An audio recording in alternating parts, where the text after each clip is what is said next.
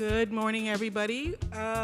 Those of you, we have lots and lots of seats. Take one, take one.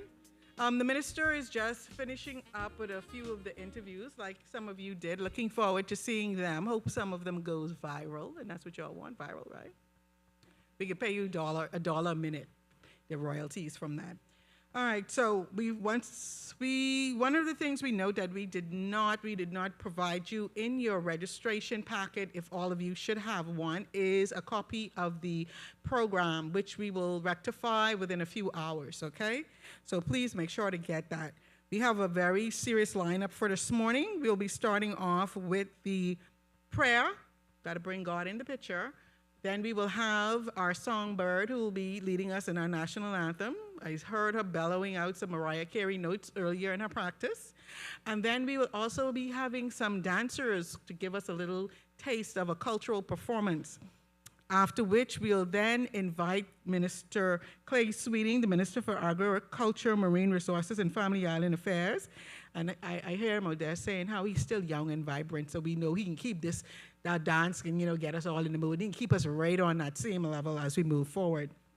And then we'll have a break after the minister speech. And when I say a break, I mean like 60 Eastern Standard Time seconds. So nobody can be able to get up and move because we can go right into our program, starting the program today with a presentation by Ms. Stacy Moutry. And then we'll have a breakout session where you will be able to make a selection as to where you would like to go.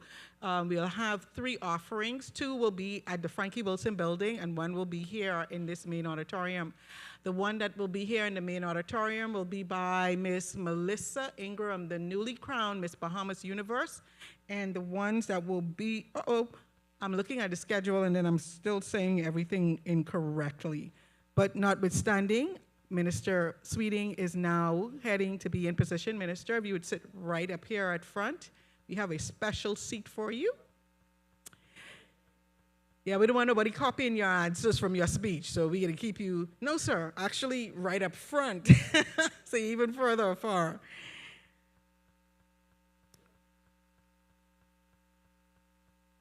Can we call on Mr. Charles Hamilton to start us out with a prayer? I'm sorry? Oh, I'm sorry, that's correct. There's a student that was specially selected to the prayer. Can you identify yourself? See me trying to give you a job away? Thank you so much. And when you take the podium, please say your name, your school, and the island you're representing. Thank you.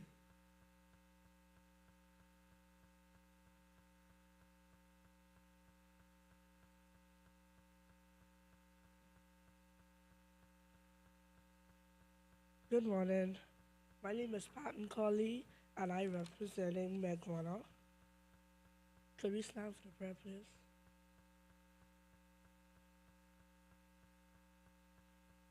All heads bowed and all eyes closed. Let us pray. Our Father and our God, we give you honor and we give you praise. We acknowledge that you are King of kings and Lord of lords, and unlike you, there is none else. Father God, as we are about to start this conference, we ask that you bless everyone in attendance today. We ask that you will give us the knowledge, understanding, and the wisdom and the courage to get through this climate change conference. We thank you for allowing us to see our golden milestone, 50 years of independence. We thank you for your abundant grace and mercies. We ask that all that will be said and done in this conference will be for your honor and your glory. In Jesus' name I pray, amen.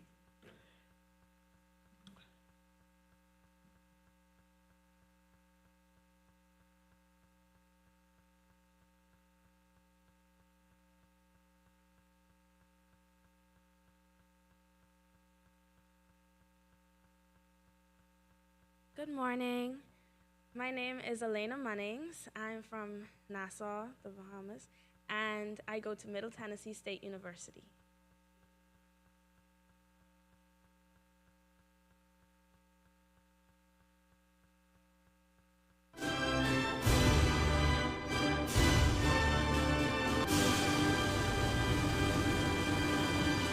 Lift up your head to the rising sun, Bahama land. March on. to glory, your bright banners waving high. See how the world marks the manner of your bearing, pledged to excel through love and unity, pressing onward, march together to a common loftier goal, steady sunward, though the weather hide the wide and treacherous soul. Lift up your head to the rising sun, Bahama land, till the road you've trod lead unto your God. March on, Bahama land.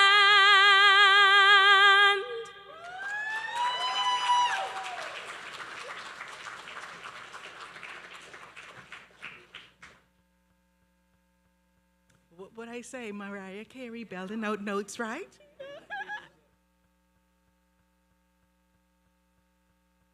So we will now have Mr. Campbell come and introduce our cultural extravaganza.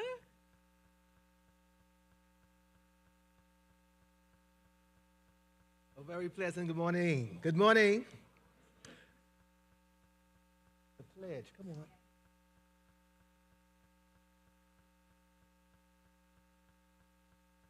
Good morning. My name is Kezia Johnson, and I'm from Eleuthera, and I attend North Eleuthera High School. Right hand across your left chest. I pledge my allegiance to the flag and to the Commonwealth of the Bahamas, for which it stands, one people, united in love and service. Everybody could have a seat. We have now present the Philo Gems Pure Heart Ladies Organization, and they're going to, what the word we're going to use for dance? Give me a word. One more. They're going to extravagant. That's a good word, young people. You all agree? Give me another word. Oh, give me another word.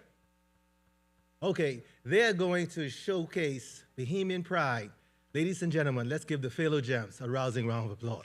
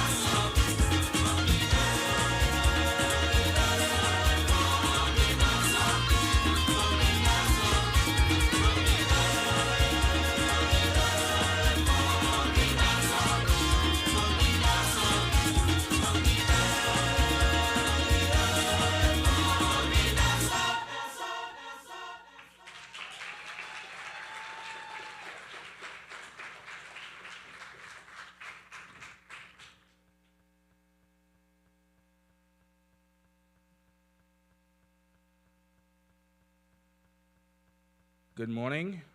So I will be introducing our keynote speaker, Minister Clay Sweeting. The Honorable Clay G. Sweeting serves in the Cabinet of the Government as Minister of Agriculture, Marine Resources, and Family Island Affairs. At the age of 17, Clay became a commercial fisherman and has since become a serial entrepreneur, diversifying his interests in numerous business ventures. In 2008, he ran for the Spanish Wells local government elections, where he was elected and became the youngest member to ever serve in local government at the time, sparking his interest in national politics. Minister Sweeting has served as the Deputy Chairman of the Bahamas Agricultural and Industrial Corporation from 2012 to 2017, where he has been instrumental in assisting and developing entrepreneurs and agriculture in the Bahamas. He has also served as a senator from 2017 to 2021, representing the opposition in the upper chamber of parliament. Sweeting now serves as an elected member of parliament for the Central and South Eleuthera constituency. In 2021, he became the youngest cabinet minister in the government of the Bahamas. As Minister of Agriculture, Marine Resources, and Family Island Affairs, he has led the charge of digitalization, implementation of the Golden Yoke egg production project, and other initiatives to reduce food imports to meet the 25 by 25 CARICOM goals, and is pushing the modernization of agriculture in the Bahamas to ensure food security for the archipelagic nation. Sweeting was born on the island of Spanish Wells, Eleuthera. He enjoys sports, fishing, traveling, and just spending time with his family. He has completed a degree at law at Teesside University in England, and Minister Sweeting is currently married to Delia Sweeting, and they are proud parents to David Sweeting. I will now welcome the minister and come and give his keynote address.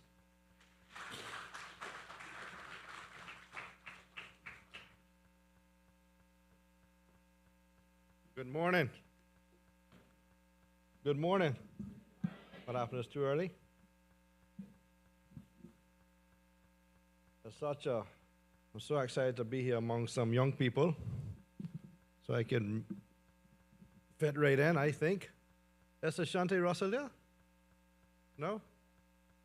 Ashante Russell was at COP27 last year, and she invited me about 6 months ago to speak to this conference, and I promised I'd be here. So I don't know if she's here or not, but anyhow, let her know I lived up to my end of the bargain to come and speak with you. But I'm so excited to be among some young people, especially from Family Islands. We have anybody from Abaco here? Oh, right there? How about Grand Bahama? Okay. I see. How many we got from Eleuthera? I seen one. Oh, we got a good crowd. Okay, I feel better now. Anybody from the south? Michael? Mayaguana? Wow, Acklands? So ain't nobody from Nassau on there. Okay, good. Anybody miss? Barry Islands? Andros, Long Island? Let's see, Bimini. Nobody from Bimini. Anyhow, I think a conference like this is so important, and I want to commend Ms. Newbold and her team for including people from the Family Islands and young people, because when I was young in school, it was important. I was always excited to be included, to travel to the capital to see what they had in store on different conferences like this. So I want to commend her, and let's give her and her team a round of applause, please. So I promise not to be too long, and I hope not to be too boring. But I'm going to speak a little bit about climate change and how it ties into agriculture. We've been working very hard over the past 2 years to fight food insecurity, reduce our imports, and to hopefully get more persons involved in the sector, especially young people like yourself. So as we look forward to the future of the Bahamas, one of the most important considerations is how we will feed ourselves, not just now, but in the future. The young people, so we gotta look towards the future.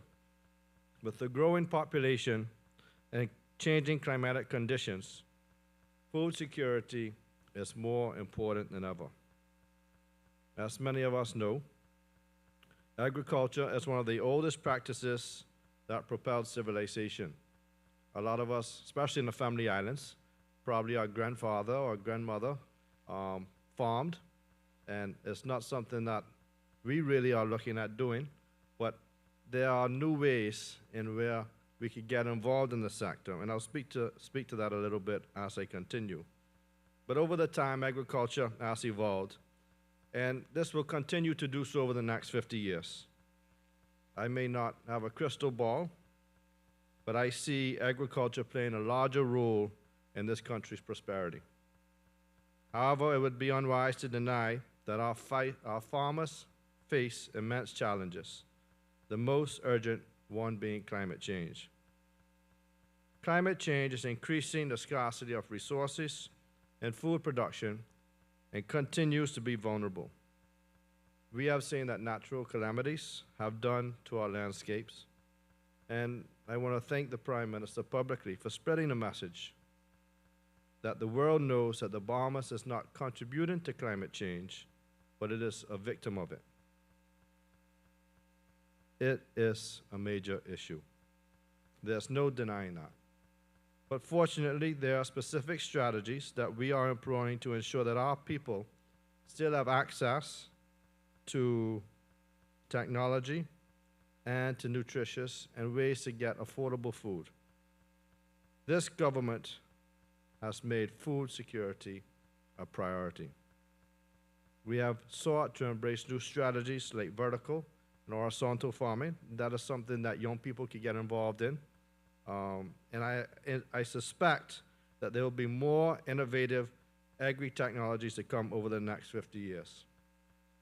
Energized young people like yourself are continuing to revolutionize the agriculture sector through these new technologies and approaches to solve ancient problems. Not only in this country, but throughout the world, we are seeing a major shift in agriculture. We know that many farmers who are seeking to change production and management practices to achieve optimum results. Precision farming and aquaponics are just two innovative ways where we can address our food production challenges. Precision farming uses technologies like GPS, sensors, and data analytics to optimize crop production. How many people here have a drone or knows how to fly a drone? So that is one way that you can get involved in agriculture. A lot of people don't know that. A year ago, we had a company from the US come here to show us the technologies, how drones could be used to drop fertilizer, to do GPS mapping.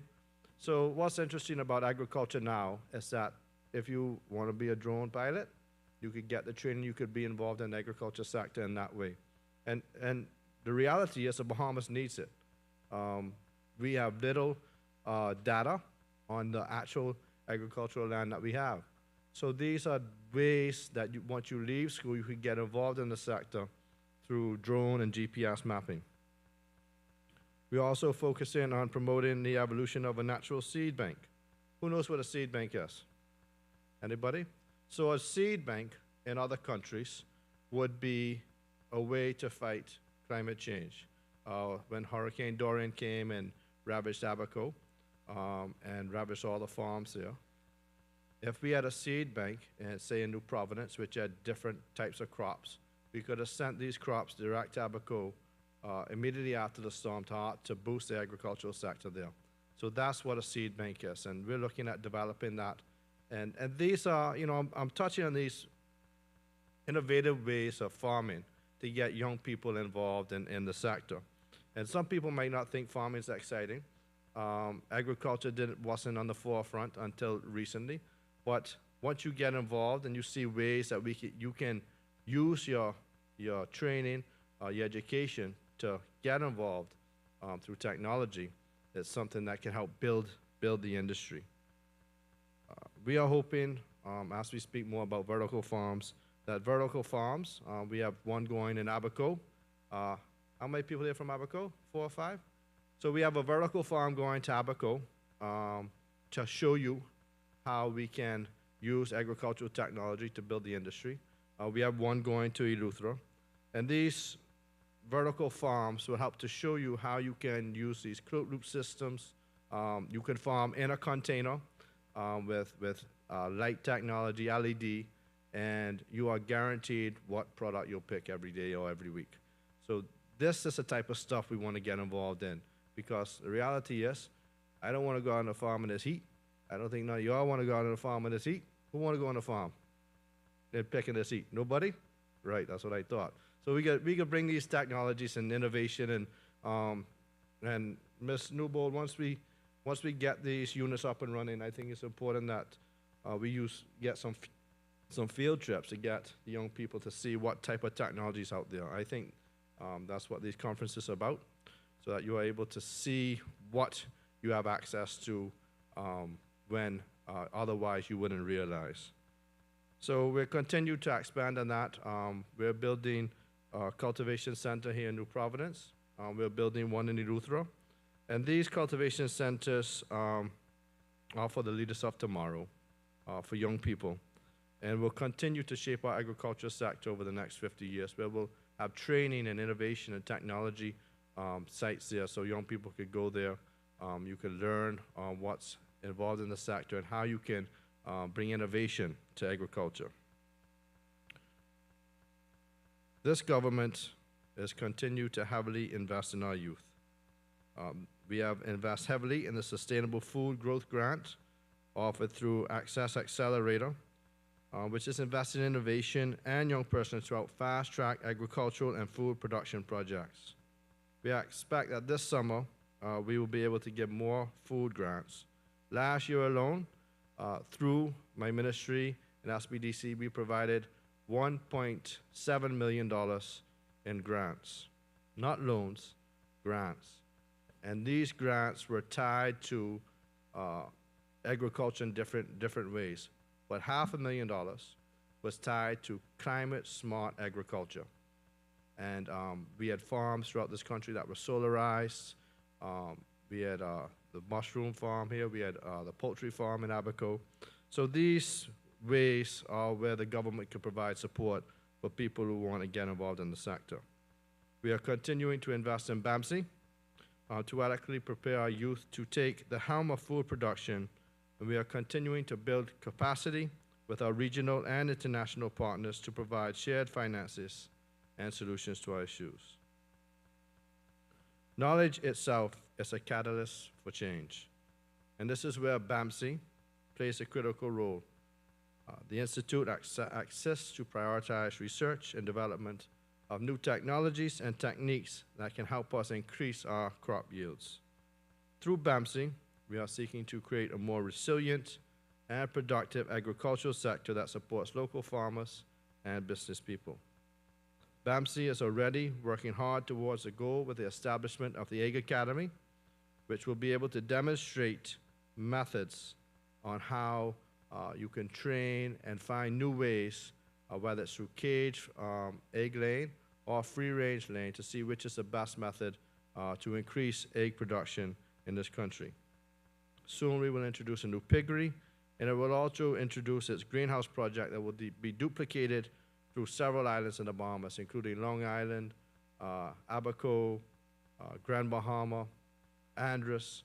So soon you'll see these greenhouses popping up, and I hope that you visit them to see the type of technology we will have in these greenhouses.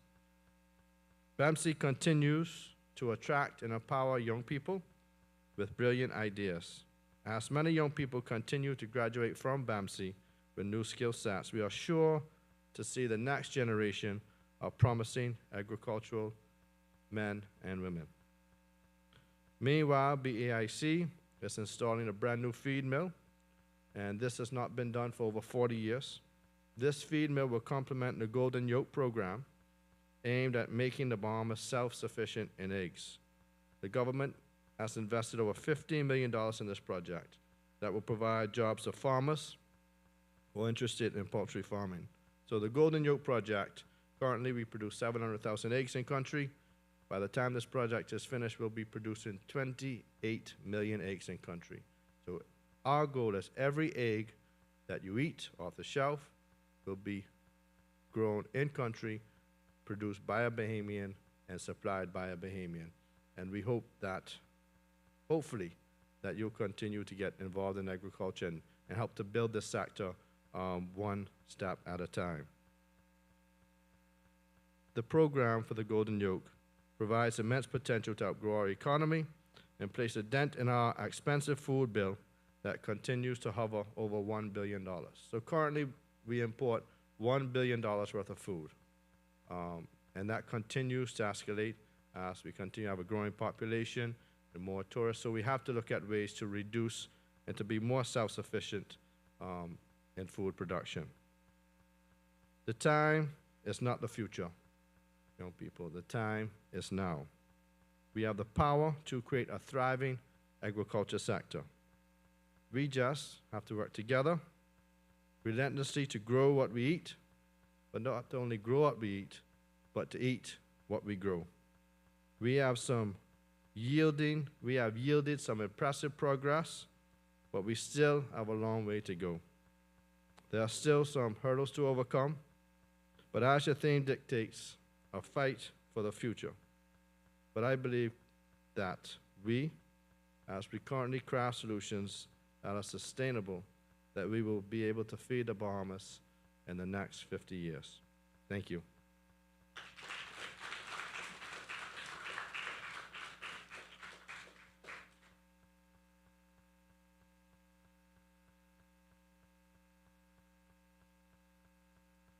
Thank you, Minister. So I heard a lot of job opportunities for those who feel the need to be having their hands in the ground, in the soil, feeding the people, or those who want to use technology and keep their hands clean and be cooler.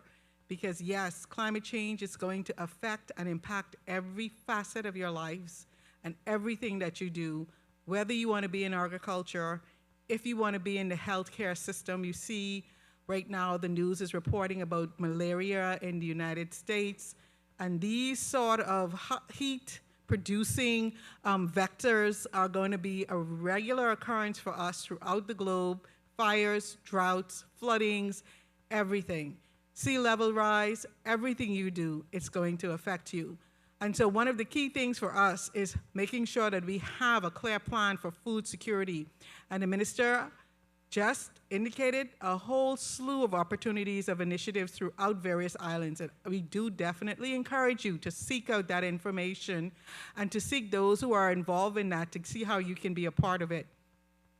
So one of the things, we want to step back a little. We want to make some introductions at this time. Every year, as part of the Prime Minister's Youth Empowerment Program, 2 individuals are selected to be and represent this country as ambassadors for climate change. For the 2023-24 year, we have with us our awardees, Mr. Stephen Hunter II and Miss Ashante Russell.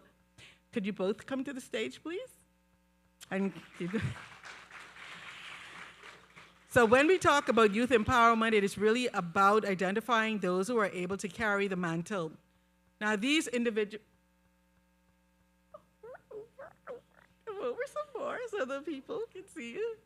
So these individuals have been tasked, one of the pinnacle of this post, anyone who holds this post this year or next, is to ensure the development and implementation of this said conference. And they did not do it alone.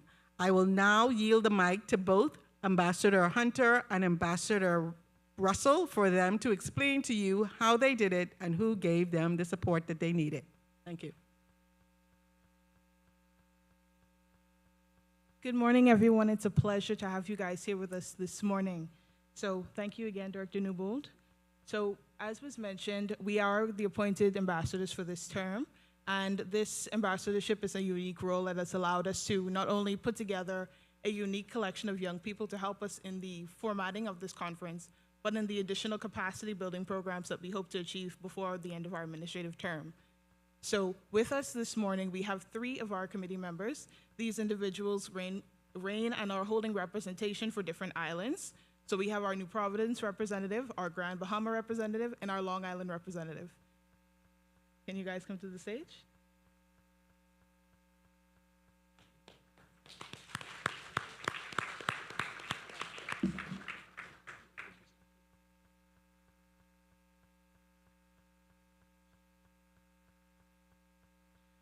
Good morning again.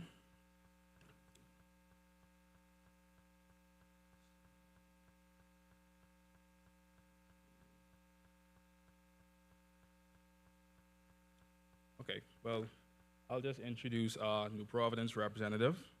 She's actually a very good friend of mine and one of my co-workers. So Jade Fritz is actually a first-generation college student. Yeah. She would have attended the University of the West Indies, Cave Hill, which some of you may know is in Barbados, where she received her Bachelor of Science degree in Environmental Science.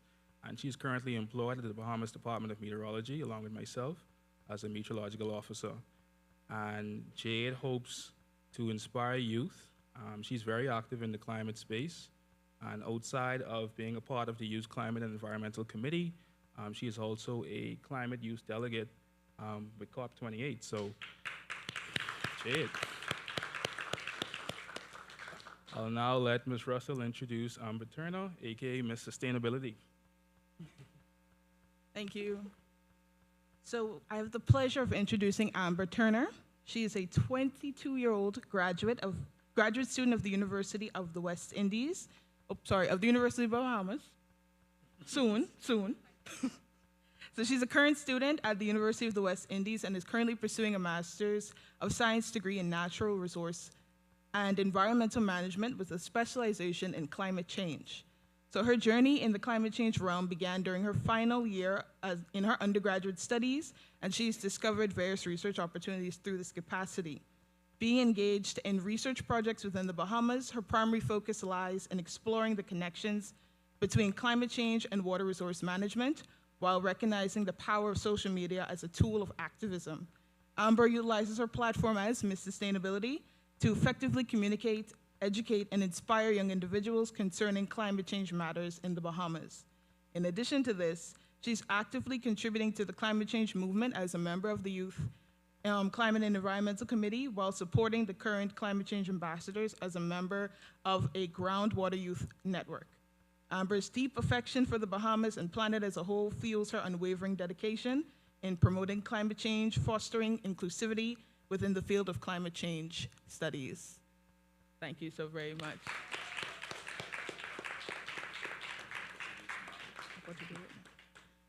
In addition to Ms. Turner, we also have my lovely friend on the end.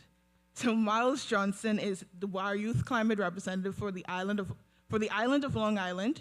He's a recent graduate of the NGM Major High School and is soon to be a student at Lane College in Tennessee. I've had the pleasure of working with Miles, I'd say about from mid last year, and he's definitely proven to be a very dynamic young man in this space, and I look forward to seeing the things that you do in future.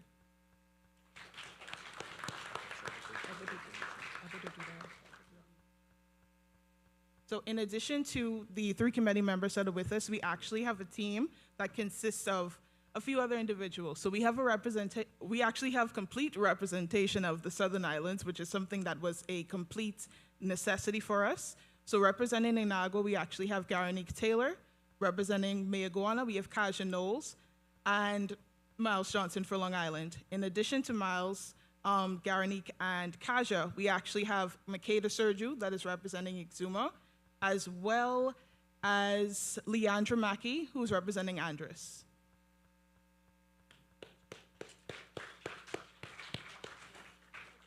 So, yeah, take one last good look at them. Unfortunately, our friends in the Southeast Bahamas was not able to attend today, but we hopefully look forward to them attending next year's conference, right? Okay, so now I will introduce, again, two of our committee members to do the first topic presentation, which is what is climate change and why should we care about it? So, take it away, guys.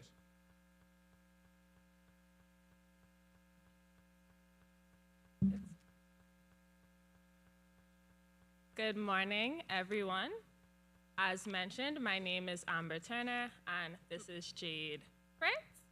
And this presentation is going to be a bit interactive, so we have a mic on the side there, and we're going to ask you a few questions. So if you feel inclined, you can just go ahead, raise your hand, go over to the mic, and just answer the questions.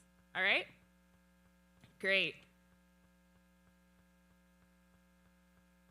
So, this conference is all about climate change. To start off, does anyone have an idea of what climate change is? You can go to the mic right there.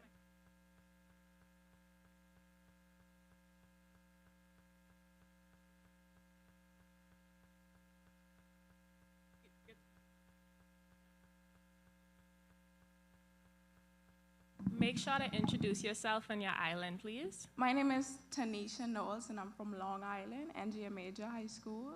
So climate change is the long-term shift in weather temperature. Not you reading our definition. I didn't.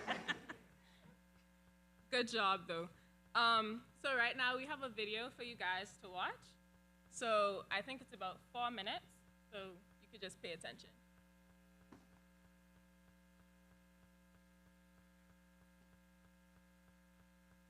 Serious issue.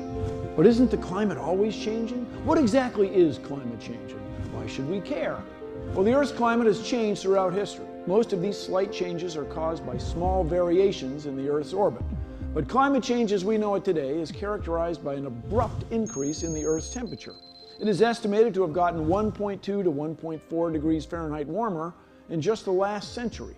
10 out of the last 13 years were the warmest on record. 97% of climate scientists agree that this new tendency is not caused by the variations of the Earth's orbit, but rather very likely caused by human activities. That means you and me. And since the Industrial Revolution, we have come a long way. Humans built airplanes, faster cars, developed remarkable technology, and learned how the natural resources around us can be used for our benefit. Although this has led to many wonderful inventions and advancements, like the device you're using to watch this video, or the ability to take a plane halfway around the world, it also means we've increased our consumption of natural resources and in turn released a lot of greenhouse gases into the atmosphere. Now, greenhouse gases occur naturally, but in excess can be dangerous to our planet. Modern human activities have increased the release of non-naturally occurring greenhouse gases because we have stepped up our demand for burning fossil fuels. The composition of greenhouse gases traps heat radiated from the sun. The more heat they trap, the warmer our planet gets. And as our planet gets warmer, we begin to feel the effects. One of climate change's biggest victims is our oceans. Oceans regulate the Earth's temperature and provide 50% of the Earth's oxygen. Now, climate change has increased the global temperature of the oceans by more than 0.3 degrees Fahrenheit since 1969. Although a warmer ocean might seem inviting to a beachgoer, it actually has devastating consequences for supporting life at sea. One of those consequences is ocean acidification, a direct effect of increased dissolved CO2. Since the late 18th century, ocean surface acidification has increased by 30%. A higher acid content means calcifying species, like oysters and clams and shallow water corals, are at risk, putting the entire ocean food web at risk. This is bad news for the 1 billion people relying on the ocean as its primary source of protein. Climate change has also caused the sea level to rise. Just in the last century, sea levels have risen 6.7 inches, but the rate in the last decade has nearly doubled. Sea levels have risen because as the ocean gets warmer, it swells. On top of that, glaciers and ice sheets are melting.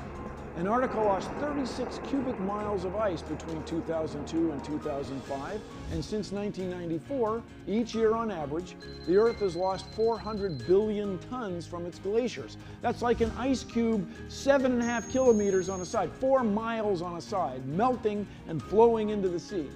When all that ice melts, it fills up our oceans, and just like filling up a bathtub, the shores can't hold all that water, and coastal regions get flooded. Troubling signs of climate change are increased extreme weather events. Natural disasters like floods, tornadoes, and deadly heat waves are more obvious to humans because of their immediate impact and their sharing of the images in the media. Climate change, as we know it today, is change in our Earth's overall temperature with massive and permanent ramifications. Although its consequences can be planet-threatening, scientists still believe there are things we can do on a personal level to help. Recycle and reuse things. Walk or use public transportation to get to work. Turn off your electronics when you're not using them. Eat less meat. While you're at it, eat more locally grown vegetables and foods. And last but not least, spread your knowledge and concerns about climate change with others. When it comes to climate change, the main takeaway is that it's real. And although we are part of the cause, we can also be part of the solution.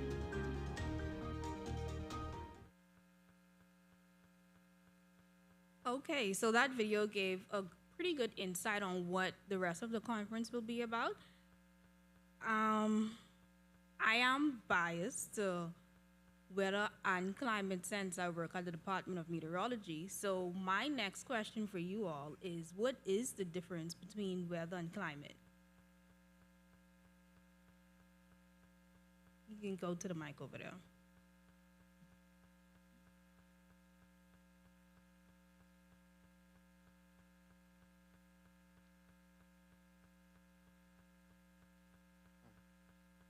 My name is Maripenda, and I'm from Eleuthera. Weather is the condition of a certain area, while climate is more on a larger scale. You are correct. That's pretty much the same thing that I've learned during my high school years. We were often told that weather is the short-term or current condition, while climate is the long-term condition. The difference between these two would definitely be the time and the amount of data that's collected. So with weather, it's the state of the atmosphere at a particular place and time. That can be the heat, the cloud cover, radiation, wind, atmospheric pressure, rain, etc. While on the other hand, climate would be the long-term weather pattern that would be collected over about 30 years. And this would give us good information to classify the climate of different regions. Okay, we really want you guys to be interactive, so we have a few more questions. So, what are some impacts of climate change on the Bahamas? Y'all just could shout them out. That's one. Okay. All right. Uh-huh. Mm-hmm.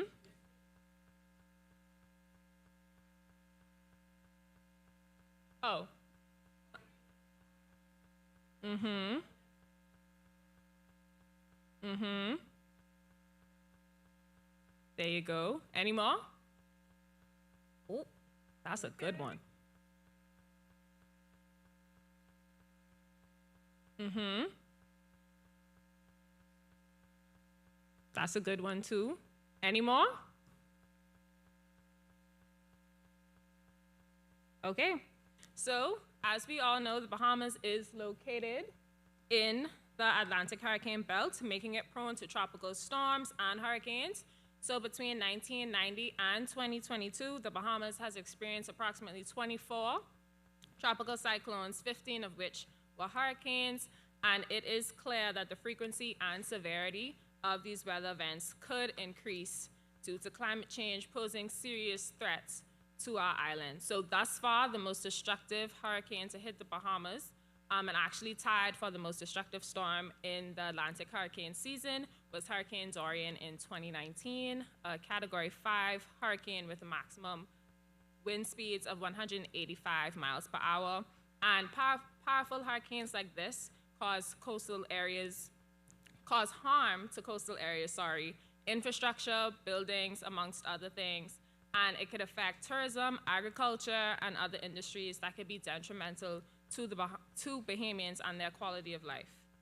And someone mentioned floods, and we are witnessing the unprecedented consequences of flooding due to the combination of our current rainy season and the grave issue of sea level rise and the removal of mangroves and deforestation undertaken to the pursuit of urbanization on our islands. As mentioned by one of you, rising sea levels and coastal erosion is also a big impact that we see in the Bahamas.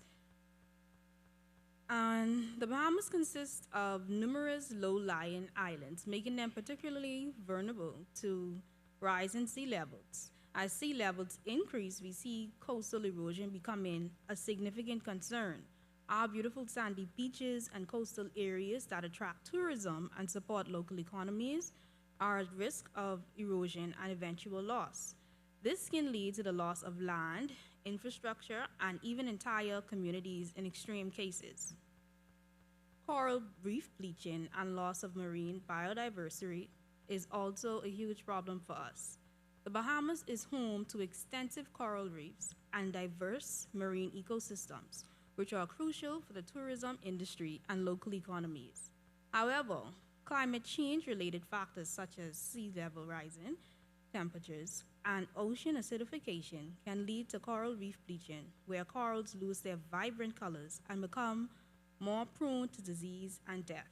This is detrimental to our marine biodiversity that the Bahamas is known for, affecting tourism, fishing, and a number of other sectors that are dependent on marine ecosystems. I believe someone mentions economic implications of climate change, and that is very true, seeing we are heavily reliant on our tourism industry. And obviously, the negative effects of climate change, coral bleaching, sea level rise, coastal erosion, storm intensity, all can have economic implications. And it also alters the attractiveness and viability of certain destinations. So as the overall warming of the planet, temperatures rise globally, it reduces the relative appeal of certain destinations like the Bahamas, because travelers would be less inclined to travel to tropical locations if they are seeking cooler climates.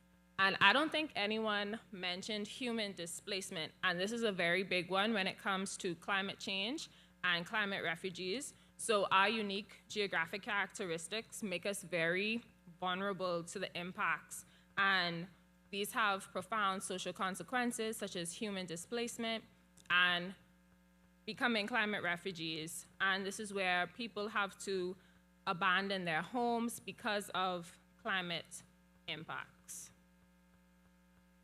So one impact that I don't believe anyone mentioned was the potential loss of cultural heritage. This can be due to the impacts of climate change, where our unique cultural identity and heritage of the Bahamian people, shaped by their history, traditions, and coastal way of life that are tied to the natural environment, are threatened by climate change. We see coastal communities and traditional practices are being casted on the side. Cultural expressions and artifacts will be lost. And we see the increased risk along the coast due to climate change can jeopardize the preservation and longevity of these important landmarks. So I think we have about 2 more questions for you guys. Has anyone ever heard of the slogan 1.5 to stay alive? And if so, can you tell me where it came from? No? So nobody heard of 1.5 to stay alive? All right.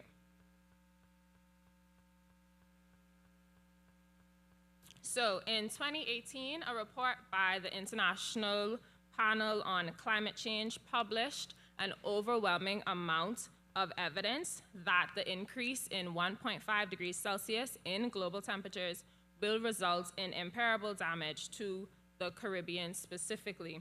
And the slogan 1.5 to stay alive is much more than a phrase.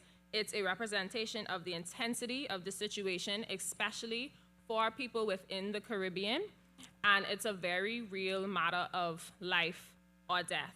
So actually, an alarming fact by the World Meteorological Organization revealed that temperatures are now more than likely not to breach 1.5 warming in the next 5 years, and there is a 66% likelihood that the annual average near global surface temperatures between 2023 and 2027 will exceed 1.5 from pre-industrial levels. So my next question for you is, how do we as human beings contribute to climate change, and how can we as youth play a role in addressing it?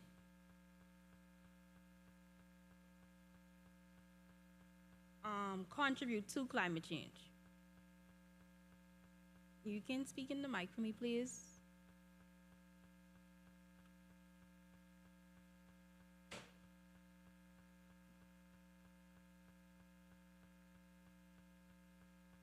You asked how we can contribute to helping climate change? Yes, how do we already contribute to the impacts of climate change, and how can we play a role in mitigating it?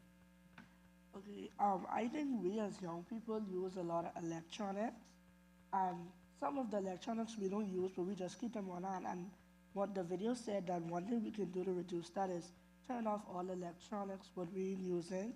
So all the tablets we have on, just they're lying down. We can turn them off. The TV we someone we're watching, we can turn them off. I think that's one way that we can help reduce it and mitigate it. Good answer. Anybody else?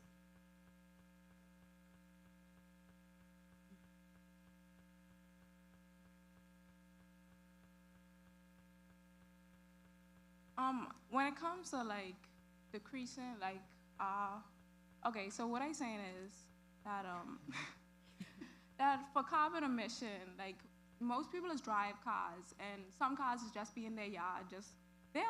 So, like they could, instead of getting the car, letting the car reach to the level of being not usable, they could service it so it could decrease the carbon emission in the air. So it could, yeah. Okay, I think we as Bahamians, how we contribute to climate change. We litter a lot. We litter a lot. And we need to stop that. As a people, we need to stop littering everywhere we see. I like that one. Yes. And how can we go back to our community and contribute positively? We can like spread the information more, probably educate the older people and the younger people. And we probably could like tell them more about climate change and just tell them the little things we can make them, interested in it and stop littering. I like your answer. One of the causes of climate change is burning of fossil fuels. So I believe as a people we could do more to implement the program of renewable energy, like using the sun. We live in a tropical area, the sun always out. So I feel as if we could use like solar energy and solar panels to decrease burning of fossil fuels and help to mitigate climate change, or if we can't mitigate it, we could tone it down a bit. So I think we could try using like windmills and stuff like that to try to stop it.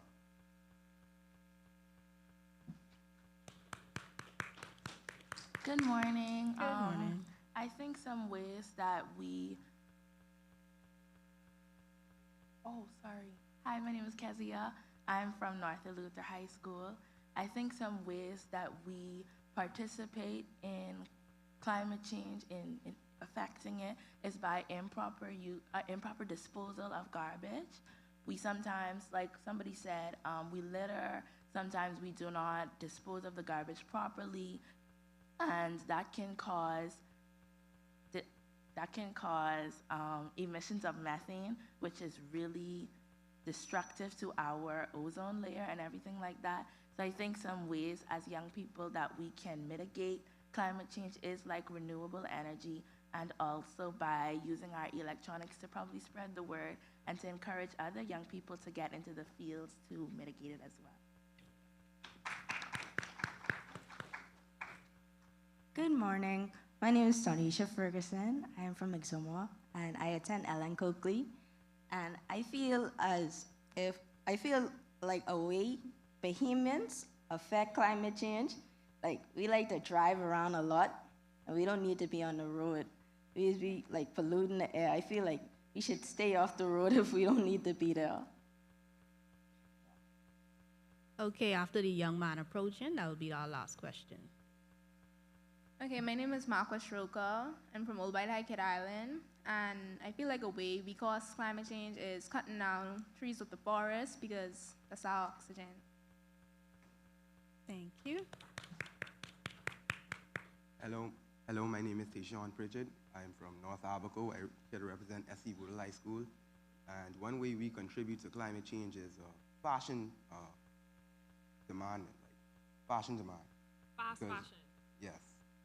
Because how they make these clothes, they use trees, animals, and stuff like that. And one instance is an animal that was called the Tasmanian devil. which went extinct due to people hunting them and using their fur for fur coats.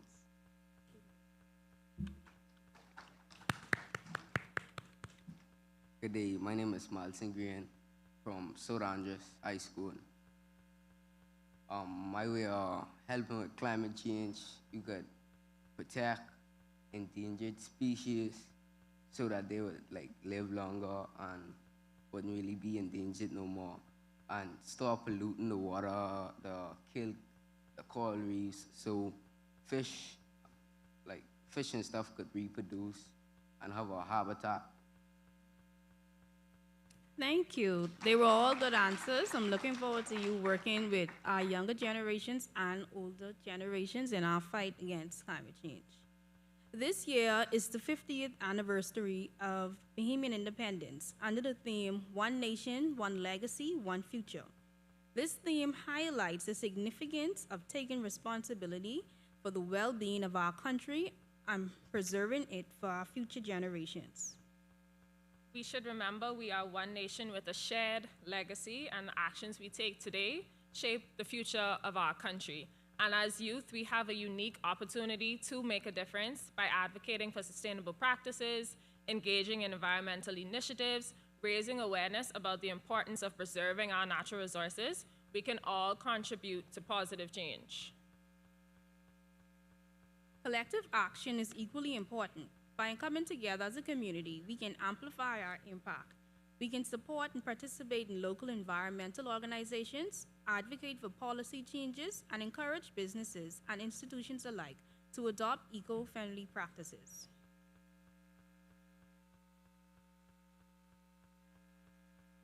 So the Bahamas is our home, and our actions today, like mentioned, determine the quality of life for future generations. And the beauty of our islands, the health of our coral reefs, and the well-being of our coastal communities are all at stake. And by taking individual and collective action, we can protect our natural heritage, build resilience against climate change, and ensure a sustainable future for the Bahamas. And before we leave you guys, and you go on to your next session, we just want to leave you with a quote that the weighty discourse on which our future depends can no longer rest solely on the hands of our leaders, for we are not only victims of climate change, but we are agents of change through activism, education, and science.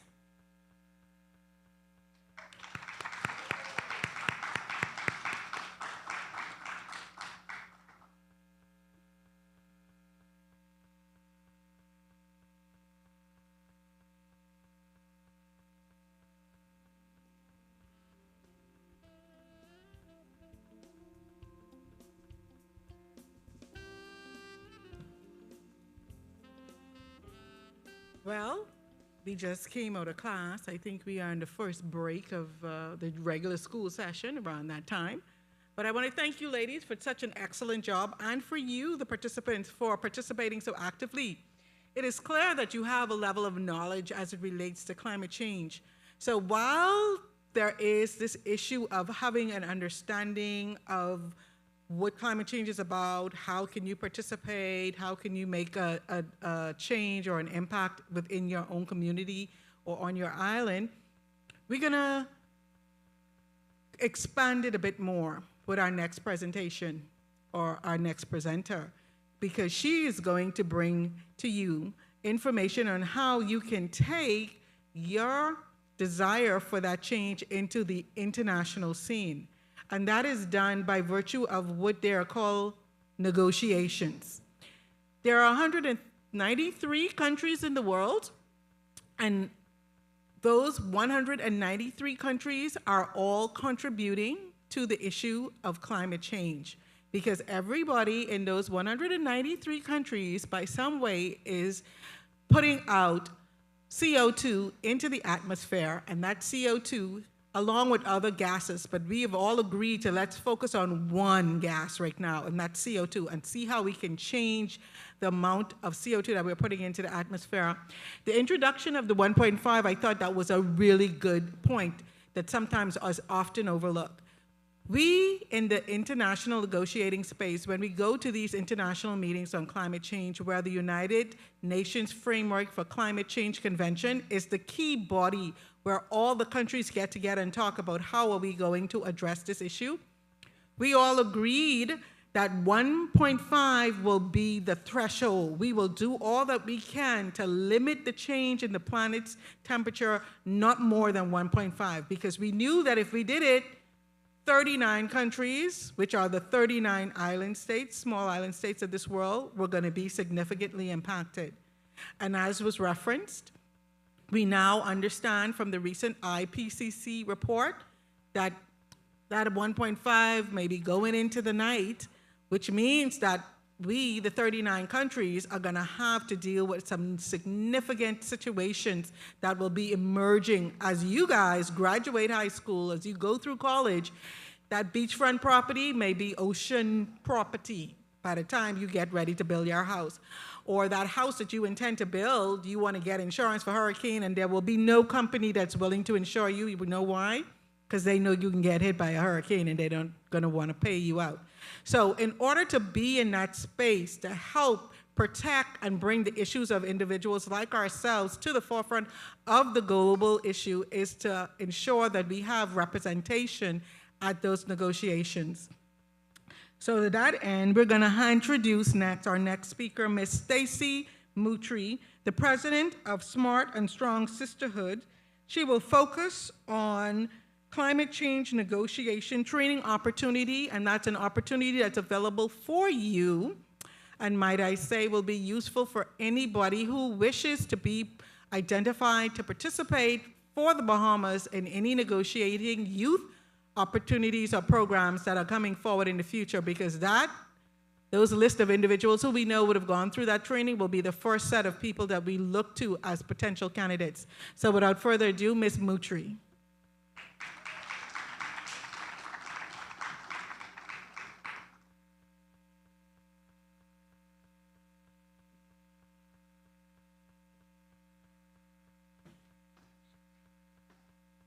Good morning, everybody. All right, so like Ms. Mubel said, I'm here to represent SAS, which is the acronym for Smart and Strong Sisterhood. And I want to open by thanking you so much for giving us an opportunity to be at the conference and speak to you for just a few minutes. So we're actually a nonprofit, and our focus is to promote education and career opportunities in the STEAM areas, so science, technology, engineering, art, and math. And we've been in existence since 2018, and we've done a number of training opportunities since then. We've held a robotics camp here at UB. We've also done an innovation training camp online during COVID, where students got to come up with solutions to environmental problems and build prototypes of their solutions. Right now, we have a project that is funded by the Small Grants Program of the United Nations Development Program, and the project is going to build a youth online platform to provide information about the Sustainable Development Goals. It's going to focus mainly on the environmental SDGs, so Goal 13, which is climate action, Goal 14, which is life on land, and Goal 15, which is life below water. So we want that platform to be a resource. Another component of the project is training on international negotiations for young people. And the training is going to consist of 2 parts. So there are going to be 3 virtual training sessions, once a week for a 3-week period. Each session is going to last about 1.5 hours, and we're going to cover topics like how do negotiations work. So if you go to COP or any international negotiation, it's a way that the negotiation process works. So you need to understand that so you can participate effectively. The training will also teach you how to prepare a position paper. So when you're going and you're talking with 193 countries, everybody has issues that they want to focus on.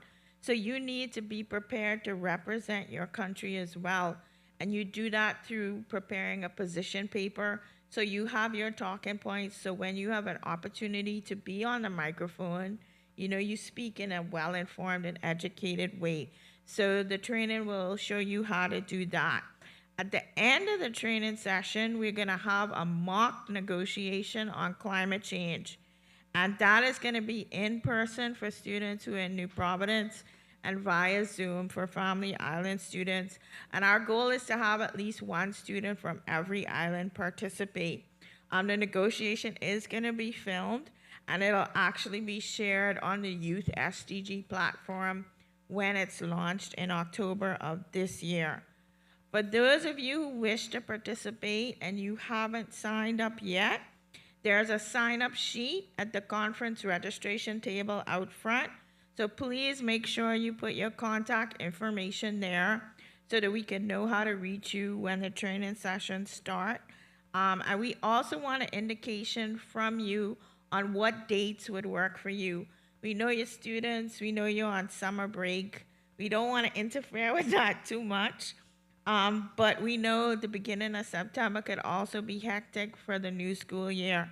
So the dates we're thinking of are either July 24th through August 11th, once a week for 3 weeks, or September 18th through October 6th. And so on that sign-up sheet, please indicate which date you prefer, and we'll go with the majority. And based on the date that is selected, then we'll set the date for the mock negotiation. So I encourage you to apply. When I was in high school, I never learned how to do negotiating. I kind of had to learn on the job when I worked in the civil service, and it can be really daunting. So if you have that opportunity to gain that skill set even a little bit, I'd encourage you to take advantage of it. I think I have a few minutes for questions. But if you don't get an opportunity to ask a question, our email address is info@sassbahamas.org. So you could email us as well. But again, don't forget to sign up on the sheet out front. And I'll stop now if anybody has any questions.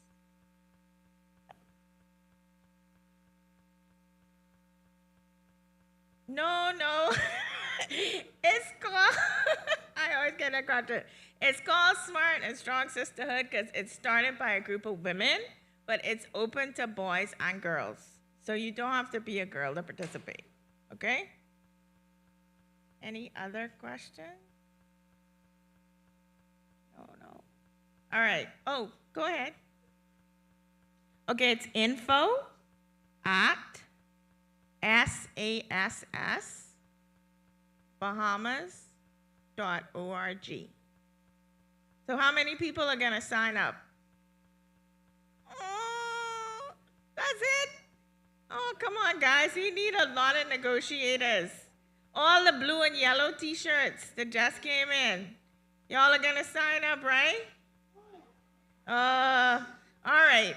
Well, remember, Ms. Newbold said if you want to participate in COP or any youth negotiations, they're going to look to the people who finished the free training to be able to take advantage of those opportunities. So I hope to see most of y'all in the training sessions. Like I said, it's 1.5 hours online once a week, so not a huge commitment of time, but a great opportunity. Thank you again.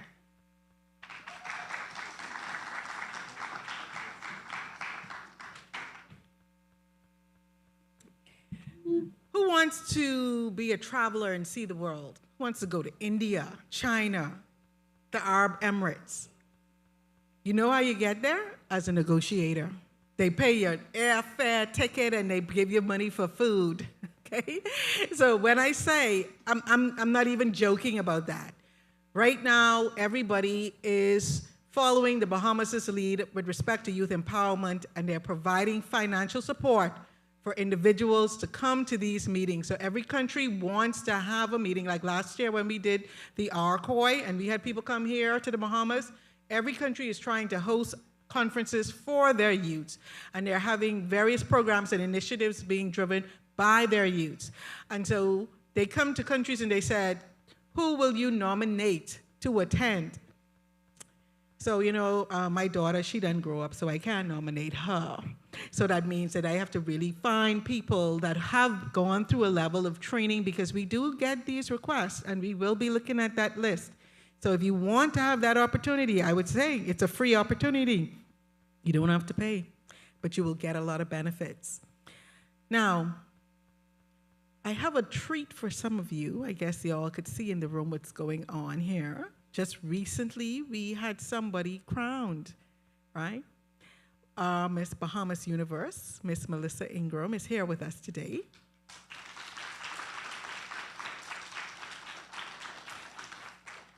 And I will say that I knew Miss Ingram before she became Miss Bahamas Universe, and then I found out that she was going into Miss Bahamas Universe competition, and she had climate change as her platform. She got this in the bag. She pretty, she smart. Ain't nobody else can take this from her. And of course, when she win, I was not surprised, but I was very proud to say, that's my friend, I know her. But what we also wanted to note was, her platform is relevant, it's timely, and it's impactful. And I want her to be able to connect with you, her audience, about what is available and what she intends to lead as part of her platform, Miss Bahamas Universe, and seeing how you can be a part of that as well. So without further ado, I'm going to introduce Miss Melissa Ingram, who will speak to you about One Planet, One Chance, a dialogue on climate change, adaptation, and sustainable practices.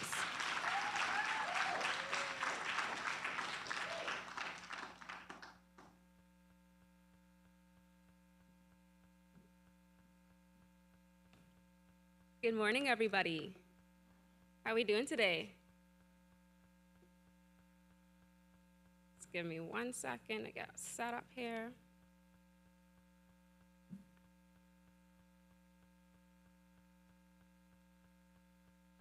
Awesome. So my name is Melissa Ingram, like Mrs. Newbold had said. I am the reigning Miss Bahamas Universe 2023, and my platform that I'm advocating for is One Planet, One Chance, Stop Climate Change. And so today, I'm here to discuss with you guys a dialogue on climate change, climate action, adaptation, and sustainable living practices here in the Bahamas. And just a bit of background on myself. I am an environmental scientist by bachelor's degree. I've recently moved home after studying for my climate change degree in my master's level back in Ireland. And I have done a few different environmentally based management projects here in the Bahamas. So I would have done the National Project Coordinator position for the Implementing Land, Water, and Ecosystems Management project based in Grand Bahama. That would have been a few years ago, focused on biodiversity inventory, species identification, tourism, sustainable sector development, watershed development planning, as well as training in all of the such relative to the communities. I've also done the Bahamas 100,000 Tree Planting Initiative, for those of you who might have heard of it. That would have been within the regional capacity of aiming to plant 1 million trees here in the Caribbean. In the Bahamas, we did achieve over 100,000 trees, and I will get to that towards the end of this presentation. But without further ado, what we will be speaking about today, what is climate change, examples of climate impacts, climate adaptation, the Sustainable Development Goals, as well as sustainable living methods. So let's get started. First of all, what is climate change? Well, to put it simply, climate change is the accelerated warming of the global average temperature, largely due to human causes. Climate change matters because it affects the environment, the economy, and the well-being of not just local residents here in the Bahamas or in the Caribbean, but globally, all persons that live on planet Earth. Just to give you a visual representation of what we relate to when we say the global average temperature, here on planet Earth, we've been about just under 0 degrees averagely in terms of a global average temperature prior to the 1900s. However, as you can see, mid-1900s, we would have started to have that fluctuation getting towards +0 average degrees. And towards where we are right now, around 2020, 2023, our average temperature has raised to about 1.1 degrees Celsius. And so you might be familiar with the term 1.5 to stay alive. What exactly does that mean? And this is kind of a visual representation as to what we're looking at. We are above that 0 degrees Celsius, and we should not, think of it as, oh, that's so small, like what is the significance? In terms of average temperature, just 0.01 degrees is very significant. And that is something that we're trying to highlight to you guys through this conference. So another visual, in terms of global tons of carbon dioxide that's emitted per year, you would see again related to the first graph that I would have showed, and in comparison to this one, which is specific to carbon dioxide emissions, that again, prior to the 1900s, we would see low emissions below about 0 degrees Celsius averagely. And as the carbon has emitted, there was a spike in the mid-1900s that would have propelled us towards these projections of being around the 1.1 degrees Celsius based on the carbon emissions that you see have increased over the years. This diagram specifically was 2014, and so that's why it says projected by 2019. However, we are seeing these rates as they were projected. So what exactly does that mean for us? Well, we see climate change impacts. And what exactly are they? We think about climate change, about disasters, disaster-based risk, and what kind of solutions can we face or work towards achieving with these. So we see different levels of the warming atmosphere contributing to the warming waters. That contributes to the acidification of the waters. And so the bottom left image shows coral reefs from a healthy ecosystem to a bleached ecosystem, which is the symbiotic relationship with the algae, for those of you who are familiar with the marine side of things. The algae that assist with keeping the nutrient levels in the healthy coral reef ecosystems, they then expel themselves and leave the corals to fend for themselves, and eventually they would die. And so this was about a 10-year time period that you see here. You also have intense surges as well as sea level rise, storms that impact coastal communities at the top right image. And then lastly, the bottom right image, which is intensified wildfires. So California, Australia, you would have heard about the different impacts that would have ravaged those communities. So when we look at the science relative to climate change impacts, relative to the warming of the atmosphere, we as climate scientists look at models. We identify various data and pick and choose, put it together. How can we have better and more accurate predictions for the future? We have seen in the black what the global average was, like I showed in the first two visuals. However, when we look at representative concentration pathways, or RCPs, this is something that from the UNFCCC or the IPCC, models that we look at towards what can the future climate look like. And if we take a look at this diagram, there are 4 RCPs that are represented, but there are so many more climate models that we do have globally to access and refer to. And basically what these are telling us is if we stay on the current path rates of carbon dioxide emissions, we might level off at about 1 degree Celsius. But if we reduce our emissions a little bit, maybe we can end up at just under 1.5 degrees Celsius. But if we continue to increase these carbon emissions, maybe we'll end up around over 2 degrees averagely in terms of Celsius, not Fahrenheit. And then if we were to completely just worst case scenario, everything's just carbon dioxide extensively, well, we'd be looking at a very bad state, needless to say, in terms of our global average emissions. And this is what our RCPs assist us in trying to identify, and these help us in guiding policies and negotiations and communicating to the average public where we need to be in terms of urgent climate actions today. a general overview, again, in terms of climate impacts, there are both slow onset events as well as extreme events that contribute to economic loss as well as non-economic losses. So non-economic losses would include individual, society, and environmental aspects. Economic side would be more so income and physical aspects from a personal or company organizational standpoint. Slow onset events could relate to increasing temperatures, which is what we speak about usually with global warming, but also land and forest degradation, glacial retreat, which is the melting of the ice.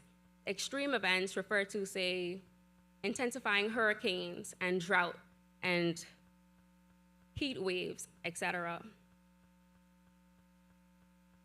And so this brings us into climate adaptation. How exactly can we take steps towards becoming more resilient towards what's coming from the future of climate change impacts? I like to refer to this visual in terms of contemplating what different aspects and considerations go into climate adaptation. And so just before I get into what adaptation is, I just wanted to go through this. And so like I said earlier, we think about climate change and climate impacts from a disaster-based kind of spectrum. So if we look at disaster risk, you want to think about vulnerability as well as exposure, as well as what kind of weather events take place in these different areas or communities or countries. And once we have that concept of what goes into disasters, disaster risk, then we want to think about the progressive development that's associated with those. So relative to disaster risk management, what kind of preparedness are countries working towards? What kind of preparedness do communities need? And also what kind of countryside of response measures are there in terms of disaster risk management? But additionally, in terms of climate change adaptation, how do these vulnerabilities and exposure levels and weather and climate events that are taking place that are associated with these disaster risk management, how can they guide us in determining which adaptation practices are best?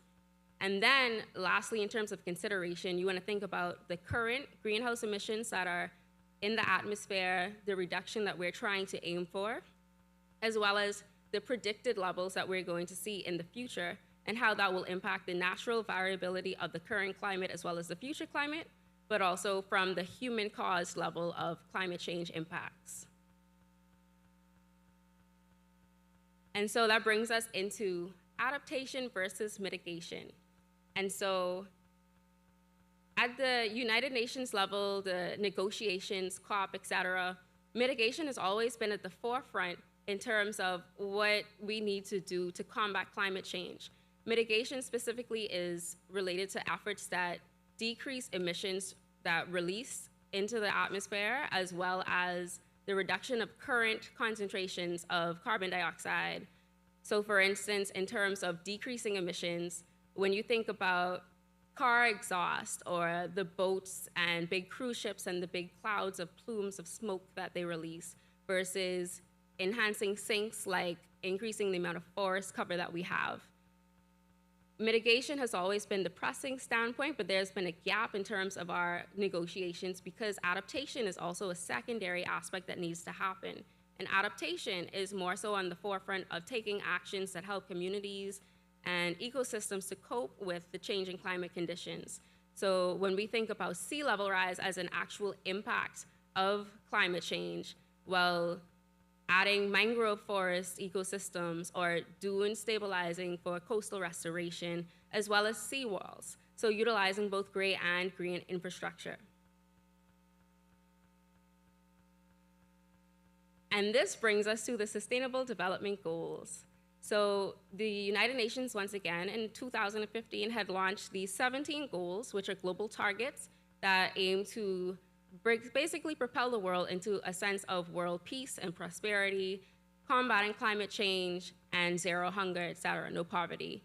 These goals collectively are intertwined with climate change, in my opinion, because as we like to say, climate change is a cross-sectoral issue. It definitely has some kind of impacts at some levels in every aspect of industries known to mankind. And so in one way, that's what I would like to say about Sustainable Development Goals, but secondarily, when we think specifically about climate action, SDG 13, what exactly is that? And so climate action by definition is to take urgent actions to combat climate change. And this SDG has about 5 targets, and I'll just read out the targets really quickly. They're on screen. Strengthen resilience and adaptive capacity to climate-related disasters. Integrate climate change measures into policies and planning. Build knowledge and capacity to meet climate change. Implement the UN Framework Convention of Climate Change, as well as to promote mechanisms to raise capacity for planning and management. And all of these collectively are incredibly important as it relates to climate action, as well as towards implementing the Sustainable Development Goals, which brings me to sustainable living practices, my favorite. So in terms of sustainable living practices, if we combine everything that I would have spoken about initially, there are large-scale activities that we can take or undertake so that we can achieve sustainable living. At a large-scale measure, speaking about community-based or even at an island-wide base or country-specific base, we can do both green and gray infrastructure, like I mentioned. And so that would include utilizing the planting of trees to act as a cooling mechanism, but also to provide habitats for wildlife, restoring marsh areas, mangrove areas, like I mentioned, coastal restorations of dune planting, which would double as not just coastal defense, coastal protection against like hurricanes and intensified storms, decreasing the wave and wind energy, but also again with habitats would support the fisheries' livelihoods as well. As it relates to gray infrastructure, adding things like culverts and bridges to ensure that we don't actually block and stop the ecosystem functions and they still have their normal pathways to navigate as they should and function as they should is very important. Even in terms of coral reefs, which have their defense mechanism to storms and wave energy coming in, utilizing something called breakwaters, for instance, which kind of are very similar to coral reefs in the out of waters, just like blocks of rocks that assist in decreasing wave energy that's coming in, but additionally groins, which would be offshore to direct the direction of sand and surges and such coming onshore. And these are just some examples of gray and green infrastructure being utilized in a coastal or even inland community-based or nationally based level. In terms of specific green infrastructure, becoming more sustainable is very simple in this kind of way in terms of having recreational areas, agroforestry, having food security provided through crops being implemented through these areas, as well as trees for the cooling effect, like I said, but also for the mental health aspect of plants and greenery just being beneficial towards the mental. Noise pollution barriers, the implementation of trees assists with all of these things. Like I said, habitat corridors, providing habitats for wildlife and watershed protection, et cetera, just to ensure that the ecosystem functions well, but also we benefit from it. At an individual scale, of course, there are also things that we can do. Reduce single-use plastic, so using alternative means of items. So using glass or wood or metal, biodegradable items, so straws and forks, spoons, knives, even reusable bags, reusable containers. These are all incredibly beneficial to the environment. Eating less meat, we speak a lot about carbon dioxide, but in terms of, say, cows and sheep and grazing animals, they release a lot of methane, which is another greenhouse gas that contributes to the warming of the atmosphere. Carpool or consider your transport options. If you and multiple of your friends are going out for a night out and you're gonna go have fun, well, you can maybe carpool and a few of you go together instead of having multiple cars and the exhaust coming from each car's contributing to climate change. Planting trees, like I mentioned multiple times, and the cooling effect and every other benefit that comes from them. And also conserving energy. So when you leave your room, turn the light off, turn the fan off. Even when you're at work or school, if you're going out to recess or something, you don't need the electricity on, and that is another really big step that you can take from an individual level. And so I just wanted to share some examples of what I have done in the past that are specific to climate action. I am a tree hugger, and so a lot of my work is centered around planting trees, growing trees. And like I mentioned earlier, I was the national leader of the Bahamas 100,000 Tree Planting Initiative.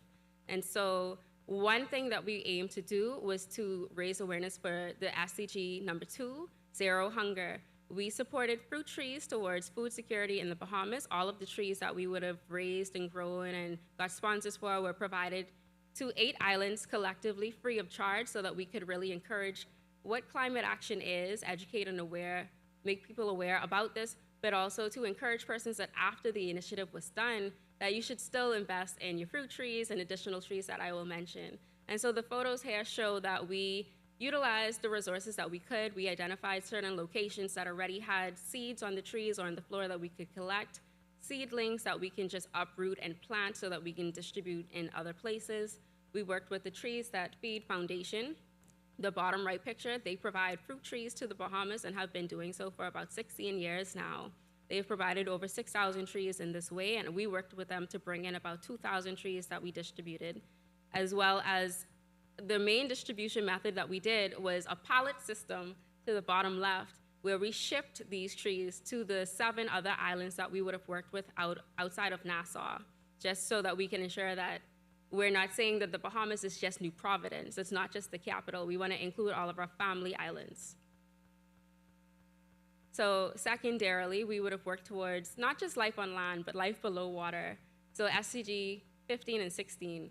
But efforts regarding coastal restoration and reinforcement using nature-based methods, so green infrastructure. We would have done a lot of mangrove planting activities as well as dune planting activities. And so the bottom left photos show an activity that took place on Saunders Beach, and we would have done 3 different planting activities to reinforce the environment, and a secondary aspect of species removal, invasive species removal, which is going to be the slide after this. However, in terms of mangrove restoration, we would have worked with Bonefish Pond so that we can assist in their restoration efforts of planting red mangroves and black mangroves. And this was a very cool project overall, just because of the community level that we were able to engage. The Bonefish Planting was an international group that came in. They wanted to assist our country with climate action. And overall, it's just really great to be a part of stuff like this. Like I mentioned, invasive species removal, which again contributes to life on land. This would be important because your native species are at high rates of competition with invasive plants. So Casuarina and Scapola are plants that you would see frequently any and everywhere because they can establish themselves and thrive. But a level of maintenance and removal is necessary so that you can preserve your local biodiversity and contribute to the conservation of your native plants. And so this was another aspect that we had targeted through the tree planting initiative. And these are just some examples of what I have done towards climate action, some of the work that one of my projects would have, I guess, engulfed. But I just wanted to leave you guys with a final thought. I know at the beginning I would have started off a bit harsh in terms of, science, science, science, and graphics. But, we do face challenges in terms of combating climate change and where do we go from here, but still be inspired. What you do makes a difference, and you have to decide what kind of difference you want to make.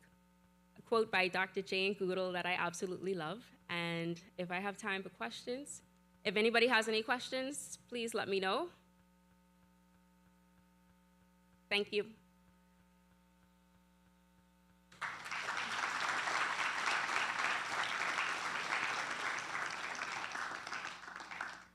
We good on questions? Awesome. Thank you guys so much for having me. Have a great conference.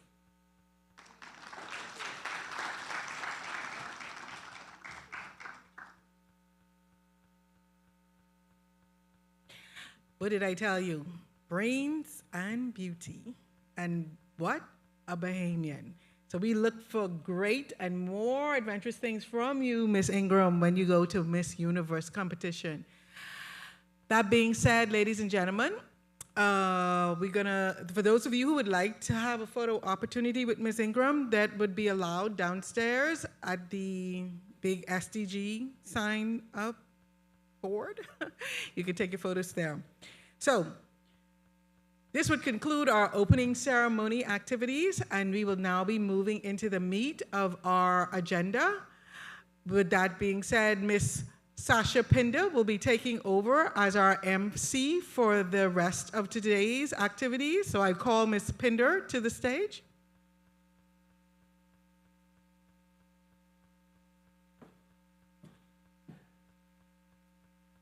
It's kind of low. Good morning. Oh, y'all sound like y'all sleeping. Y'all got to wake up. Good morning. Yeah, there you go. Absolutely. I won't keep you guys much longer. Are we learning anything? All right, somebody quick, tell me what you learned in the past X amount of minutes. What is climate change? What else have you learned? The impacts of climate change. One more. There you go, 1.5 to stay alive. And guess what? We're gonna move right on into our breakout sessions. And I know that's something that you guys are very, very excited about. This tie look familiar. This ain't Jockey Woody. Really? Oh, y'all, come on, man. I used to go there. Let's get it together. Wildcats for life. As our climate, things do change.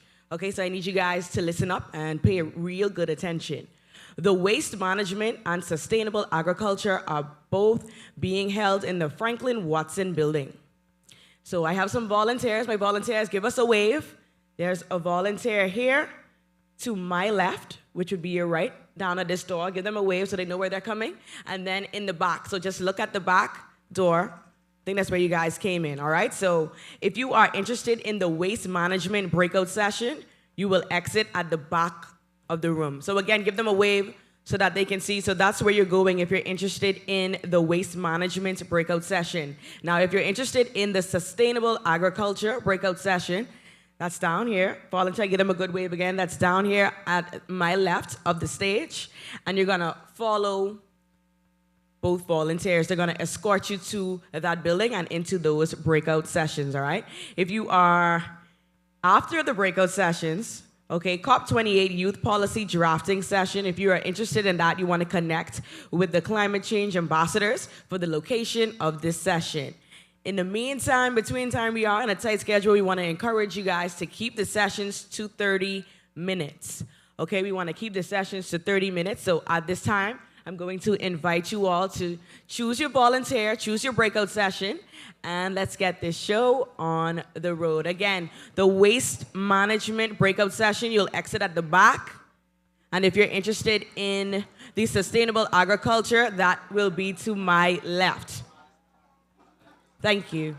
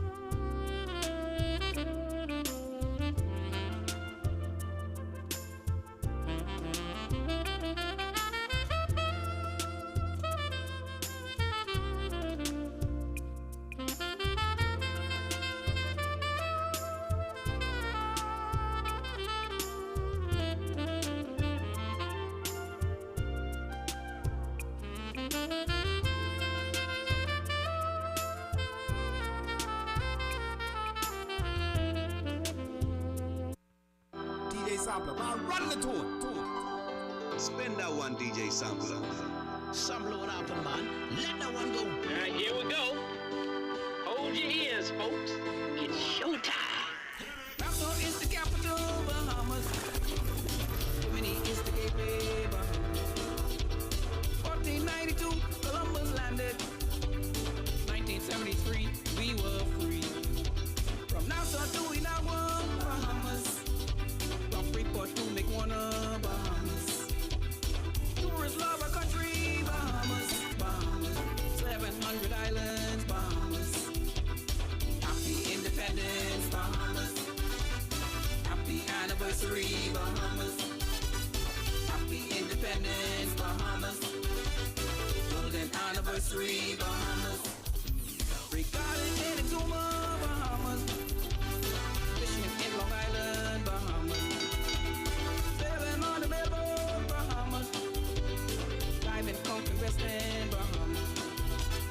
Peas and rice and fried fish, Bahamas. Give them everything. Pineapple from Israel, Bahamas. Flamingo from Inagua, Bahamas. That island started great to spray, Bahamas.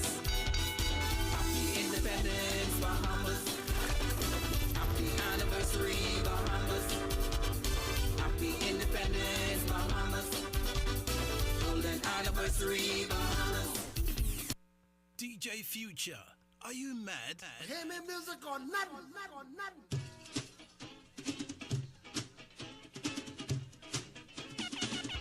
Take that mess from off the wall. Give that baby back its ball. Leave other people's things alone. There's other ways to get involved. Get involved. Don't be no fool. Stay in school. Let your mind become a tool. Yo, DJ Future. Change were made for fools to be. Locked away from society. Society. Get involved. Get involved. Get involved. Get involved. Get involved. Get involved. There's other ways to get involved. Get involved. Get involved.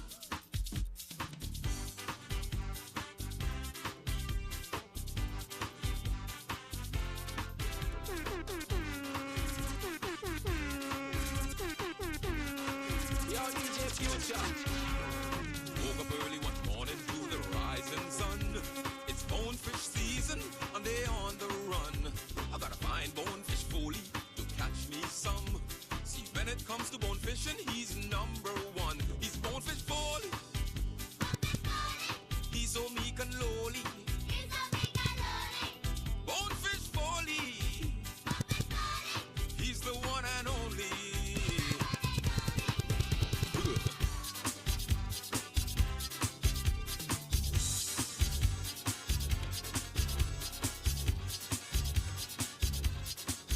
When I'm walking down them rocky, narrow dirt roads, with a basket of potatoes on my head. Oh, don't you worry, I come from down home. That's where the island folks bake their potato bread. They bake it down home, outside in the Dutch oven down home. Wrapped in banana leaf down home. My, it tastes so sweet down home. Yeah, yeah, yeah, yeah.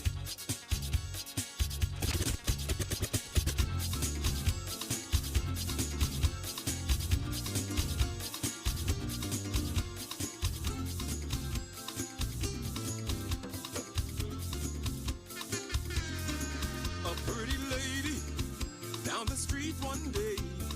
Here's what she had to say. Life's been unkind in so many ways. I'll be evicted with 5 children, yes, hardly a cent to pay the rent on down here.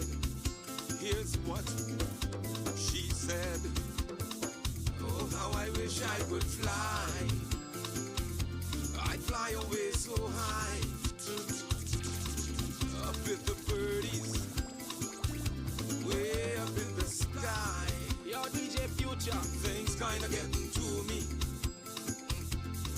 I need an escape. I'm sure many of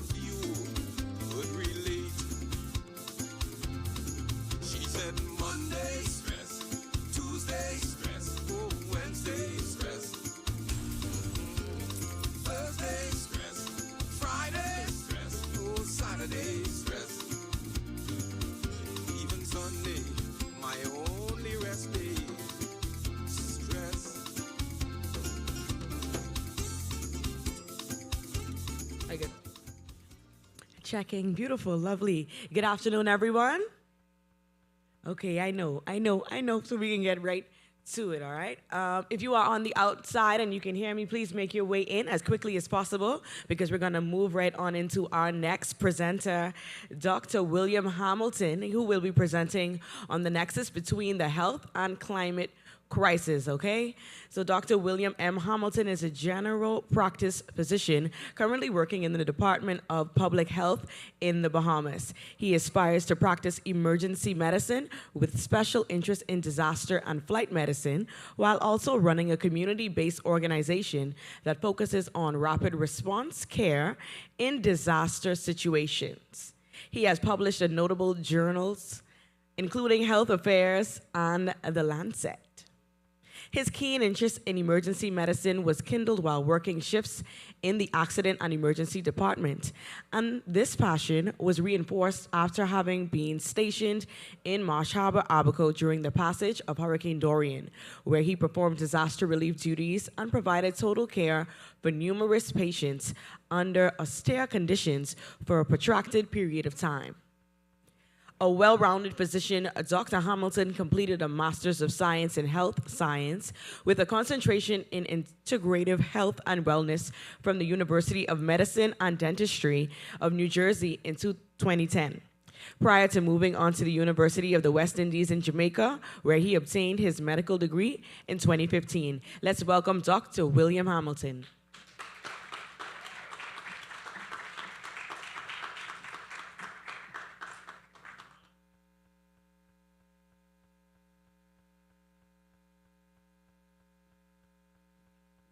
Good afternoon. I know everybody hungry, but I think we could do a little better than that. Good afternoon. Awesome. Thank you so much, Ms. Pender, for that introduction. This afternoon, we'll be speaking about health crisis and climate change. But before I get started, does anybody think that a doctor should be here at a conference related to climate change? You think that's important? How many people feel the heat this last week? Thank you very much. Let's talk then. So what we're going to do today is briefly speak about the links between climate and health pertaining to the ongoing health outcomes in the Bahamas. I'm going to give you two real-life examples, one related to heat-related illnesses, extreme weather events, and then how you as youth can be a part of the change that we need to see. So you've been in this conference, so everybody should know by now what climate change is. So this is just a run-of-the-mill thing, okay? So when we speak about climate change, we're speaking about long-term changes in the weather patterns. So when you go outside and you say, Mommy, take your umbrella because it's going to rain, this is when we think about something weather. So that's something acute that's just happening today. Now, if you go to the beach or you fish and the fisherman says the sea never used to rise this high when they were a boy, that means that's a protracted period, likely over 20 to 30 years, and that's what we consider a climate change, okay? And so the reality is that planet Earth is sick. And I tell everybody there's no planet B, all right? So we need to do our part in doing our best to see how we could protect what's left of planet Earth. So what's happening? It's heating up, it's coughing, all right? It's wounded and it's melting. Climate change has been considered a global health crisis of the 21st century. Everybody's paying massive attention to climate change now, because everybody's seeing the impacts, and I'm hoping that people now realize that climate change is something real and nothing that you can now overlook. And so the reason why I'm here today is to shortly discuss some of the things that you see on this screen. So we take a look in the middle of this diagram. You see a sun, waves, and a thunderstorm, okay? And due to climate change, hurricanes are getting more intense, the sun is shining, and we're getting more heat in the islands, okay? And so what that results in is that we have a rise in temperature, more extreme weather events, our sea levels are rising, and we're having increase in carbon dioxide inside the atmosphere. And so when we go to the ring right outside of that, when we have these things happening, as a result, we'll have more air pollution. We'd have change in vector ecology. So we would notice that especially in the Bahamas, during rainy season, we're plagued with a lot of mosquitoes. So we're going to see more conditions associated with mosquitoes. Anybody was around when we had a dengue outbreak, or anybody heard about Zika or chikungunya? Yeah, so these things we're going to have to pay more attention to because they're going to be a little bit more prevalent in our society. Anybody in here with asthma? Anybody suffer from sinus? Always rubbing the nose? Yeah, so again, this is why it's important for you to be a part of the change, because you're going to notice that you're going to have more respiratory conditions. Your asthma is going to get worse.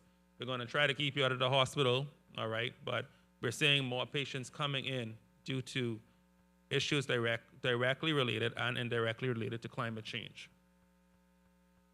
And so the question is, why are children being impacted so much? Okay? And so if you look at a little baby or an infant, their body makeup is not as developed as you are. So their organs are not as mature. And so when these different hazards happen, they can't fight back as robust as you can, right? And your immune system is not as robust as, say, your mother or your father, because you're still developing, but you still have a better chance than your little brother or your sister, all right? What we also need to realize is that the children are now spending more time outdoors, okay? When you were a child, most of you just stayed at home. How much people on WhatsApp all day, every day? Let me see. Everybody should stand up, right? But when I was a little younger, I didn't have a cell phone. I was outside on the park or on the beach, but imagine now you're outside in 100-degree weather, all right? Not drinking water, just playing basketball, and then you start to feel sick and like you want to pass out. You know, I've had so many young kids say, "Doc, I'm feeling too hot today. You know, I'm about to black out." So let's give you a couple of examples of the interconnection between climate change and health, all right? And so we're going to talk about something that's very relevant because we're feeling it today. So it's been over 100 degrees for the past 4 days. Nighttime temperatures are above 90 degrees. Hospitals are filling up with patients, and then BPL is BPLing, okay? And so Miss Gladys, Grammy Gladys, a grandmother of 8, she's 77, she has 4 kids, she suffered a heart attack, she's on multiple medications, and she's living on the islands with her daughter in Exuma. Grammy loves to garden and loves to plant straw. So according to her daughter, Miss Gladys was pacing the apartment all morning. That's not usual for Miss Gladys. She complains about feeling dizzy and hot. In the afternoon, Miss Gladys starts to get very confused, starts to vomit. The daughter gets scared and calls 919. At the clinic, she was diagnosed with heat exhaustion, okay? So again, you're starting to see how important it is to pay attention to heat in our country and in our world. So doctors and nurses see her, they give her some drip, and they cool her down with water and fans. And then she slowly starts to come back to normal. So Miss Gladys is like, I'm 77, this never happened to me, so doc, tell me what's going on. So Miss Gladys had a heat illness. And a heat illness is described as a medical condition resulting from the body's inability to cope with internal heat or external heat. So internal heat is sometimes when you get a cough or cold, or you get an infection and you start to get a fever. External heat is when you're outside and you're just having direct impact from the rays. Heat-related illnesses are on a spectrum, right? You can have mild heat illness, moderate heat illness, and severe heat illness. In Ms. Gladys's case, she actually had heat exhaustion. Heat exhaustion is considered an urgent medical condition, okay? Some of the symptoms that you need to look out for is dizziness, lightheadedness, confusion, headache or blurry vision, excessive sweating or thirst, chest discomfort, heavy breathing, muscle cramps, vomiting and nausea, weakness or fatigue. Some of y'all saying, well, doc, I have this every day, right? And so the symptoms are very, what we call vague. So it mimics a lot of different conditions that you can have. If anybody know anybody with diabetes, a lot of them have a lot of these symptoms when their sugar's out of control. Sometimes even when you get a cough or cold, if any of you experience COVID, you would have come with some of these symptoms, okay? So again, it's important that you don't sit and talk to Dr. Google, Because when you come to my office, Dr. Google don't write your prescription. I do. Okay? So don't wait 2-3 days. Don't tell mommy nothing. And then you come at the last minute. All right? Let's try to stay in tune with our bodies because the body tells you everything that's happening with you. So the treatment for someone with heat exhaustion is to move the person to a cool environment, give them fluids, monitor their temperature levels or awareness and vital signs. Anybody know what temperature is considered a fever? Shout, let's go. 120? Boy, I'll be at Woodlawn by then. 103. 90 degrees? 88 to 90, that's a little low. 101, we getting there. Oh, 110, you're a little high in the back. 102, you're still a little high. Come on, man. I hear someone say 100. 100 is the closest so far. All y'all got Google, why y'all ain't Google yet? 100.4, okay? 100.4 is what a fever is, all right? So anytime you say, Doc, I feel hot, I can be like, Miss Pinda, I don't know what hot is. I need a number, okay? Because having a fever versus not having a fever directly impacts how healthcare providers will be able to assist you what medication you get. So Ms. Gladys is shocked to learn that she had a heat illness. She states that she's been living in eczema her entire life and never had an issue. And so this is exactly what's happening. This graph depicts from the 1800s up to 2020, and we're noticing how over time temperatures have just continued to rise, okay? So Ms. Gladys was born in 1940, and it's now 2020. Look how this graph is just continually increasing, and what it's showing is that the degree rise in temperature yearly. So when Ms. Gladys was your age, Ms. Gladys was accustomed to dealing with certain temperatures. As Ms. Gladys gets older, Ms. Gladys can't handle that heat. So you, at 2020, are already at 1 degree Celsius higher.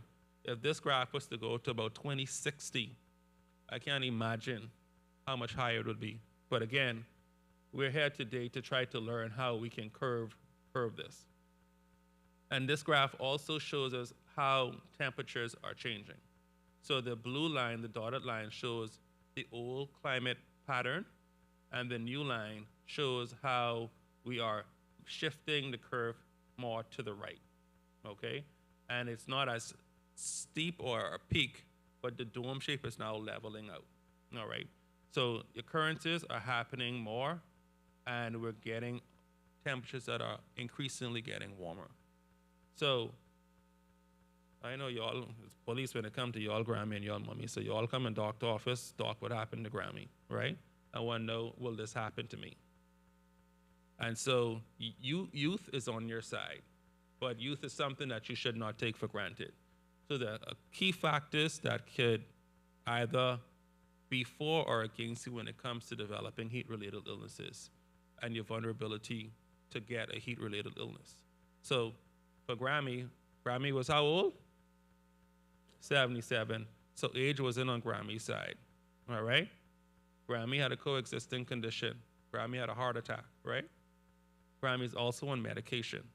So some medications that you're on don't work well in these type of environments, okay? Then when we speak about heat exposures, as we know now, I'm pretty sure it's about 90 degrees, but it feels like 100 and I think when I checked this morning, it said it was, let's just do it quickly. So it's 88 degrees presently, but it feels like 100, okay? And those type of numbers are what we've been saying for the last week, all right? And then we have socio-cultural factors. So if someone is socioeconomically disadvantaged or poor, if someone has difficulty with housing, we have persons that live on the street. So imagine someone that lives on the street and can't get shelter, not drinking water on time, not eating on time. All of these things are going to have an impact on that person's life and how they are impacted by heat-related illnesses. So let's look at Marcus. Marcus is a 25-year-old gentleman. has a history of childhood diabetes. He works construction, and he attends BTVI because he wants to become a contractor. Again, it's super hot. The heat index is 120 degrees, and Marcus has been working on a big project tirelessly just to meet that deadline. Around 2 p.m., his coworkers notice that he appears more clumsy, dropping tools and working slowly. At 4 p.m., his coworkers find him collapsed adjacent to the scaffold and unable to be aroused. So what do? They call the ambulance. He's rushed to the hospital, and in hospital, Marcus is diagnosed with a heat stroke. Marcus's core body temperature was now 105.8. So did Marcus have a fever? What was the fever again? I hear and want to know what happened, man. The class ain't good. They aren't teaching good? 100.4. Okay, just making sure. So a heat stroke, like I said, is a life-threatening illness. This is nothing that you can play with. This is nothing that you can say, oh, he just sleeping, he can wake up soon. You know, sleeping, waking up soon business. They did the right thing. Call the ambulance, get him to medical care, because if he didn't, you'll notice what happened to Marcus, okay? So it's resulting from exposure to high temperatures. It's characterized by elevated body temperatures, confusion, and difficulty breathing. Like I mentioned already, it's on the spectrum, and it's on the highest level of the spectrum. Some of the symptoms: severe confusion, loss of consciousness, elevated body temperature, difficulty breathing, and vomiting. Many of these symptoms Marcus had. And again, it's a life-threatening condition. So when you rush him to PMH, Doctor's Hospital, or if we're in the islands, to your local nearest clinic, the first thing that we need to do is lower his body temperature within 30 minutes. Okay, that's critical. And we do that by any means necessary. We'll put a drip up with cold water. We will strip you naked and put you in an ice cold tub bath, because we need to drop that temperature as quickly as possible. All right? And that's done carefully. So just don't think we can just throw you in cold water, you know, and just pump you up. You know, it's monitored. We rehydrate and we monitor for respiratory and cardiovascular collapse. Okay? So luckily, the doctors and nurses were trained in recognizing and identifying and treating heat strokes. So he's rapidly cooled, regains consciousness, and his temperatures slowly level out. But what happens? He suffers a mild liver and kidney injury and is hospitalized for 4 days. 2 months later, he still has trouble with coordination and short-term memory, and now cannot work. So imagine, you 25, you have a passion for construction, and now you can't even go to do what you love. All right? Young lady, what do you want to be when you grow up? Yes, ma'am. A chef. So imagine you in a hot kitchen all day, right? You cooking me the best shrimp fettuccine. I counted on you for that. And you're not drinking water, and it's already 100 degrees outside. I'm pretty sure inside the kitchen is about 120, 130. All right? So this is a reality. It's happening to many persons. So it's just something for you guys to be mindful of. And again, we go back to the same vulnerabilities, because Miss Gladys was 77, and we saw Miss Gladys was impacted.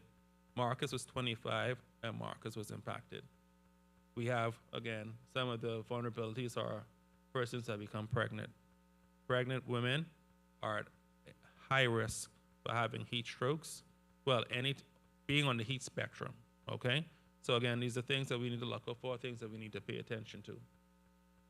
So what put Marcus at risk? He had a history of substance abuse. Marcus is a construction guy. He smoked a joint a day, you know, just to level out, drink a Guinness, and has a history of diabetes, okay? His heat exposure was his occupation, and Marcus sometimes bounced from house to house. So usually what we see is the tip of the iceberg. But look at all of these things that are happening under the surface that people usually take for granted, all right? So we usually see the heat strokes and death. We see heat illnesses and exacerbations of heat-sensitive diseases. We notice that PMH is filling up, no beds in the hospital. But what else is happening that people usually don't see? We have an increased risk of accidents, trauma, suicide, mental health deteriorations. We have an increased transmission of foodborne and waterborne diseases. We have impact on healthcare systems. So again, hospitals are overcrowded. Ambulances, we have an increased waiting on an ambulance to come and pick up patients. And then we can have potential disruption in infrastructure, including power outages, compromised water treatment, and reduced worker productivity.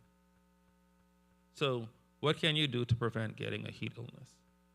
Firstly, trying to stay in cool places, okay? Whether that's via fan, and I know sometimes you say, Doc, this fan blowing hot. But imagine if you didn't have the fan on, okay?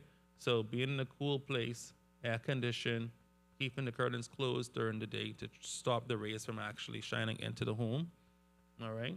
Also limiting physical activity, increasing water intake. And I think I saw my friend Ms. Deidre from Ministry of Education here. Ms. Deidre, how are you, ma'am? I'm just gonna put in a plug here that I think that we really need to look at the hours that the kids are doing physical education, because it's not been, like, we haven't done studies on it, but there have been reports now when children are doing assembly that we're seeing an increase in patients going to the nurses, complaining about dizziness and lightheadedness. And so I think that physical activity is important, but we have to figure out what this new climate change era that we're living in, how we're going to safely allow children to get the adequate amount of physical activity that they need to have. Wearing lightweight clothing, taking cooler showers or baths, monitoring for symptoms of heat illness, establishing an emergency contact, and be your brother's keeper. Check on your vulnerable neighbors, family, and friends, okay? And what can you do, guys? Know the local conditions. You want a cell phone could either be the greatest tool that man has ever invented if you use it properly, okay? So if you know that's 90 degrees, but it feels like 100, don't go outside in a three-coat piece suit to go play basketball. That don't make no sense. What do you think? You think that makes sense? I think so either, right? So again, wearing the light clothing, trying not to do certain activity at certain times of the day, all right? Educate yourself on climate change and give yourselves a round of applause for being here, all right? This is a great first step. This is a bold step. But what I want you to do now is use all the information that you're going to gain over today and tomorrow, and don't be selfish about it. We on WhatsApp, send a WhatsApp to a friend. Boy, that's what I learned today. You know, we got to stay inside certain times of the day. You got to drink more water, all right? Don't, you know, that's important, right? Because not every child could be but you have an opportunity that many do not have. So seize this opportunity, all right? If you have a medical condition like asthma, diabetes, when you see a doctor again, ask your doctor about how climate change can impact your health. Ask your doctor about how all of this high temperatures could impact your health and the condition that you have, all right? Because it's important to develop a relationship with your healthcare providers, because when you get sick, these are the people that you run to, all right? And work with your school and your church to ensure that the facilities are heat ready and they have a heat stroke activation plan. You guys are one of the most powerful voices in this country, all right? More powerful than Charles Hamilton in the back, more powerful, well, I really got no power, but, you know, but if all of you bind together and you say what you think needs to happen, that goes a very long way. So I want to commend Ms. Russell and Mr. Hunter for their work that they're doing as ambassadors. So last case, let's run through this quickly. Everybody knows about hurricanes, right? So very quickly, a hurricane is when you have a tropical cyclone, when the wind speeds go up over 74 miles per hour. The eye is in the middle, you have the eye wall that surrounds it, and then you have the rain bands that surround that. Hurricane season is June 1st to November 30th. Are we currently in hurricane season? Okay, if anyone would say no, I would have stopped. So this is how we grade hurricanes now. It's 1 through 5, and it's based off of wind speed, okay? Usually category 1, you know, something like people don't pay much attention to. But category 5 storms are when you have wind speeds in excess of 252 kilometers per hour, okay? And so we'll follow Rose. And Rose is a seasoned veteran. She knows about hurricanes. She hears a hurricane is coming. She backs up the house. She goes to the food store ahead of time to get, you know, all of her food and water. She checks on her neighbors. This is what the forecast shows, okay? This is actually the forecast of Hurricane Dorian, all right? And so it's, again, very important to use your phones or whatever technological device you have and follow right sources. Everything that you see come across WhatsApp isn't correct information, okay? So visit correct sources in order to get your information that you're going to spread. Now, Ms. Rose is in her home, and she's watching floodwaters block the streets, water damage, power lines are out, water starts to enter her home. She's worried about drowning, and now she lives in a very low area, so she's now concerned that with this floodwater and the sewer, if they're going to mix, and if she's going to get sick due to that. All right? So after the storm, Ms. Rose's home is still standing, but it's partially flooded, smells bad, and doesn't have any working plumbing or power. The water starts to go down, and Rose now needs to find a safe place to stay with her daughter. There are some local shelters, and some people she knows are evacuated, and she finds a friend to stay with for several days. When we think about resilience, resilience is all about trying to build back better and stronger, okay? And so when it comes to hurricanes, similarly, that's what we're trying to do. Anybody here have family in Abaco or Grand Bahama? Anybody visited Abaco or Grand Bahama post-Hurricane Dorian? Oh, sorry, anybody from Grand Bahama or look at my apologies, ma'am, right? So people are living this today, right? I was stationed in Abaco, Marsh Harbor, at the clinic during the passage of Hurricane Dorian. So I experienced what it is to have to face a storm, all right? Both my wife and I were the doctors there, and I mean, when I told you, scared for your life, I mean, scared for my life, all right? And after that, after having to get to clinic, just find safety, we then had to turn around and see all the people that came to clinic for shelter and also because they were sick. And I'm going to show you a few photos of what we saw. But back to the story, Ms. Rose's daughter's sick now. This is just a very bad x-ray. She has a very bad lung infection, but no phones are working. So, and her local clinic that she's used to going to is damaged, so she has to travel now to try to get treatment for her daughter. All right, so these are all things that we now need to consider when we think about a storm and how we prepare for a storm, all right, our evacuation plans. So these are some of the things that I had to deal with in Marsh Harbor. All right, we had plenty of people coming in with lacerations, plenty of people were swimming in water just trying to get to safety. We had eye injuries, gunshot wounds, skin infections, you name it. And the challenge when you have a storm, and we are an island makeup, and so Nassau is the hub, and then things move from Nassau to the family islands. So you in Inagua. Inagua by plane is how long? About an hour and a half? Oh, 2 hours. Oh, thank you very much. All right, so how are you gonna get medication from Nassau to Inagua in a good enough time during a hurricane? It's impossible, right? So preparedness is extremely important. And as soon as the all clear is given, then we get resources coming in. But many persons, it was difficult getting medication for a lot of our patients. Some patients have medication that need to be refrigerated, like insulin for our diabetics. Electricity was off. And so imagine now how many persons we had coming in with elevated sugars, all right? And then the hospital and the clinics, you now have to consider your supplies, your staff, your damage to your building, lack of electricity and water. So a lot of things to take into consideration when thinking about how we prepare for storms. So Ms. Rose has a climate change may mean that storms in the future may get worse, and she wonders what she can do to keep her family safe.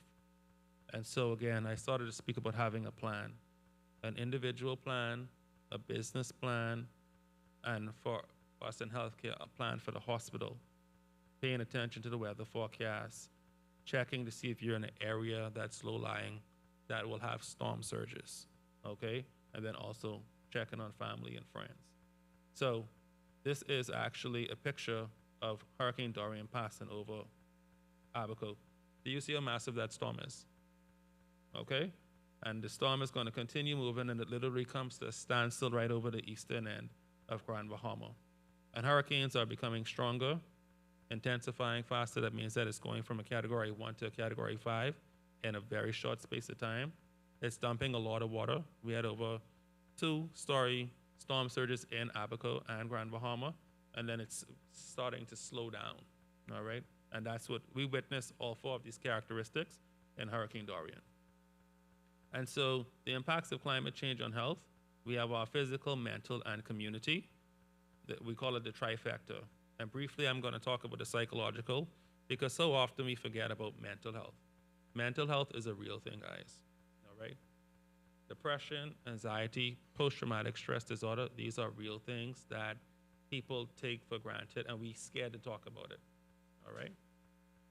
But the reality is that when you have a hurricane or any type of extreme weather event, the size of the psychological footprint is much larger than those that get lacerations, high blood pressure, sugar, things of that nature.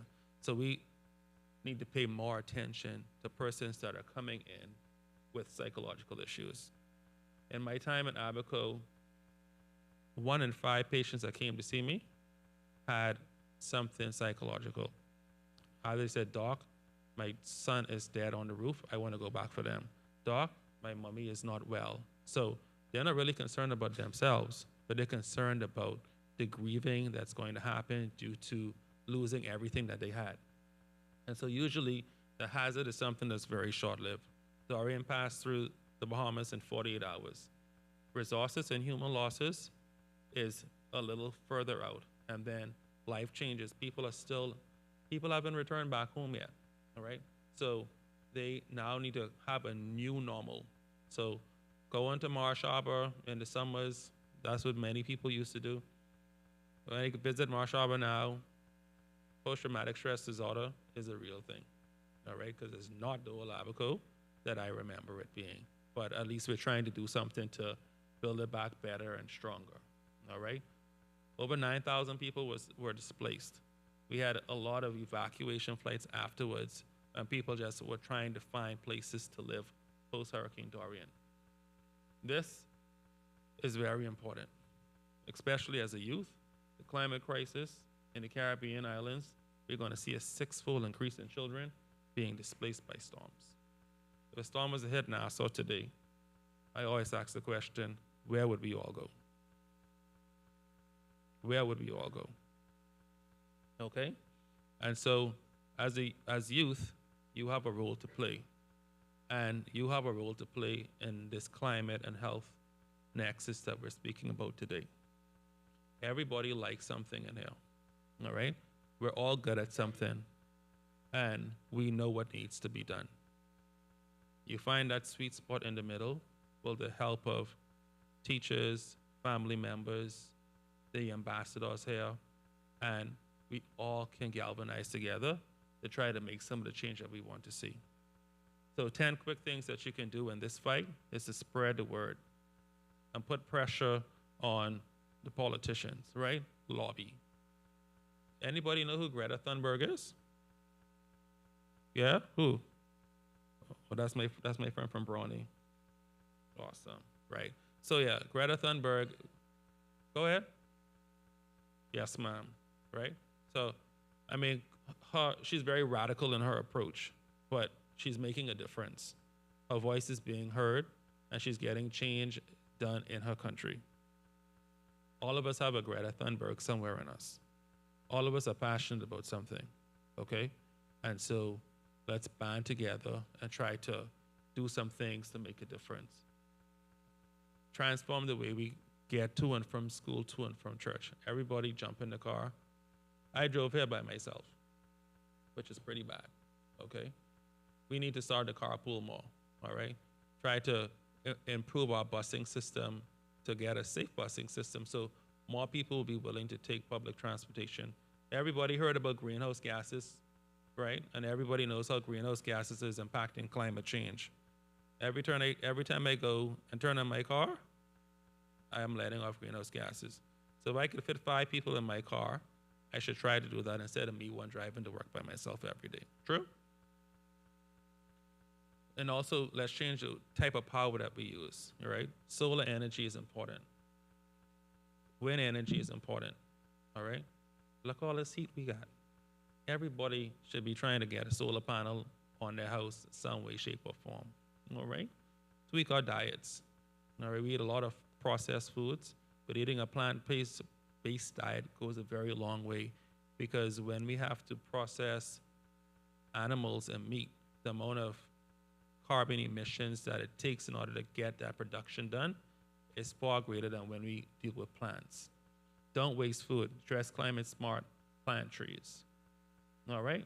So I'll end with our climate activist, Greta Thunberg, who says, being young is a great advantage, since we see the world from a new perspective and we are not afraid to make radical changes. Guys, climate change is your reality. Be bold, be courageous, use your collective voice, and be the change. All right? So thank you very much.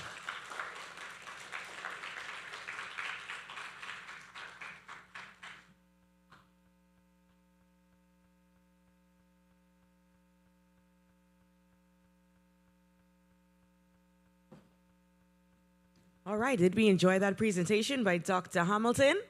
Y'all give him another round of applause. I'm sure so many things that we learned during that presentation. I know it was a lot of things that I learned. All right, the only thing I don't think I could get behind is carpooling, Doc. I don't know if I could wait on 5 different people and then everybody late now because I was waiting on one person, and then you may have to buy 5 people food. There's plenty. And then, you know, some people just don't ever have their gas money in their pocket. This just can be long. So, but with that being said, we want to thank Dr. William Hamilton so much for his presentation, and now we're going to get to lunch. Are you guys hungry? Yeah, I know. Me too, Jack. So what we're going to do is we're going to ask everyone to create a single file line right to my left, again to your right. We're going to make it to this exit here. And most importantly, you cannot eat inside of this room. You cannot eat inside of this room. So as you create the line, you're going to go one by one out this door, pick up your food, and then make your way to the front or the outside of this building. And I need you back here in 30 minutes. Okay, it's 1:13 now.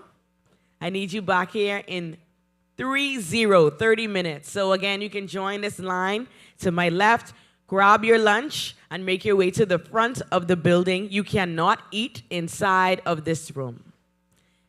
The lunch break is 30 minutes.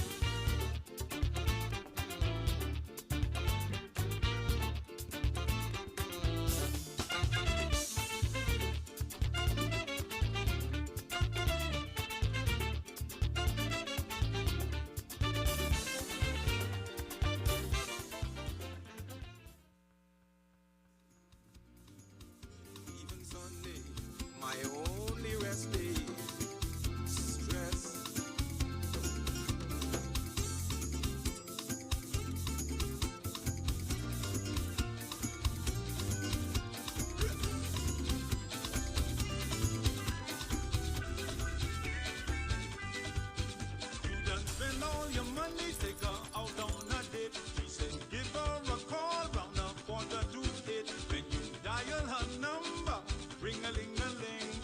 She knows it's you, but she just let it ring. But you get swing. You get swing. You got no ting. 'Cause you get swing. You get swing. You get swing. You get no ting. 'Cause you get swing. Hey! Lord, where you think this man is, man? All day I've been home with these little baby kids. And he ain't reached home yet. Huh? Well, anyway, I don't fall down the road to see if he down at this place down the road. And if he down there, there gonna be some problems. Because guess what? I got a headache and I tired, man. Every other night, Andrew would call round 8. Every other night, Andrew would call round 8. Every other night, Andrew would call round 8. Tell him nice little wife he gotta work late. Yo, DJ Future. But he goes to the bar, catch a few with the boys. Let dominoes, drink the liquor and make noise. Now Andrew say, man, you got to be the king of your house. So make up your mind if you're gonna be man or man. The bartender shout across the room if Andrew there. Andrew said he boy to tell him I ain't here. And she said, tell all I ain't here, he better come on now. 'Cause these little children he got, they crying for their pop. 'Cause he wouldn't like it if I had to come to that bar. So tell all I ain't here, he better come now. Listen, y'all better tell Andrew get to the school now. Because he wouldn't like me to come down there to that bar. Not tonight. You hear me? Yes. I'm in a state of ecstasy. I'm happy as can be. This must be the greatest thing in life to have you here with me. I've been waiting for a long, long time. I can't believe it's true. It's good to be here by your side and dance along with you. Some people never will understand why I'm bursting with pride. All I know is I'm glad you're mine, and my feelings can't hide.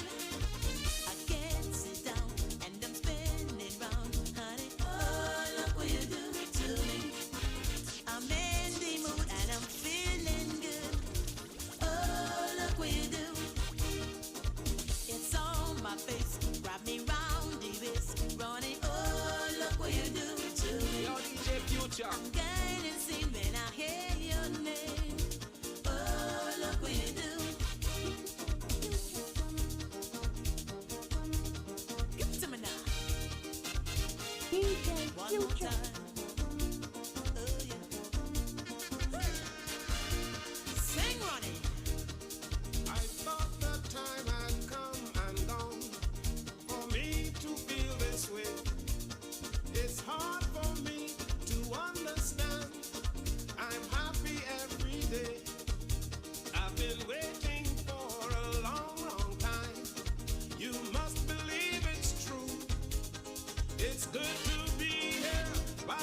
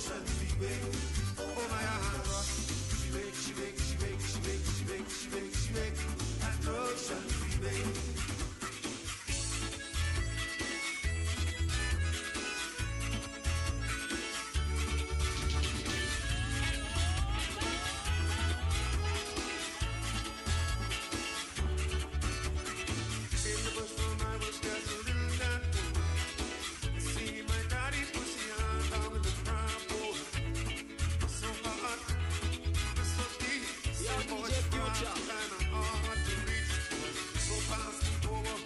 My own 15, I'm let the crowd play the tricks and me. 30 to the left, 30 to the right. Go to the north and south, the crowd brought right on. Catch the crowd, boy. Catch the crowd, boy. Catch the crowd, boy. Crowd walking. Catch the crowd, boy. Catch the crowd, boy. Catch the crowd, boy. Crowd walking.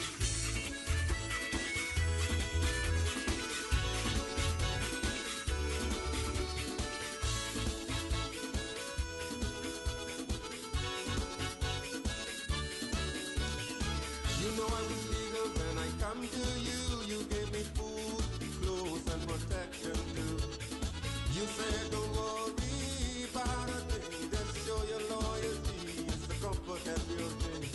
When I look around, I got papers and passport working on my visa. I soon gonna be straight. Boss lady tell me send for family. She can clean the house and iron the clothes for me. Confidential, it's a confidential thing. This matter is serious. We don't know what it will bring. Confidential, we must regulate this thing. Confidential, we don't know what it will bring. Modern prison keep our book.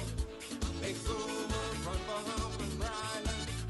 Now for the capital, Carmichael Road, Carpenter Road, now for the Lincoln Coast. Oh, but come back home to me. Don't stay by your family. Can't stand this torment and misery. It's out to my life is so hard, night and day and sigh. Sandra, honey, but I miss you too bad. Sandra, where are you tonight? I wonder. Sandra, absence make my heart go small. Sandra, oh, don't leave me no longer to suffer.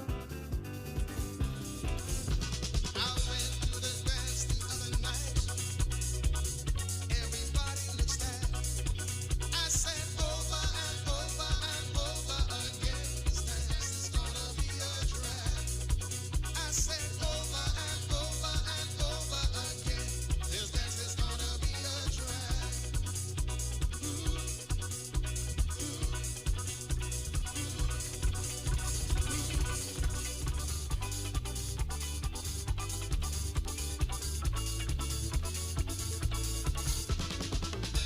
Don't play that song for me. It brings back memories. Yeah, you see, this the boy Denise, the Rake Straight General, your party animal, your celebrity chef.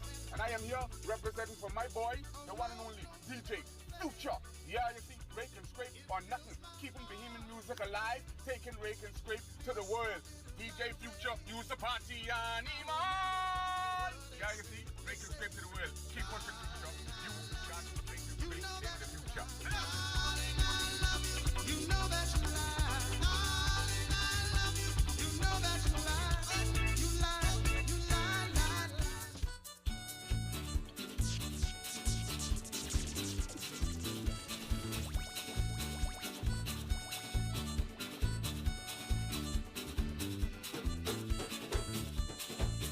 Jolly gray, your boat, need it bailing out. Get a sailor man sound. Party time, ready. Yeah, you see, Rake and Scrape to the world. Keep pushing Future. You got Rake and Scrape in the future. Listen!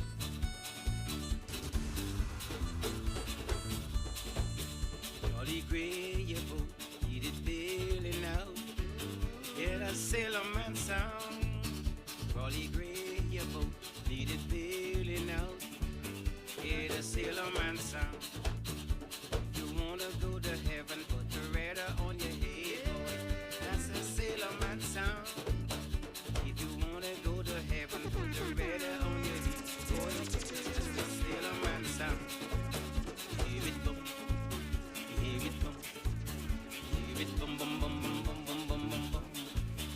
Feel it boom, feel it boom, feel it boom, boom, boom, boom, boom, boom, boom, boom, boom, boom, boom.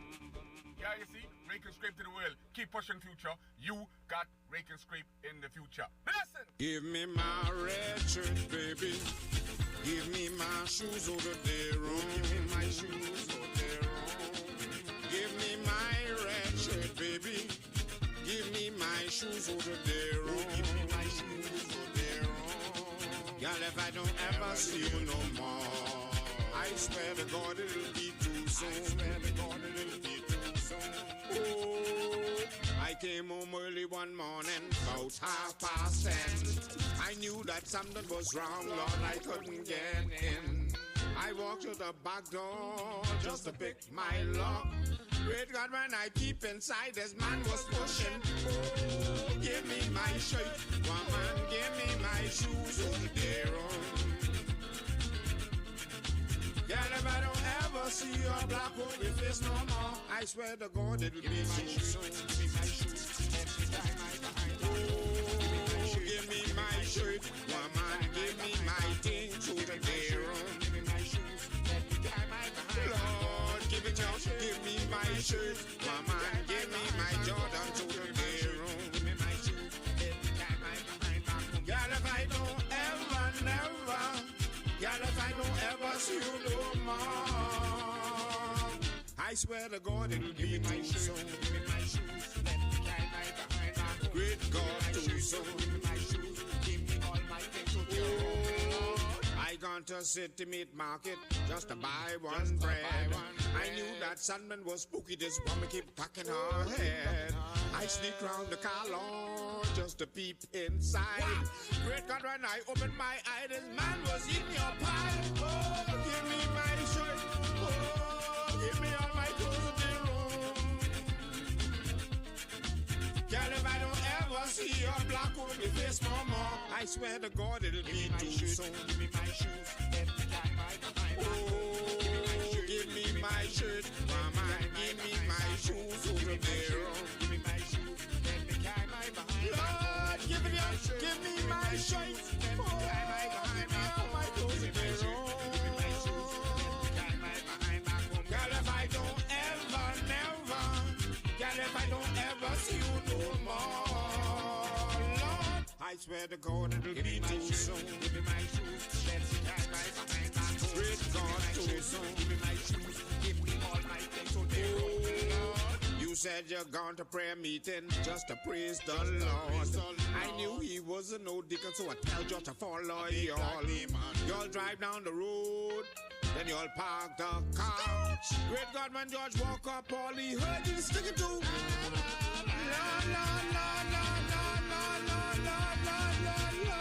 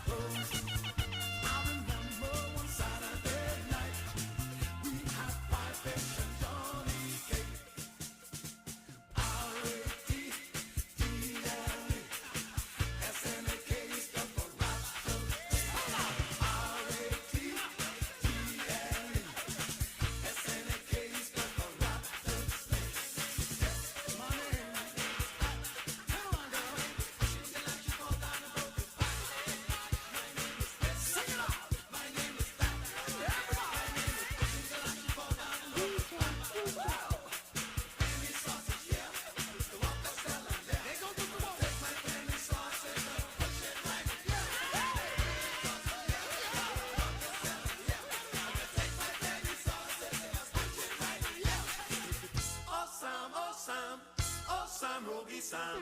By damn, Obi Sam. You steal my partner, Obi Sam. You steal my partner, Obi Sam. You steal my partner, Obi Sam. You steal my partner, Obi Sam. I had a gal named Emily. Sammy stole my baby away from me. Sammy took her on the floor. I never saw my baby no more. You steal my partner, Obi Sam. You steal my partner, Obi Sam. You steal my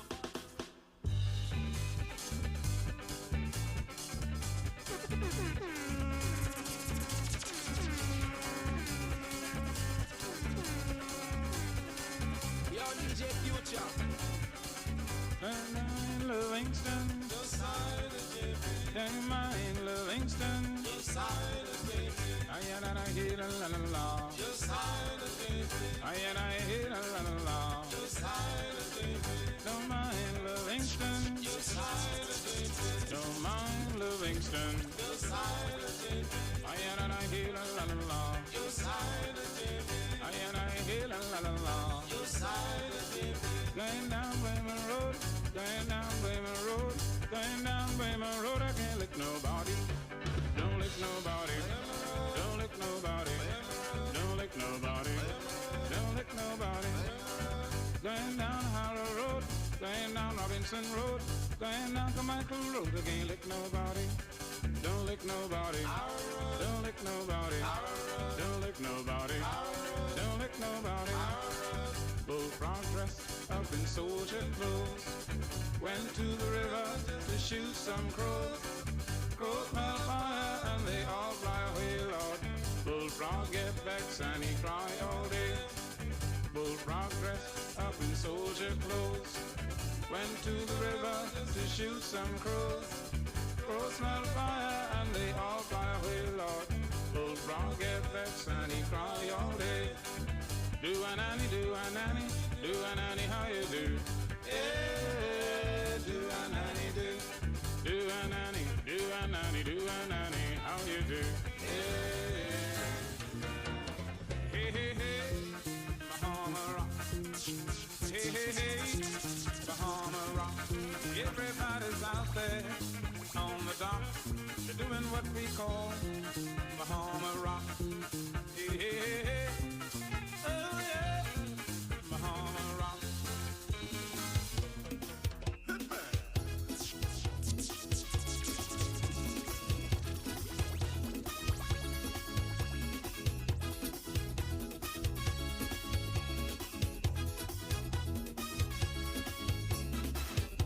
Thought I was in love before until you move in next door. Pretty blue eyes, I love you. Pretty blue eyes. All the guys in the neighborhood say, darling, that you sure look good with your blue eyes. I love you. Pretty blue eyes.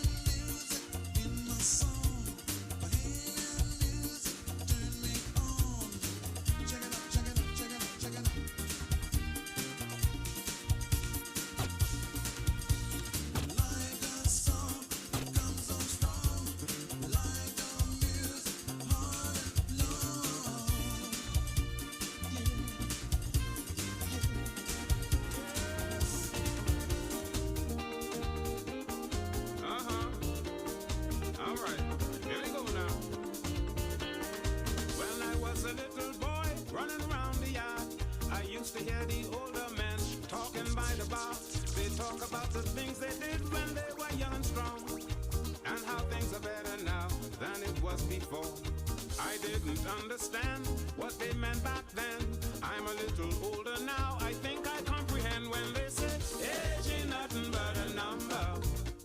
You're just as old as you feel. Yo, DJ Future. Even though I move a little slower, everything I do is twice as sweet, just like wine.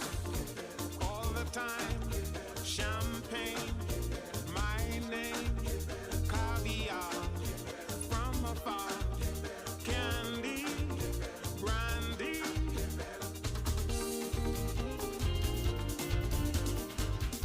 Tonight you're mine completely. You give your love so sweetly. Tonight the light of love is in your eyes. But will you love me tomorrow?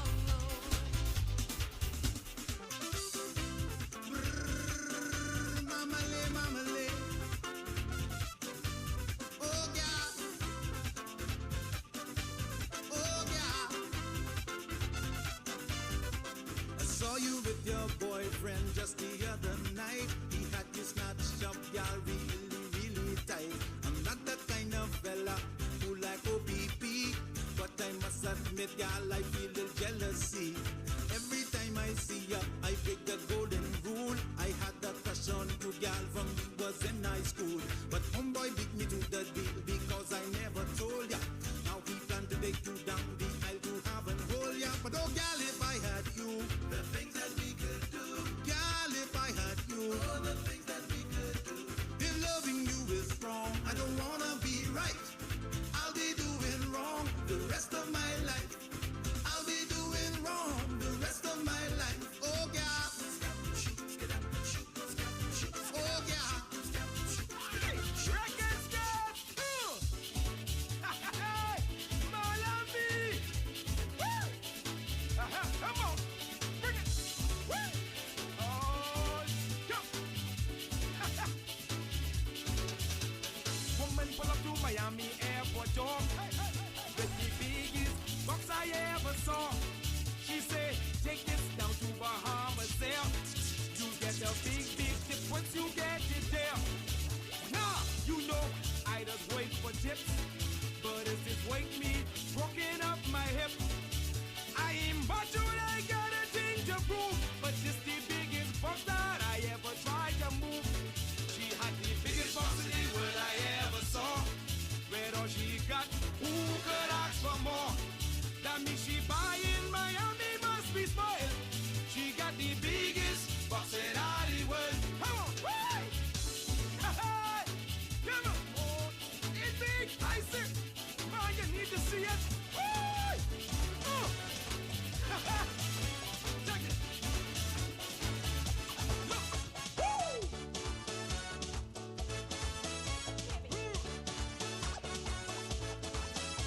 Soca!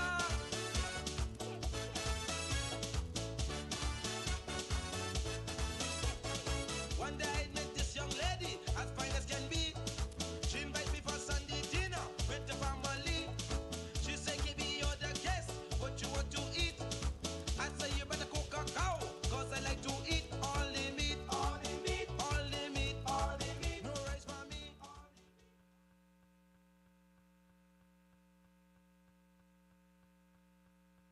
There we go. Good afternoon, everyone. All right, I know that we've just had lunch, but let's go ahead. We're gonna keep it going. This type of conference prepares you for when you're doing negotiations abroad. It's often fluid, it's often tight, and we're always trying to figure out where we're gonna get food.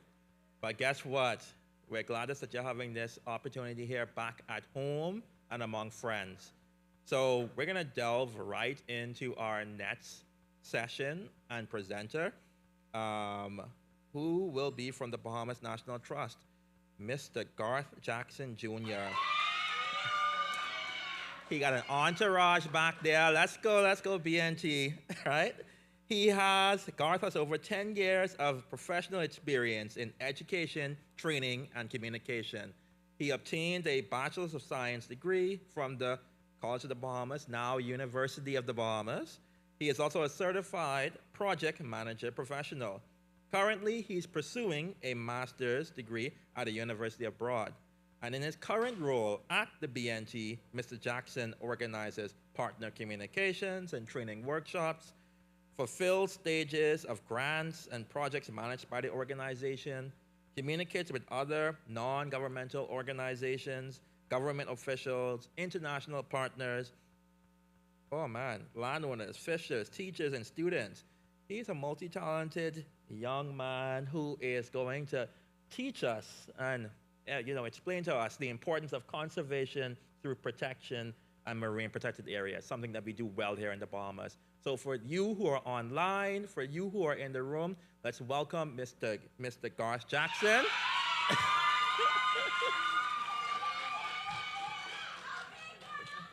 All right, Mr. Jackson, they're hyping you up. Let's go. Yeah. So good afternoon, everyone. The light is surely bright up here, but I'll do my best. So I just want to first begin by saying that it's really a pleasure to be here today and to have the opportunity to speak to you today. I think that this topic, climate change, is something that's very important to us, especially as a small island state. So I love that we get an opportunity to discuss this with our youth. So when they do get older, they can have a bigger voice for conversations such as this. So, like mentioned earlier, I am Mr. Garth Jackson, and I am the outreach officer for the Bahamas National Trust. And today, I'll be speaking on conservation through protection, marine protected areas. So let's start. What is the Bahamas National Trust? Can I see the hands of all those who have heard about this organization before? All right, that seems like about 90% of the room. I'm sure that our communication team would be super excited to hear that news. So, as the board states, the Bahamas National Trust is a science-based organization that is dedicated to effectively managing national parks to conserve and protect Bahamian natural resources. So who are we continuing? So we are a non-profit organization. We are science-based, so most persons that are employed with the Bahamas National Trust, they have some background in science. We have over 60 years of conservation. How long have we been independent? How long have we been independent?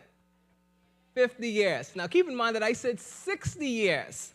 So the work technically has been going on before that. So we were birthed from the efforts of two conservation groups that were brought together, and they founded the Bahamas National Trust in 1959. We protect over 2 million acres of land and sea, and we manage over 32 parks. Now, I'll talk a little bit more about the parks later, but let's just put a plug in that for the minute. So, a nonprofit organization, let's talk a little bit about that too, because I think the conception of a nonprofit organization can be a bit mucky, so let's make sure that we clear that. So, a nonprofit organization is one that's organized, is an organized entity with the purpose of something other than making profit.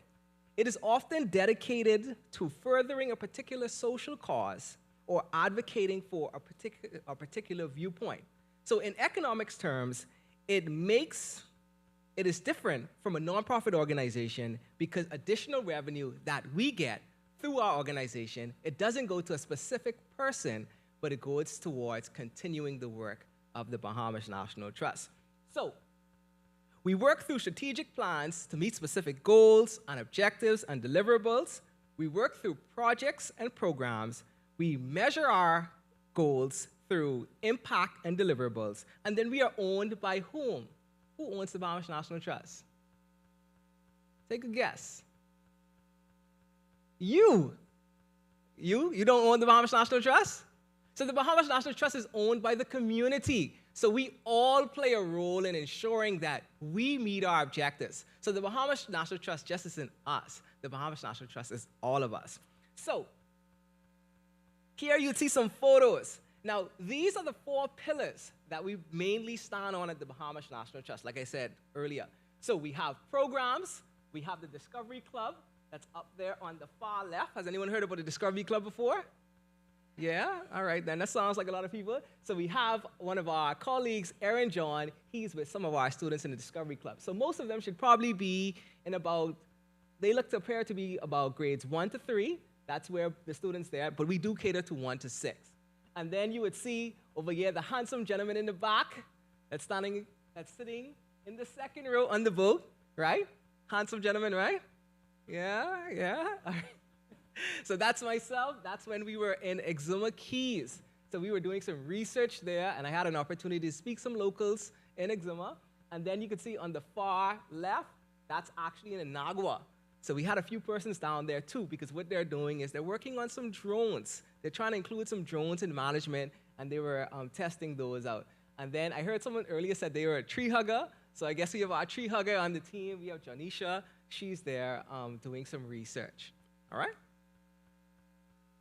So we came to talk about marine protected areas. That's the first part of the presentation, and then we'll go into talking a little bit more about how we protect those marine protected areas.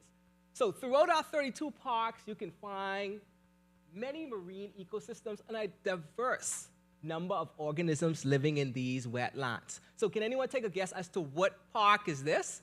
I'm sure that at least one person should be able to tell me. Take a guess, scream it out. Bonefish, yes. So you're right, this is Bonefish Pond. And what do we have that's in the back of the lady that's standing there? What do we call those? Mangroves, wonderful. So we have Janisha standing in a wetland amongst mangroves in the background. All right, now what we're going to do next is I just want to take a glimpse. Now most persons here seem to be in about the 10, 11, 12 grade range, so you probably should have already heard of this, but just in case you didn't, we'll just mention a few of these. So let's take a look at some of the ecosystems that you can find in the Bahamas National Trust. So the first one is coral reef. I want someone to tell me, what can you find in the coral reef? Flora or fauna, animals or plants? What can we find? Sponges, corals. That one is obvious, eh? What else can we find? Fish. Now you gotta be specific if you're telling me marine organisms. Sharks, eels. All right, seems like we ought to roll octopus. All right, so you can find all these amongst the coral reefs. So you can understand why it would be important for us to take into consideration the coral reef, because we have many of these organisms here that call it home. So on the screen, you may have seen, like you said, a starfish. You may have seen a coral. You may have seen fishes. You may see sponges. These are all the things that call coral reef home. All right, now second, we take a look at our wetlands. Now earlier you told me that there's a mangrove that's present, but what other organisms do you think we can find here? All right, crabs, I heard juvenile fishes. Someone said octopus? Okay, so someone said a nursery for all of the smaller marine organisms. And if you said that, then you're completely right. Kudos to your teacher, whoever your biology teacher is. All right? So yes, this is a nursery for a lot of our smaller fishes, because why? They're able to find themselves in the small crevices of the roots of our mangroves. So next we have shores. This is the one that we're so familiar with as Bahamians, right? There's two types of shores, the rocky shores and the sandy shores. But here we have which one? Sandy shores, beautiful. So we have sandy shores. What can we find here? All right, so shellfish. I think someone said conch. Okay, hermit crabs. Starfish, sand dollars. All right, good stuff, good stuff. All right, so yes, you are correct. And someone said crab. And sea oats? Oh, see the plants. Okay, wonderful. All right. So seagrass meadows. Now, I want to touch bases on seagrass meadows just a little bit, because oftentimes I think we overlook this one. We take it for granted. But remember, seagrass meadows are still places that we call home for many of our organisms. So it's like me saying I live someplace, right? I reside in South Beach. Just like me saying I'm in South Beach. But the people who live in Pinewood, since Pinewood is flood, they don't matter, right? Anyone live in Pinewood? No? All right. Or me saying the people who live in Fox Hill don't matter, all right? So just because it isn't your home doesn't mean it does not matter. So we have the seagrass meadows. And what do we have here? Based on what we see on the screen. Okay, someone said fish, octopus, stingrays, turtles. All right, beautiful. So we have these organisms that exist here. So just because this isn't, I guess, the most beautiful of them, we can't say that it still doesn't matter. Okay? Now, lastly, we have blue holes. Now, blue holes present their own special feature in their own, like, I guess you could say, secret ecosystem. Now, this photo shows an inland blue hole in Andros, and it provides, once again, home to many of our marine species, such as our nurse sharks, our reef sharks, our angelfishes, our snappers, our yellowtails, manta rays, and also our sea turtles. Now, let's talk a little bit about biodiversity, right? But before we get into biodiversity, let's talk a little bit about the threats to marine ecosystems. Now, one of the things that we've come to realize over recent years is that this has not been something that we've taken into consideration a lot. Now, many of the activities that we go through on a daily basis, they threaten the sustainability of our marine species and our marine organisms. So let's take a look at some of the threats to these ecosystems that we have. Now, I decided to categorize them into 5 main categories. So first, we have the over-exploitation, we have pollution, we have habitat destruction and fragmentation, we have non-native species invasion, and then finally, the 5th one, I think what you exhausted for today, global climate change. So over-exploitation. Over-exploitation involves the hunting and the collecting of organisms at a faster rate than they can be replenished. So in the Bahamas, we've been spoiled a little bit because we have a smaller population and we have islands and keys that expand over a large amount of water. We have been able to have readily access to these marine organisms. But until recent years, overharvesting has not been a serious concern for many people, right? I've traveled to a few islands and keys, right? And I got an opportunity to speak to some of the locals. And I would say if you put 100 persons from different islands in a room and you ask them, do you think that this should be a major concern for us? You would probably only get half of that 100 people to raise their hand, right? So this is not something that you would think that is readily understood, but this is something that we have to keep on advocating because we have to keep on reaching those persons who are not convinced as yet. All right, then next we have pollution, right? This one is easy for us. Air, land, and water pollution is a major problem. So while certain pollution, like we have here on the screen, may be obvious, there's some pollution still that we are still trying to learn about and still trying to learn how animals are being affected by these pollution. Now, we have our turtle on the top here, right? He's eating a what? He's eating a plastic. What do you think is going to happen to that turtle eventually? It's going to die. Why? All right, so he's going to die because he's choking on the plastic. And then we have our little duck on the back there. What does he have on him? A mask. Do you think he's being affected by COVID? So why do you think he has a mask on? It got tied around his neck. So unless someone comes and saves our little duck and our little turtle, they are both at risk of being choked by these things. So now also, those are the things that you can see. I remember growing up and listening to, oh Lord, I hate that I have to knock on the folk in the family again. But I'm just going to mention it. So my granddad, right? He was from Family Island and he fished with some of his friends. And they would often talk about this concoction that they would put together and that they would pour into the ocean. And when you pour it into the ocean, what happens? All the fishes rise up. So it temporarily stuns the fishes, a mixture of bleach, gasoline, those detergents. It also damages the coral reef. So while you're able to stun the fish, unfortunately, you're damaging the environment that the fishes live in. So you have to keep in mind that this can be a temporary method to what I'm trying to get, which is fishes, but this leaves permanent damages to these ecosystems. And then also, we also have to take into consideration sewage and runoff, right? We build along the coast, so therefore, everything that we potentially release into our yards or in that area can eventually run off into marine or in marine ecosystems or wetlands as well. All right? Then next, we have development and fragmentation. So development is a major player for habitat destruction in the Bahamas, especially amongst wetlands. Coral reefs have been cut and seagrass beds have been scraped away or fragmented. So as a result, we have a reduction in the function of these ecosystems, and it makes it more vulnerable when times of storms arise. So we have those pictures listed there. All right? Now, our next photo, I know I talked a little bit about the need to make sure that fishes are alive and they're thriving and we have ecosystems, but what is that photo that's on the left? Lionfish. So, now I know I said earlier we need more fishes. Why do we need every fish except this fish?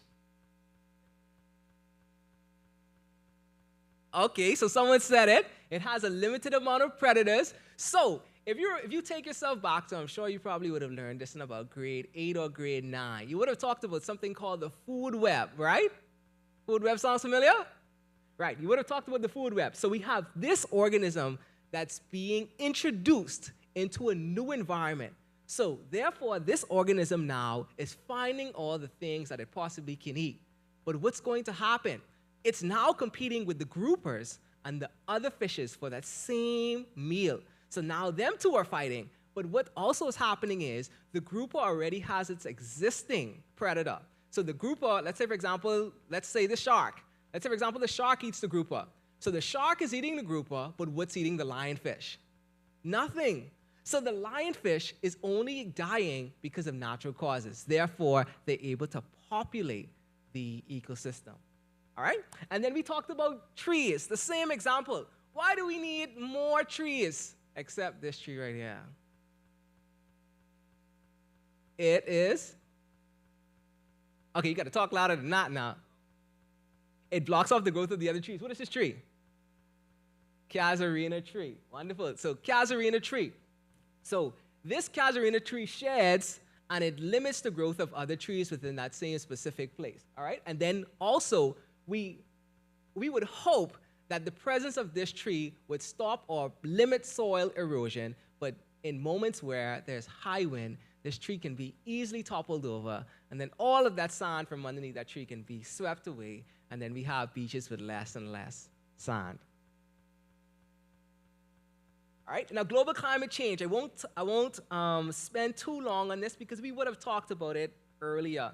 But you know, we have the increase of carbon dioxide in the air, and what that's doing is causing these effects. So you see that the ice caps are melting. You can see that we have an increased amount of storms because the water is heating up. You can see that we have moments of drought. You can see that we have increased temperatures, and then you also can see that we have flooding that is happening on our roads.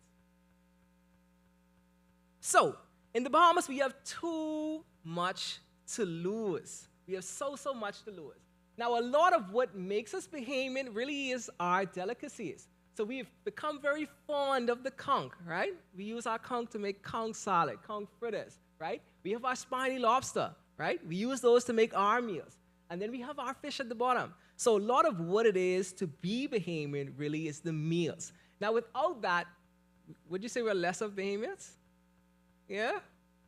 You think tourists would love to come, still love to come to our country without those meals?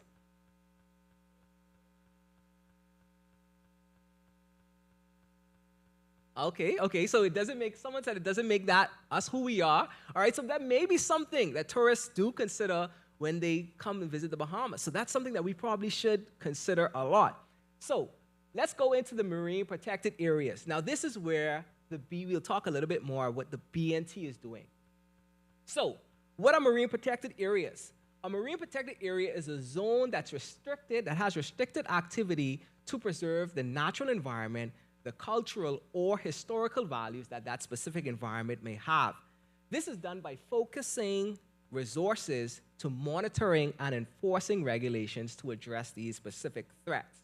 So some of the restrictions that you may see in some of our parks, you may see limitations on fishing and wildlife collection. You may see limitations on dumping, limitations on anchoring and mooring, limitations on mining and dredging, and then also limitations on scuba diving and snorkeling. So again, this photo shows Bonefish Pond that's on Cowpen Road. So our MPAs can be labeled as many things, right? We have no-take zones. That means you don't leave with anything that you did not come into the park with. So whether it be a fish, a plant, or even a leaf, it's a no-take zone, therefore you shouldn't take anything from it. And then we have our national park, our wildlife refuges, we have our marine sanctuaries, our conservation areas, and also our marine reserves and preserves. I know this sounds like a lot, but you'll get more acquainted with it as time goes on. And for those who are willing to pursue a career in this area, this will become like a cakewalk. All right? So our MPAs, like I said before, we have our marine protected areas, and they are found all over, right? So some of our more well-known MPAs would be like our Pelican Key, Land and Sea Park, that's in Abaco. We have our Exuma Key, Land and Sea Park, that's in Exuma. We have Bonefish Pond, like I would have mentioned earlier. We have the Retreat Gardens, that's opposite Queens College. We have Conception Island National Park, that's in Long Island. And then all the way in Inago, we have our Inago National Park. So those were only about 6 or 7 I listed, 7 of the 32 national parks that we do have in the Bahamas. All right? Now, when we decide to manage a specific area, we don't just wake up one day and then say, this is what we want to do.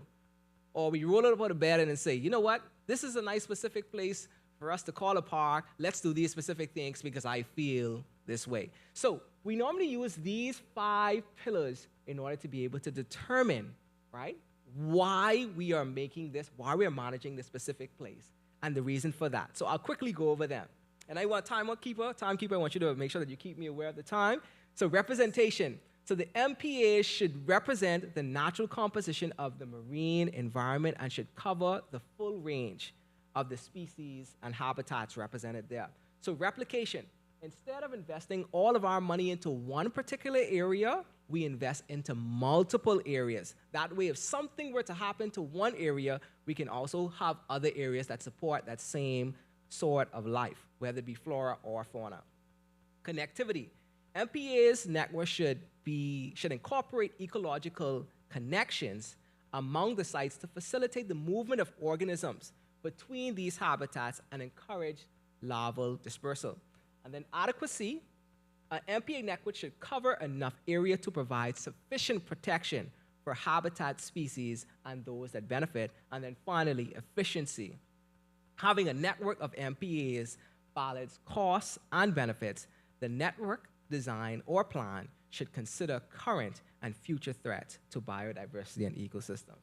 All right, I promise that's the toughest part of this presentation. So if you need that information, definitely, if you want to see this presentation anytime in the future, I'm willing to provide my email at the end so that I can send you this information. All right, now we're almost done. Like I said before, we have 32 national parks over the islands of the Bahamas, so we already mentioned that. Now, I want to talk a little bit about Exuma Key Land and Sea Park. I want to brag on our park just a little bit, right? So, what I love a lot about the Exuma Key Land and Sea Park is we have, like, people that come from all over the world that want to come and visit this park right here. Now, this specific gentleman that's in my mind right now, and my director may probably row me if I mention this person, but I want to say this. We have people that are on Forbes' top 10.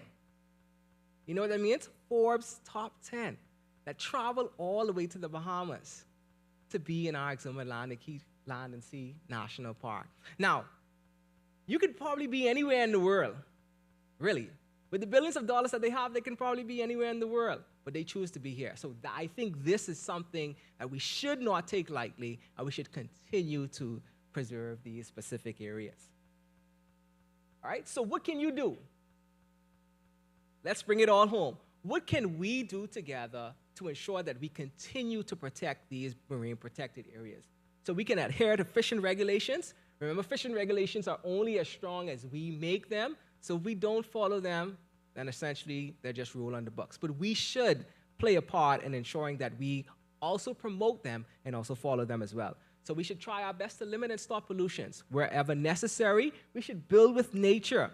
So build keeping nature in mind. Development doesn't have to be anti-nature, but there are ways that you can find to complement the environment if you wish. So you can remove invasives, you can get involved, right? We have many local conservation organizations that are here. So if you want to be a part of like a beach cleanup, or you want to be a part of some awareness campaign, some of our students will be running an awareness campaign before they're done. So if you want to be a part of something like that, you just really have to go there and find it. All right, and then national parks. You can promote national parks. So you can come and visit our national parks. You can definitely visit our website. You can call our HQ office, and you can find out more information about the national parks. And then you can also visit it and encourage your other friends to visit it as well. Now, I think I said a mouthful, and I'm trying to be cautious of time. So this is where I'll end it right here. So thank you so much for listening to my presentation today. I hope you learned at least one thing from this presentation. Huh?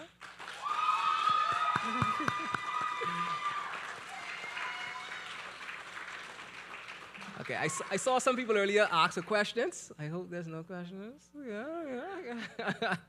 But off to you, Madam MC.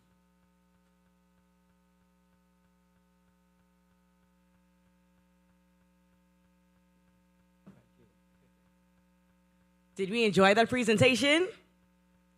Did we enjoy that presentation? That's the most lively I hear y'all for the day. Y'all need it. Y'all eat? How was the food?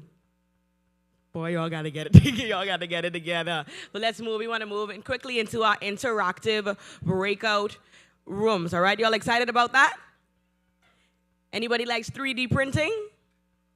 Okay, all right. What about mangrove restoration? Okay, good. Both of those are interactive. I'm going to invite everyone, so we're going to leave through this very famous door to my left one more time. Single file, and we want to move as quickly as possible so that we don't miss a thing at those breakout rooms, okay? So come on down, one line, and you can follow the volunteers to those rooms. And if you want any additional information regarding the youth policy drafting session, you can get some more information over there as well. So you can come right out through this door. They want to do one single file line. You can follow the volunteers who's going to take you to both of those sessions. They are interactive, so you can look forward to actually being a part of the session.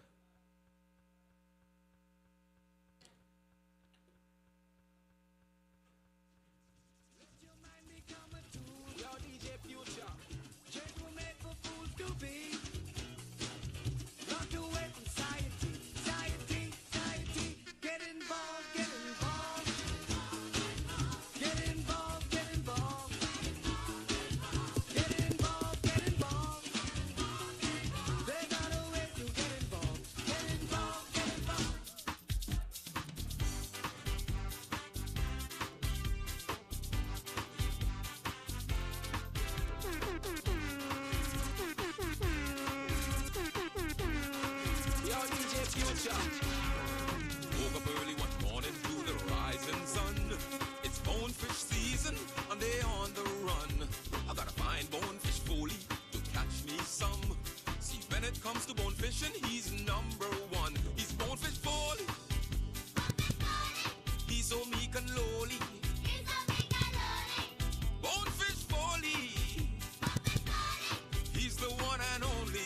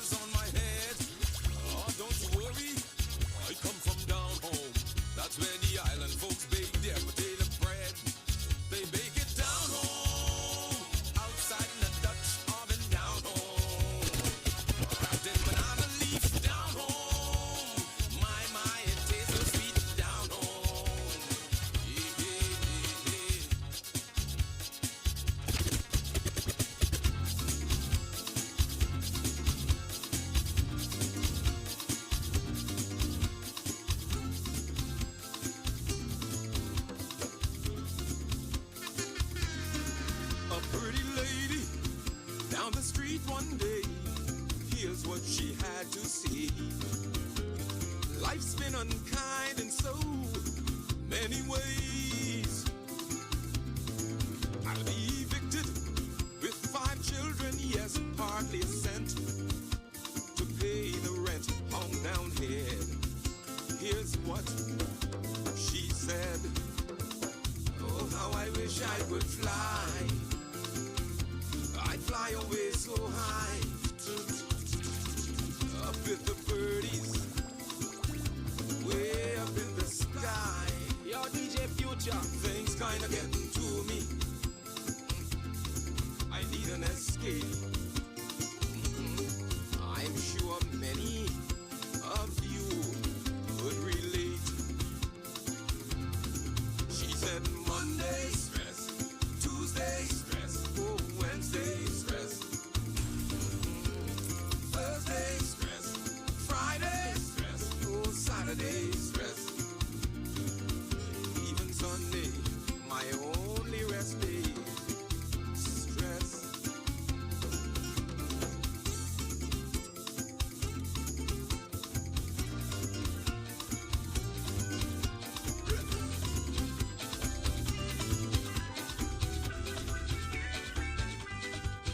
You done spend all your money, take her out on a date. She said, give her a call round 7:45. When you dial her number, ring-a-ling-a-ling.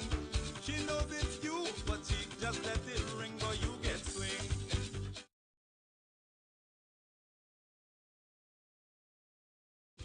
You get swing, you get swing.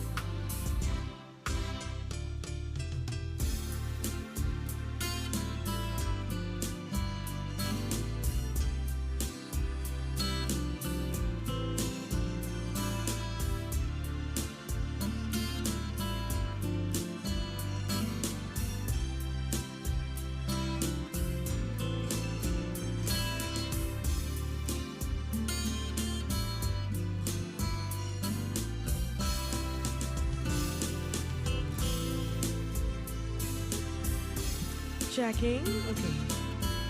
Good afternoon, everyone. Good afternoon. Beautiful. Y'all tired, eh? Oh, man, we almost there. Hang in there. How was the breakout sessions? Okay, who did the mangrove to do? Let me see. How was it? What was your favorite part? The games. Anybody else? It sounds like everybody just liked the games. Okay, that's fine. And the 3D printing? Hans? Did you enjoy it? What was your favorite part? I can't hear you, man. Okay, all right, sounds good. I tried to go inside there. They tell me I was too old, but that's okay. Y'all gonna show me something. I'm gonna introduce our next two presenters. It'll be one right after the other, so hang on there. It's just two more presentations, but are you guys enjoying the day so far? Okay, beautiful, lovely. So first up, we have Mr. Charles Hamilton. He is a climate change advisor in the Office of the Prime Minister. He has worked the nexus of climate change, global health, and sustainable development issues through various roles held in government, the private sector, civil society, and multilateral organizations in the Bahamas, Canada, and Europe. Mr. Hamilton has supported the Bahamas in regional and international climate change negotiations, has served as Article 6 coordinator for the past 39 members of the Alliance of Small Island States, and was recently elected as a group of Latin America and Caribbean countries representative to the UNFCCC Article 6.4 supervisory body. Additionally, Mr. Hamilton has served as coordinator for the development of several key climate change reports for the Bahamas, including the Third National Communication, TNC, First Biennial Update Report. But there's plenty, you busy. Yeah, nationally determined contribution and health national adaptation plans, okay? Moreover, he serves on the Bahamas National Climate Change Committee and continues to play a vital role in the development of climate change legislation, climate finance strategies, and environmental, social, and governance policies for the Bahamas. He has obtained a Bachelor of Science degree from the University of Guelph, Canada. Anybody know or ever heard about Guelph? There you go in there, y'all. You sound like you're ready. And a double master's degree with distinction from the University of Sheffield in the UK. Where? University? Gala. University. Listen, I could just go with you. You just go back. Carry me back, please. Charles continues to be involved in the publication of scientific papers to advance climate science and the empowerment of persons from big ocean states and other marginalized groups in academic research, and frequently provides guest lectures to universities on the topic of climate change. Let's give a round of applause for Mr. Charles Hamilton. He will be presenting first, and it will be followed by Trevor Johnson.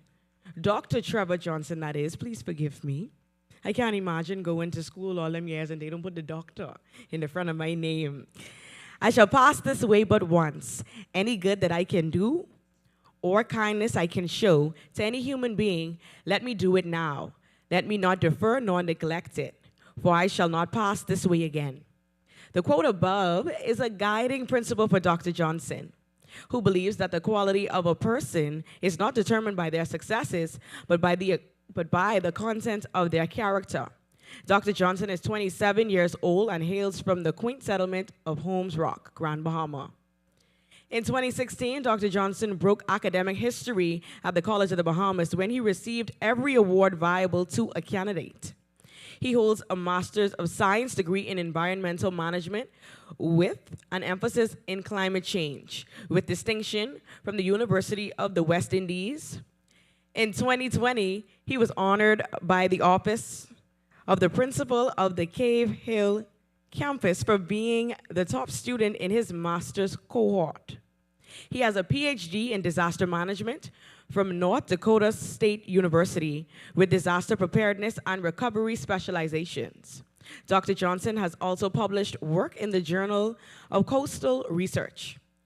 He is also an ad hoc editor Okay. For the Journal of Homeland Security and Emergency Management, Dr. Johnson is one of the youngest consultants with the Inter-American Development Bank, where he supervises and designs disaster risk management projects. He is also a global operations disaster management specialist with the Pacific Disaster Center and works on projects in Ghana, Colombia, Suriname, and Eastern Caribbean.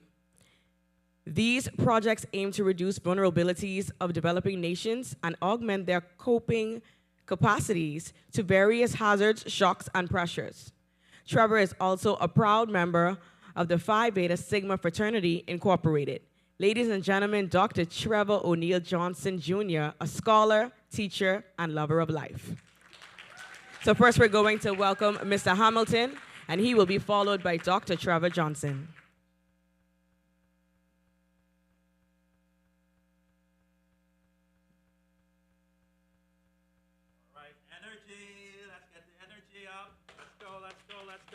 Let's go. We're going to be talking about a topic that I know people are very interested in. People have had some misconceptions around it, and we can just try to break it down a bit more. We're talking about carbon credits. We're talking about blue carbon and its ability to finance. I can just move this so I can move around. So I'm going to not be before you long. I'm not going to try and lecture to you. I just want us to get on the same page, understand the same language, and see how we can, work together to ensure that Bahamians can move and work in this particular industry. So, some of you this morning, you may have heard about the whole issue of 1.5 degrees to stay alive, right? It is something that was established by the Paris Agreement, which is essentially saying that we need to keep global temperatures well below 2 degrees Celsius, above pre-industrial levels, and to keep these temperatures below 1.5. And why is that? Let me show you a picture of the, Atlantis, Paradise Island. This is what it looks like right now, today. But this is what it's going to look like. Let's go back. This is what it looks like right now with unavoidable sea level rise. I'll go back so that you can see again. Present day, look at where the blue is going to come on with unavoidable sea level rise. This is what it looks like with 1.5 degrees.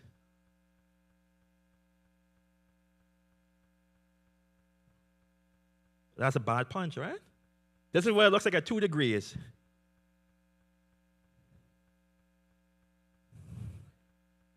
And this is what it looks like if we keep on doing what we're doing now.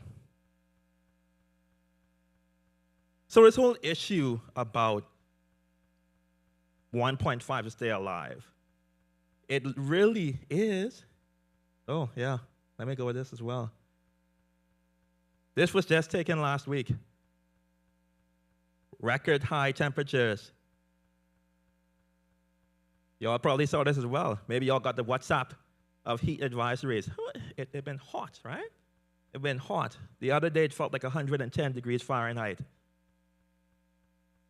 I thought I would only see that if I go to the desert. So, this is how come it's so important when we're talking about this whole issue of carbon credits, climate change, climate financing, blue carbon. Because we're taking into account the carbon budget for our planet. What is the carbon budget? It is the amount of carbon dioxide that can go and be released in the atmosphere before we reach certain thresholds. That will mean incredible damage for our country and for our planet. And so right now, we have 380 gigatons of carbon dioxide that can be released in the atmosphere without any intervention right now. If we do nothing, that's how much can be released before we hit 1.5. And there's a 50% probability or likelihood of that happening.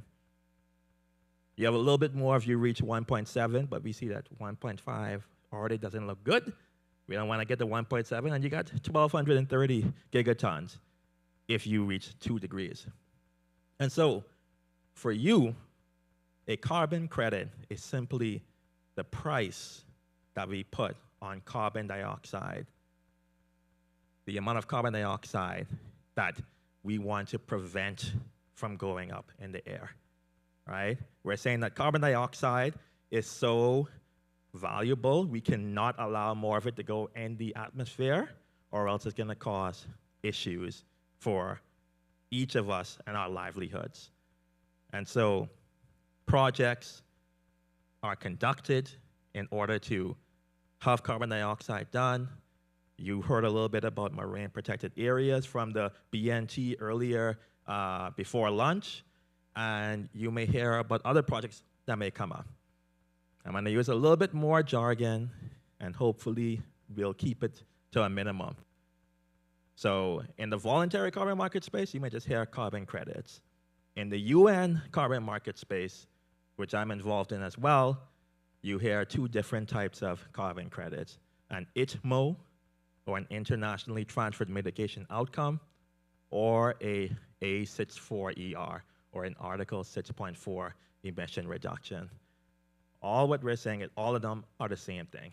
It's just depending on what mechanism are you operating in, and where is the carbon, or how is that particular carbon credit being generated. So in the Bahamas, we have taken into account that, okay, in order to get climate finance and use it as one of the many tools we have to help improve resilience in our country and to adapt to climate change, we're going to develop some legislation to address with that. So if you are on your phone, and I know in these instances we normally are, you can look on the Climate Change and Carbon Markets Initiatives Act 2022 and the Carbon Trading Bill 2022. It's a lot of reading. I'd advise you to look into it, because these are the jobs of the future. And we're looking to be able to get Bahamians involved in this space because, one, we're looking at protecting our environment, we're looking at improving resilience to our infrastructure, and these acts help to empower that. Moreover, you got in the UN space, you have a supervisory body that is composed of 24 members, of which I'm one of those members, among other persons in the region from Barbados, Costa Rica, Peru, and Trinidad and Tobago, who sit on a committee, and we're currently developing the rules on how will, under the Paris Agreement, can carbon credits be traded. How can carbon credits be mobilized? How can we ensure that activities are done that will protect the environment and ensure that at the end of the day, sustainable development is at the core of it?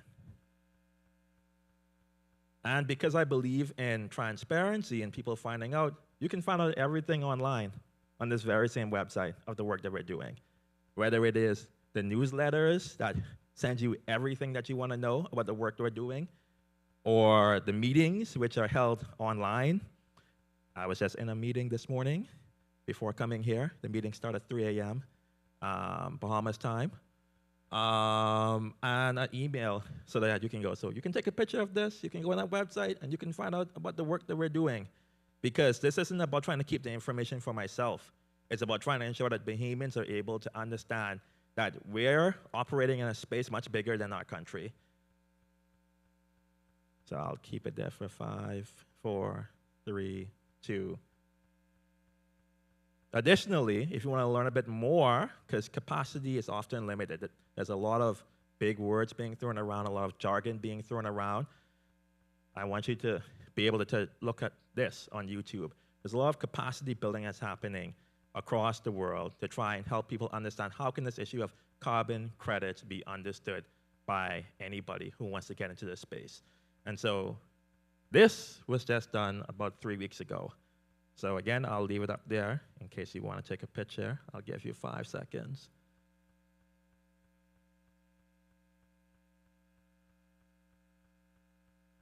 And so now we can talk about some implications for the Bahamas and talking about blue carbon.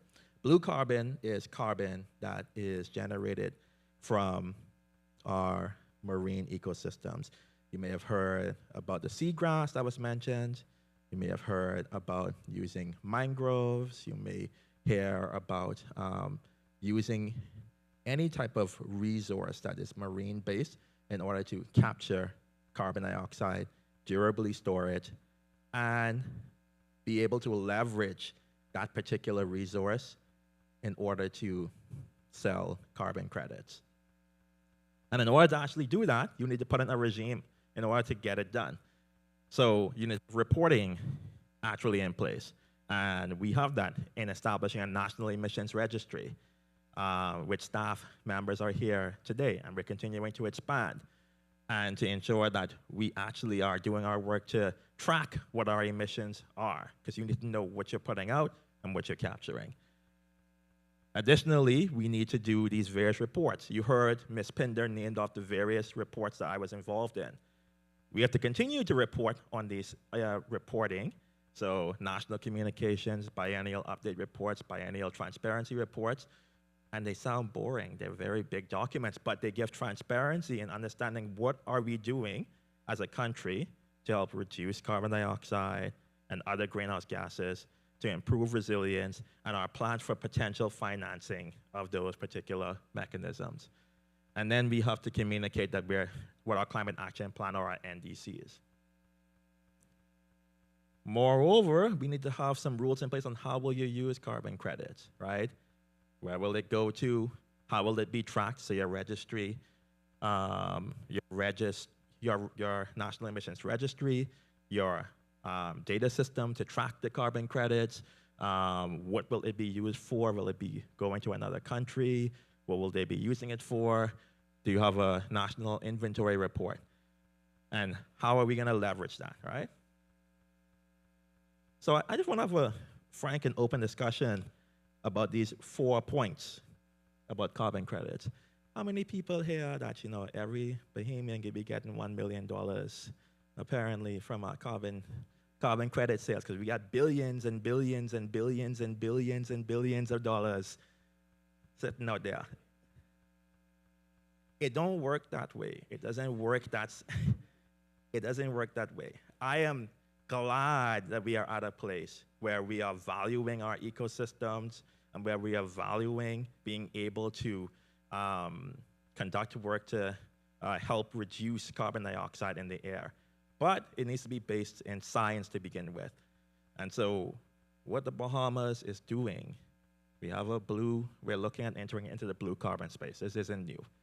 It's been said in the newspapers and in various fora that we're conducting verification exercises. Scientists are going out in the field. They're going to the seagrass plots. They are seeing what is the capacity of that seagrass plot to capture carbon. How is it being stored? What are the potential threats to that seagrass plot? And how can we look at ways to protect it, enhance it, expand it? And so that takes time. That takes time. And so the first and foremost thing I want you to do is when you hear an article or you get a voice note or you hear anything about the billions and billions and billions and billions and billions of dollars out there, check what information is currently being, shared by government, and how long does it take for you to move from a process of verifying or starting a carbon credit project to actually being able to sell carbon credits. You have to put in place a plan, and how will you go about soliciting buyers. That's what the Act does. You try to determine where are you going to spend money on. It doesn't just go into the consolidated fund. We're going to have funding that is directed to specific development areas within the country. And to help, we know that renewable energy is an important thing for us. Helping to prepare our homes and infrastructure against hurricanes is important. We know these various components are important. And we are continuing to map out how can we make the best use of any potential funding from blue carbon. You also have to have independent audits. We just can't say, well, we could still go at ourselves and say we got billions of this. But then you get an independent auditor who comes in and says, okay, we looked at the science that you did. we looked at what the methodologies that you did. Okay, we can confirm that yes, you actually do have this. So it's not just the Bahamas government saying something, but it's also what are scientists who specialize in carbon credit verification projects are saying. So we also are doing that. And I talked a bit about the financing as well, right? Ensuring that money is not just going into the consolidated fund, but actually going towards special purposes to help build and improve sustainable development for the country. And I think I just wanted you to just be able to continue to just focus on the facts, right? I told you about areas to be involved. I know that there was some persons in here that were interested in being marine biologist persons. We are going to be expanding this particular industry. We need persons who are going to be interested in being verifiers in the future so that we build capacity in country as we do more projects, either in the blue carbon space or in green carbon or in gray carbon that you will learn about tomorrow as well. And for you, whatever area that you're interested in studying, I want you to challenge yourself to figure out what is the climate focus that your particular degree can have, whether that is health or arts or history or engineering. There is a climate rationale that can be done within your field of work. And this is a new field that's only gonna grow and it's gonna help the Bahamas get stronger. So this is as much as I wanted to say, because I feel like if I delve into much more than that, y'all already tired.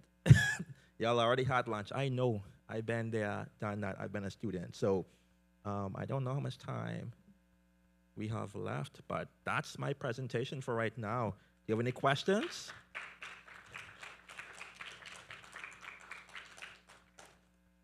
Don't hesitate. Don't say you came to the conference and they talk about blue carbon and then you walk away and you ain't ask your question.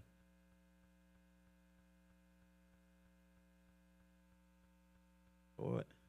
Okay, I see 1, 2, 3. Why don't we use the microphones on the side of the room? You might as well start lining up one time. We have 4 minutes? Okay, so we have 4 minutes. So we can stay on time. Go ahead, press the button, I think. And I'll just take all the questions one time. So just say your name, your school, and your question. My name is Tanisha Knowles. I go to NGM Major. I noticed you were saying blue carbon credits. So I was just asking how much carbon credits are here now, like in our atmosphere and stuff. So Thank you. I'll make note of that question. I'll take the other question. My name is Jayan Burrows from Admiral Ferguson High School. I was wondering if there were any websites and programs that we maybe could involve ourselves in to learn more about carbon credits.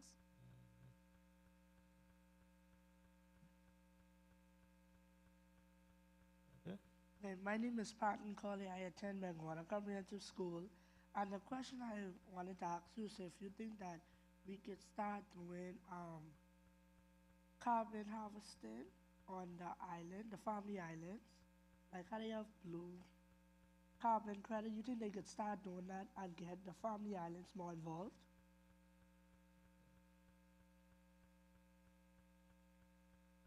Okay. The person who asked the second question, which school were you from again? Okay. Okay. That's Crooked Island? Oh. Okay. All right. So I'm going to try and answer your questions to begin with. The thing about good science is that you don't throw out numbers without doing verification. So I can't answer how much blue carbon credits we have. Yes, we know there's been papers, and you may have heard articles or whatnot that have been posted, but it would be actually intellectually unsound for me to say this is how much blue carbon credits we have.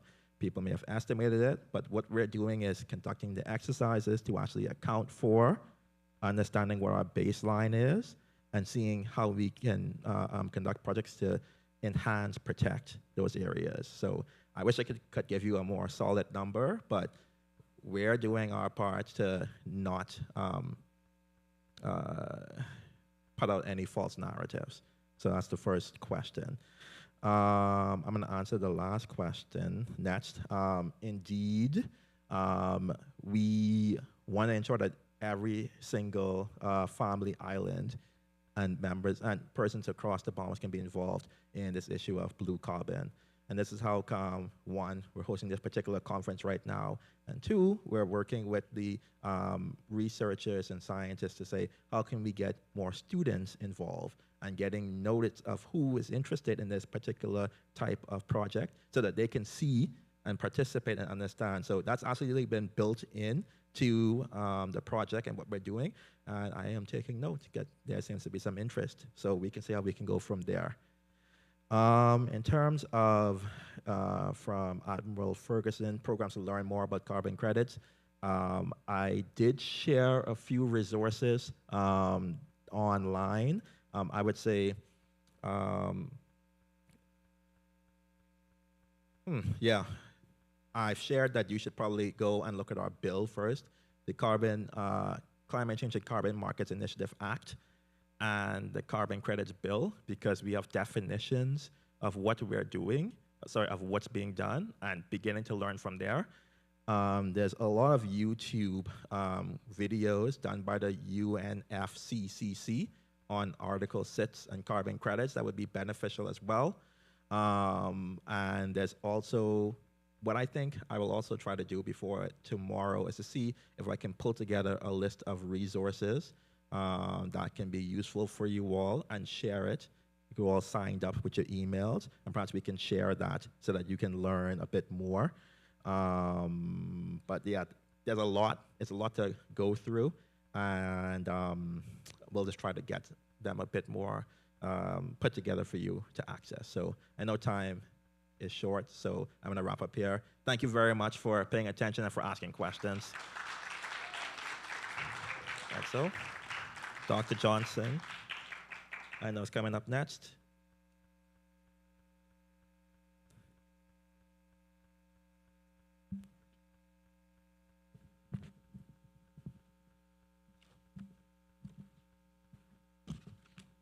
Good afternoon.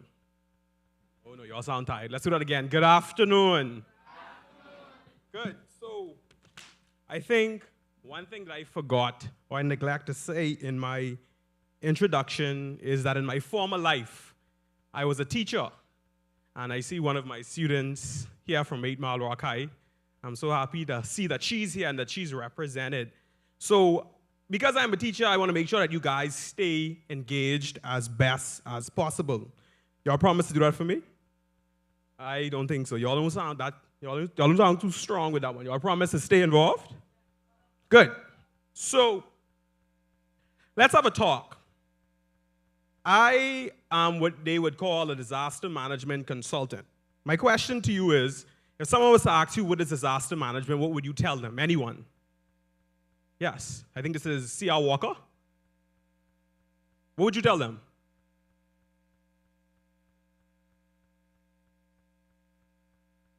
Okay, good. He said prepare. That's a good word. Yes, right here.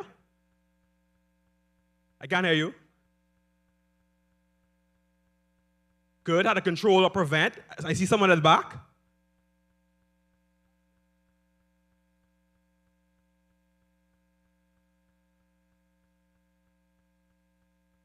Yeah, good. To help with disaster relief. And this last person, yeah.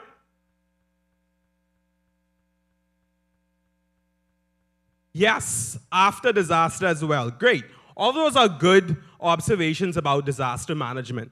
So I'm just going to tell you what my presentation is about. First, and very briefly, I'm going to talk about the impacts of climate change on the financial sector. After that, I'm going to talk about the economic impacts of Hurricane Dorian on the Bahamas and hurricanes in general, what they have cost our country, especially within the past 10 years. And then I'm going to talk to you about the beauty of disaster risk management. Why is disaster risk management so important? Why did I study it? And how beneficial is it to the Bahamas? Thereafter, I'm going to tell you about disaster management very briefly, and then we're going to talk about what disaster management looks like. Now, I'm pretty sure you guys would have heard a lot about the impacts of climate change on the Bahamas. I won't repeat them, but we know that sea level rise is real. Mr. Charles would have just gave a presentation on the potential impacts of sea level rise on the Bahamas. And then one very interesting fact from the Inter-American Development Bank is that 1/3 of the Bahamas hotels is at risk, and 90% of our ports is at risk to climate change. And of course, climate change impacts every socioeconomic sector. When we say socioeconomic sector, we mean from education to healthcare to the economy. And lastly, disaster risk management is key. Now, in terms of how climate change impacts the financial sector, the first thing is when hurricanes come, what do they tend to do? Or disasters, when they come, what do they tend to do? Destroy. And for example, one key finding, a research done by the World Bank, was that after a particular typhoon called Typhoon Yolanda in the Philippines, after it would have destroyed several communities, was that banks saw an increase in consumers not paying back loans. So meaning, because people receive damages, they stop paying loans on their homes. So this is just one example of how climate change can impact our financial sector. Another thing is that insurers, persons who give home insurance, when we continue to see the impacts of climate change and of hurricanes and other disasters, sometimes they would not like to give insurance. Or insurance is going to be ridiculously expensive, almost to the point where it makes no sense. So all of these are examples of what climate change can do to our economy. But the question is, how does climate change impact our economy here in the Bahamas? And I want to show you a short video clip from Hurricane Dorian, in case some of you would have, forgotten or may have not really remember Hurricane Dorian. When did Hurricane Dorian happen? 2019. Good. Behind. Take a look. 2 days in the monster of a storm called Dorian, and 3 days in its aftermath. So much destruction left behind and so many lives lost. Witnesses who remain on this island tell us that it's the worst storm to ever hit Abaco. I did not think it would be this bad, but from the looks of it, and next time I hope people actually take heed to it and say, hey, you know what, when there's a storm, they evacuate. Did you expect this storm to be as bad as it was? Honestly, no, we didn't. If we had knew it was this bad, we'd evacuated. It was rough. Our house got caved in. We was kind of trapped in the house. When we got a little break for the eye to come over, me and my kids and my sister, we had to make a run for it. I had to put them on my back, swim through the waters with them, and grab whatever we could have grabbed. So you swam here? Yes. Well, what was that experience like for you? Like a horror movie. I've seen it happen all over the majority of places on the world on TV, but I would have never expected this to happen to us. So many people telling the same story, that Dorian was a monster like nothing they ever experienced before. Miles and miles of devastation. Homes, banks, businesses leveled to rubble. Central and North Abaco took a pounding from 11:45 p.m. on Saturday, August 31st, and the tail end ravaged the island for at least 48 hours after. The catastrophic storm snatching the lives of many. One of the first reported deaths that spread like wildfire on social media was 8-year-old Lashino Dien, who was swept out of his home by flood. Good. So from this video, we can see that Hurricane Dorian was truly what we call a focusing event in the Bahamas. A lot of impacts, deaths, losses, and damages. And when we see events like Hurricane Dorian, and I would have heard people say that Hurricane Dorian was, almost a storm that we never anticipated, but because of climate change, the question that we really should be asking ourselves is, when are we going to experience another Dorian? It's not if, it's a matter of when. And when we consider questions like that, then we realize how important climate change becomes, disaster risk management becomes. These are some of the damages as a result of Hurricane Dorian. This is the housing sector. It almost looks, if you look at the picture in the middle, almost looks like a pile of rubble, as if homes never existed there. When we looked at the impacts to the healthcare system, this is the Rand Memorial Hospital in Grand Bahama. Experienced significant losses and damages. This is a school in Abaco after Hurricane Dorian. After Hurricane Dorian, or after hurricanes in general, after disasters, we do what we call a damage and loss assessment. So what we try to do is put a number on how much damage and losses we received. Who want to take a wild guess in terms of what was the losses and damages from Hurricane Dorian? Billions. What billion? Someone said it? $3.4 billion. For those of you who, you can't necessarily understand how much money that is more money than St. Vincent and the Grenadines makes in 1 year, a country. That is more money than the government of St. Lucia makes in 1 year. So $3.4 billion is not pocket change. That ain't lunch money. That's plenty money, and some countries don't even earn that in 1 year. When we look at the impacts of the 4 most recent hurricanes in the Bahamas, Hurricane Joaquin, Matthew, Irma, and Dorian, the government of the Bahamas would have received losses, the country would have received losses and damages in excess of $4.2 billion. And who want to take a wild guess which sector receives the most losses and damages? Government, yeah. Which sector? Housing. Housing, $1.9 billion in losses in housing. And the bread and butter of our economy, tourism, received $1.2 billion in losses from those 4 events. So hurricanes are indeed costing us a lot. And another critical thing that we need to recognize is this. I want you to read this aloud for me, please. I want you to think about that. There is no such thing as a natural disaster. How many of you believe that? How many of you don't believe it? It's like, what is he talking about? The reason why there's no such thing as a natural disaster is because disasters are caused by hazards. For example, hurricanes, tornadoes, wildfires. They are natural hazards. But there's no such thing as a natural disaster. There's nothing natural about a disaster. There's nothing natural about what happened in Abaco and Grand Bahama. Reason being because we, as people, whether governments, businesses, or even homeowners, we make certain choices. We put people, property, and livelihoods in areas where they should not be. For example, we decide to build our homes less than 50 yards from the ocean, and then our home is less than a feet off the ground. Then why are you blaming the hurricane? And then we make decisions after disaster that creates a second disaster. For example, in Hurricane Katrina was perhaps, I think, one of the most landmark disasters around the world simply because the mess that the United States government made of it afterwards. Black people, people of color, after Hurricane Katrina, in most instances were unable to receive aid and assistance from government. You want to guess why? Because of the lengthy process to apply for aid. Not because Hurricane Katrina, but because an application was 75 pages longer and everyone does not have a PhD.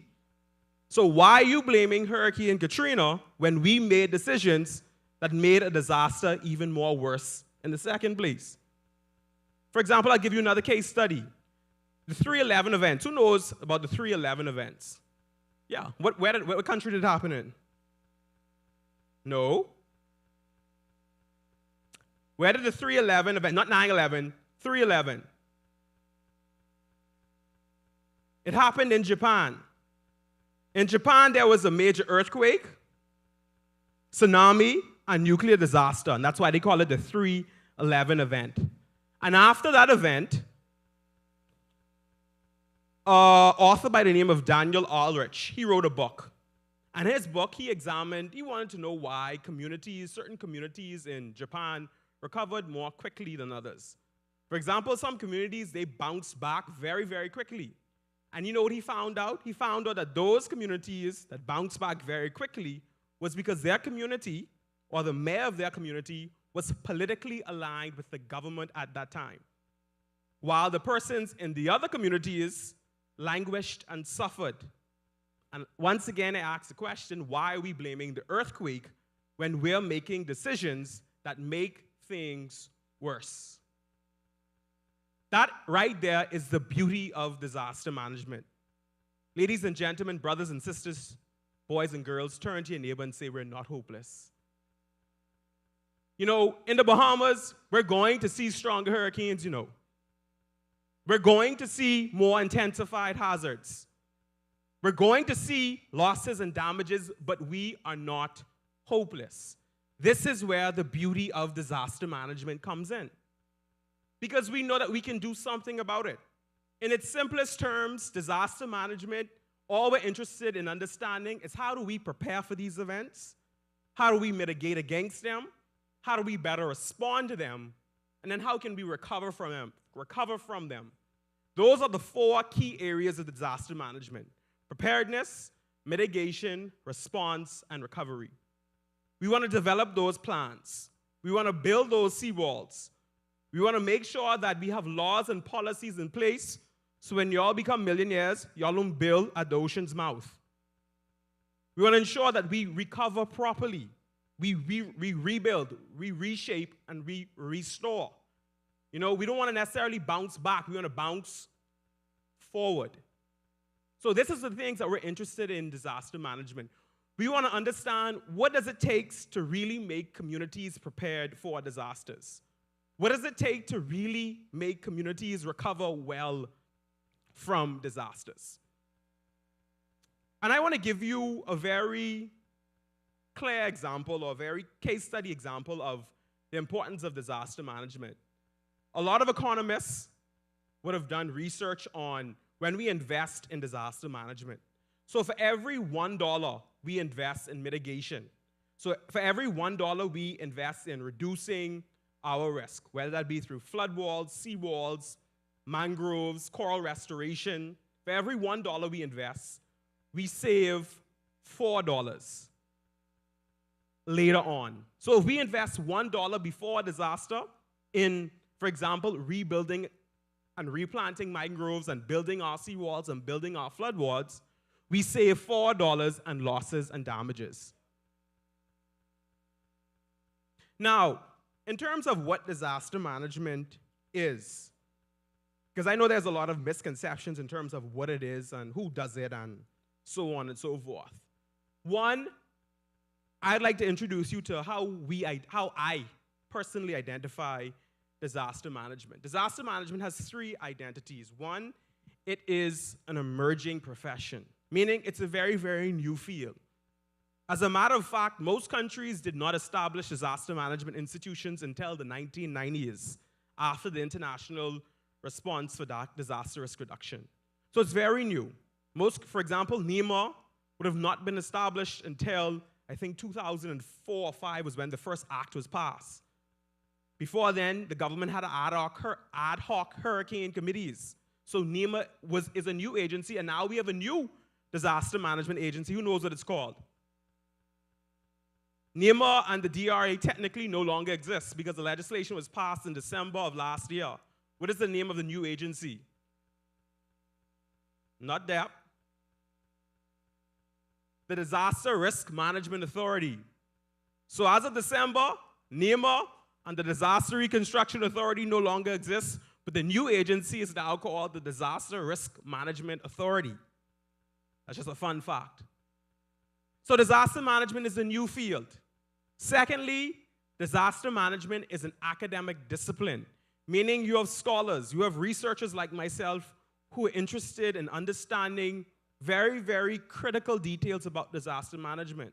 One of the things I'm most interested in understanding is what really makes you prepared for a disaster. Is it truly a flashlight, battery, and a life vest, or is it more than that? Very good. Another thing I'm very interested in understanding is what really makes the community recover. What do we need to consider in community recovery? What are the factors that drive it? What are the factors that hinder it? Researchers are actively involved in this space. And the last and most important identity of disaster management is that everyone is involved in it. It is a distributed function, meaning that disaster management relies on other agencies to do its work. As a disaster manager, I need engineers to tell me where and how to build a seawall. Don't ask me how to build one. I need environmentalists to tell me where and how to replant mangroves. I need the economists to tell me how much losses and damages I would have received or how much taxes I need to receive every month to ensure that we can fund disaster management activities. Disaster management has a distributed function. And when we recognize that disaster management, its function is all across, then we realize how important it is to work together.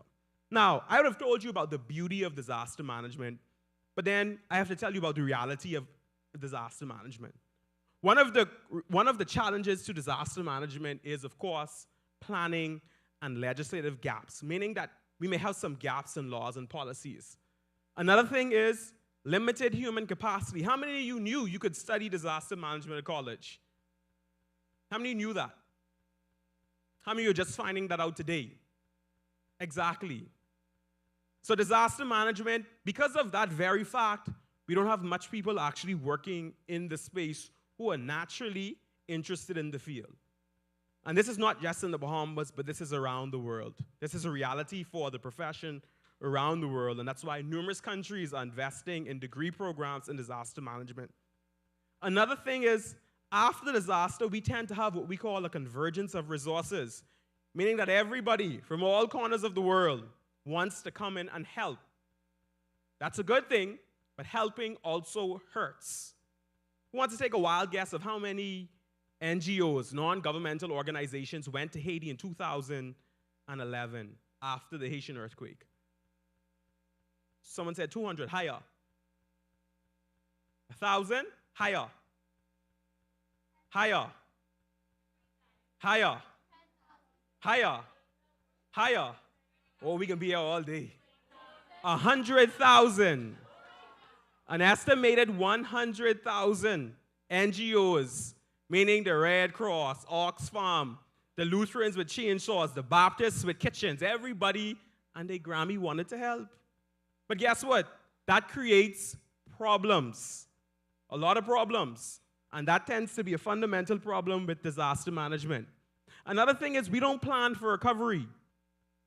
And this is not just in the Bahamas, but this is around the world. We love to plan for disaster response, but we don't plan for recovery. We don't plan about debris management, long-term, housing recovery, environmental recovery. We don't plan for these things.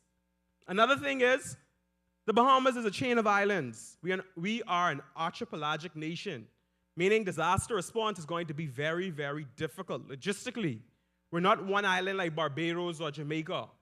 So the fact that we have, I think it's about 22 inhabited islands across a very large ocean space, that makes disaster management very, very, very difficult.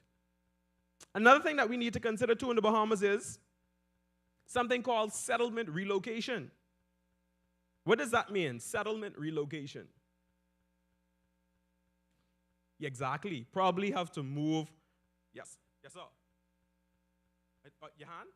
Oh, no. That means we may have to consider moving. For example, some islands in our country may not be suitable for us to live in a very long time. And this is something that we need to think about. You know, when I look at the geography of some islands in the Bahamas, I say, boy, only God keeping us. Because trust me, if we have a major event on certain islands in this country, I would be deeply concerned. Grand Bahama dealt with Dorian in the way it did, and it had, some resources. It had a hospital. It has a decent police force and defense force presence. But imagine in our more remote islands where we even have more lack of resources. And these are things that we need to begin to think about, is how safe is it to truly be living on some islands in the context of climate change.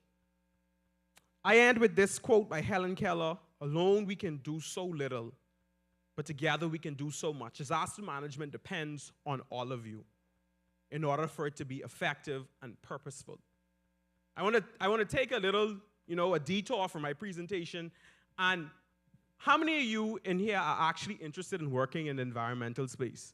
You want to be an environmentalist or? Good. I love to see that. Because when I told people that 5 or 6 years ago, they looked at me cross-eyed. It's like, you're going to do a master's degree in climate change? And for heaven's sake, when I told people I was doing a PhD in disaster management, it was even worse. But I want to encourage all of you today to pursue your dreams with much passion, purpose, and pride. Because at the end of the day, I promise you, it will pay off. If you're passionate about something, you go after it with much force and tenacity. You know, a lot of people won't understand your dream, but you will understand your dream.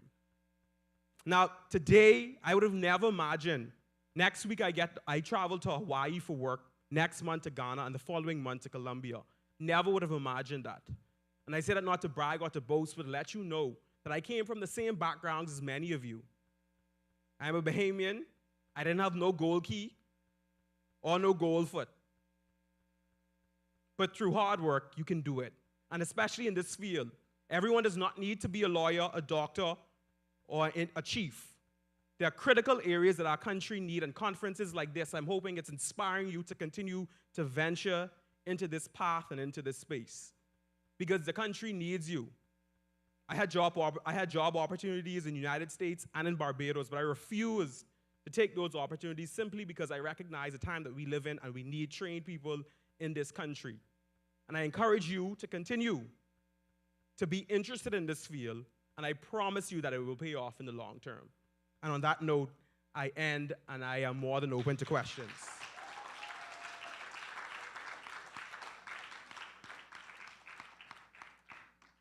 I don't know if they're doing the mic for questions or...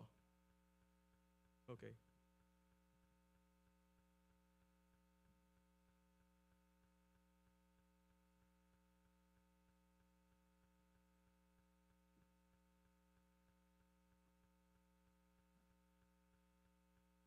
Okay, good. First question?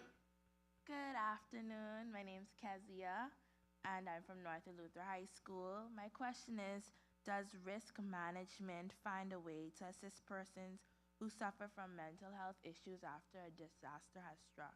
That's a very good question. There's a critical area of disaster risk management in recovery, and a lot of people do a lot of work in terms of psychological recovery. And remember when I said disaster management is a distributed function? That means, for example, when people experience psychological stresses as a result of disasters, I won't counsel them. I would need to rely on who? Yes, but it's very important that we work with them. So yes, disaster risk management does consider psychologists and the stresses and experiences that people have because of them. Next question. Okay, I had 3 questions, and one was like Kezia's on, but I was asking if they help with people who have disabilities. That's one of the questions. The second question is how should we plan for a disaster? And the third question is what is important items that we should have in a kit in case of a disaster happens? Okay, good. All those are very good questions. The first question is I actually just did a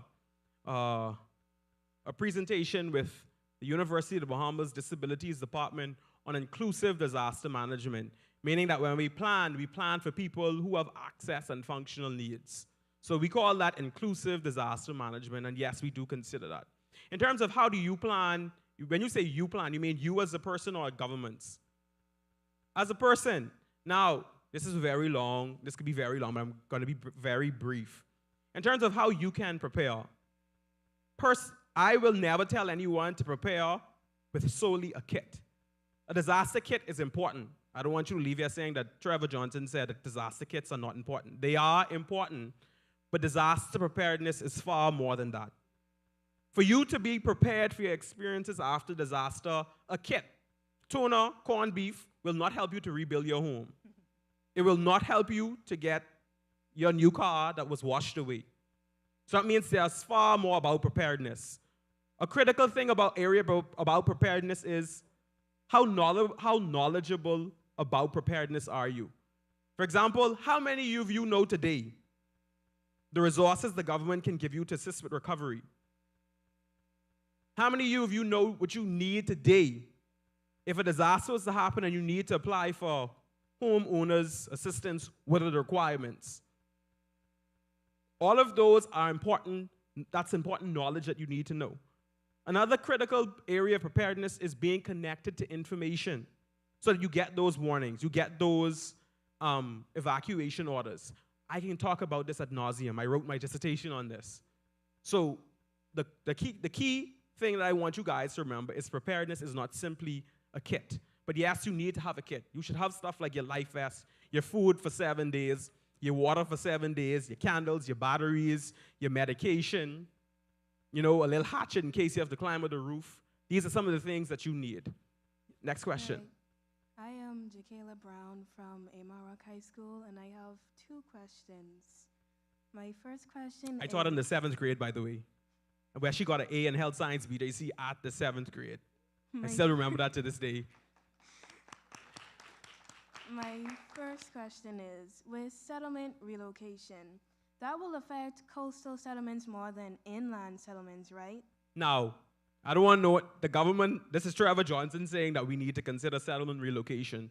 And so that's not something that's, that's happening by the government. This is something that I think that we need to start thinking about. But yes, it's going to not only impact coastal communities, but communities that are very low-lying if we decide to do that. So, in the near future, do you think that the government will probably make it a priority to evacuate those settlers living in those coastal settlements? Because eventually they will be underwater or heavily destroyed. And some settlers don't have the money to actually move. So do you think the government will actually aid those settlers? That's a very good question. But yeah, governments have how much year? How long is the contract of a government? 5 years. Any government do that, they out. So most times, and we're laughing, but most of those decisions are politically driven. So while it may be simple, I'm not a politician. I would tell you, take them all out. But in terms of governments, they have many priorities and many focuses. And of course, you just can't remove people from their homes. It's something called the Peninsula Principles that speaks about when people could move and when they can move. So you can't just go to someone who lives at the ocean and say, you gotta go. No. You have certain principles to follow by. Yes? My name is Jeanne Burris from Admiral Ferguson Senior High School in Crooked Island. My question is, will there be any extended hands out to more smaller islands? For example, Crooked Island, after Hurricane Joaquin, there are still houses that have been destroyed that have not been repaired, or there has not been any hands reached out to those smaller islands, and they're still suffering because most of the buildings that were destroyed have not been built back or anything. So our islanders are kind of just having to do without for years. So I wondered if there would be much more help, more on smaller islands where there are not a lot of people, because they don't have much of a voice as bigger islands like Grand Bahama, or Abaco, or Freeport. I think that's a very good question because we have a lot of communities that still recover. Grand Bahama is still recovering from Hurricane Francis and Jane from 2004 and Wilma in 2005. So to answer your question, I'm going to say this. I can't say if help is going to come. But I think another thing that we need to realize as a people and just generally is that recovery is a very, very, very long process. It's not easy. And I am a very firm believer that a government's job is not to make everyone whole again after disaster. We cannot simply expect it. The government doesn't have the resources to do it. And as a matter of fact, it's a moral hazard. If the government makes everyone whole again after disaster, then you will never consider your risk. So I think it's very important that we realize that it's not a government's job to make everyone whole again. Next question. Now, it is a government's job to protect the vulnerable and to make sure that the vulnerable are assisted as best as possible. But in terms of some of us who can do what we have to do, this is just the reality of our world, and we can't expect the government to do everything for us or make us whole again. Next question. Okay, good afternoon, everyone. My name is Aaliyah Roll, and I attend Sinan School. However, I'm here representing the Bahamas Tree Planting Initiative. And I actually have 2 questions. So the first question is, I know you were talking to us about how this is a good field to get into. Well, anything in the environmental field. But do you have any specific advice, especially for young people, towards, or any words of encouragement towards why we should definitely go into this field or look into it? Okay, good. The first thing that I want to say is, who knows who's Sir Lyndon Pinling? He was the first prime minister of this country, and he gave a very powerful speech many years ago. And he said, if Bahamians are not prepared to fight for the Bahamas, then we don't deserve the Bahamas. And one of the greatest threats to our country today is climate change.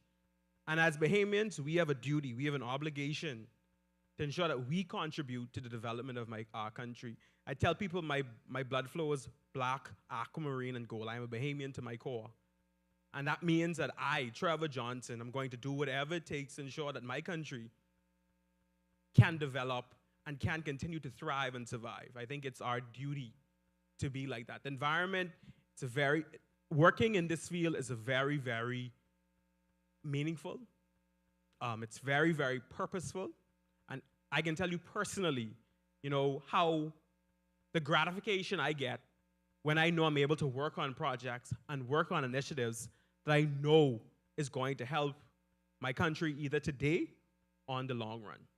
And you had another question? Yeah, so another thing is I understand that not everyone was able to make the conference today or probably not even watch it.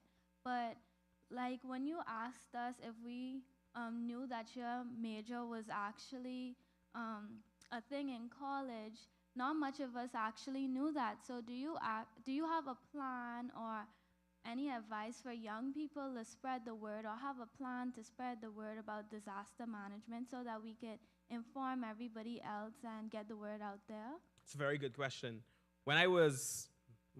Years ago, when I had way more time, way more free time, but now unfortunately I don't, I actually had a campaign called the Bahamas Climate Change Campaign. I was very active in that. I would have spoken at a lot of local organizations, from Rotary to Rotaract clubs to high school. I even spoke to like a 5th grade class. And I told them about what climate change was and what disaster management was. Hopefully when I'm able to get control of my life again, which will be pretty soon, I get more active in that. And then also secondly, through my work with the Inter-American Development Bank, that is one of the key things that we're trying to do, is to really sensitize people towards disaster risk management in the Bahamas. So hopefully in International Day of Disaster Risk Reduction in October, hopefully we can get to do some school campaigns during that time. Okay, thank you. Last question. I know you stated that the preparation for civilians, but what is the preparation process for the government when preparing for natural disaster? It's a very good question. In terms of governments preparing for disasters, there's so much things that need to be considered and so much areas that they need to consider. For example, governments need to plan. It's just one. And planning is not a simple task. You have to plan in every area. Another thing is governments need to ensure that they have the funds in place, meaning that you have money after an event so that you can help people. Another thing that governments need to do is make sure that they have connections with other countries and organizations. So after an event, we can reach out to those contacts for assistance. Also, governments need to ensure that their processes and systems are adaptable and flexible. Because we can't, in disasters, those bureaucratic structures don't work. And for those of us who work in the public service, we know exactly how bureaucratic things are. And so those types of situations, those bureaucracies, they just make disasters way worse than they need to be. So governments also need to consider how their processes could be more flexible and agile during times of disasters. But there's so much more. But I think my time is up. And they ain't telling me I gotta go, but I just gotta get off the stage. But thank you so much. And if anyone have any questions, I'll be here after the event.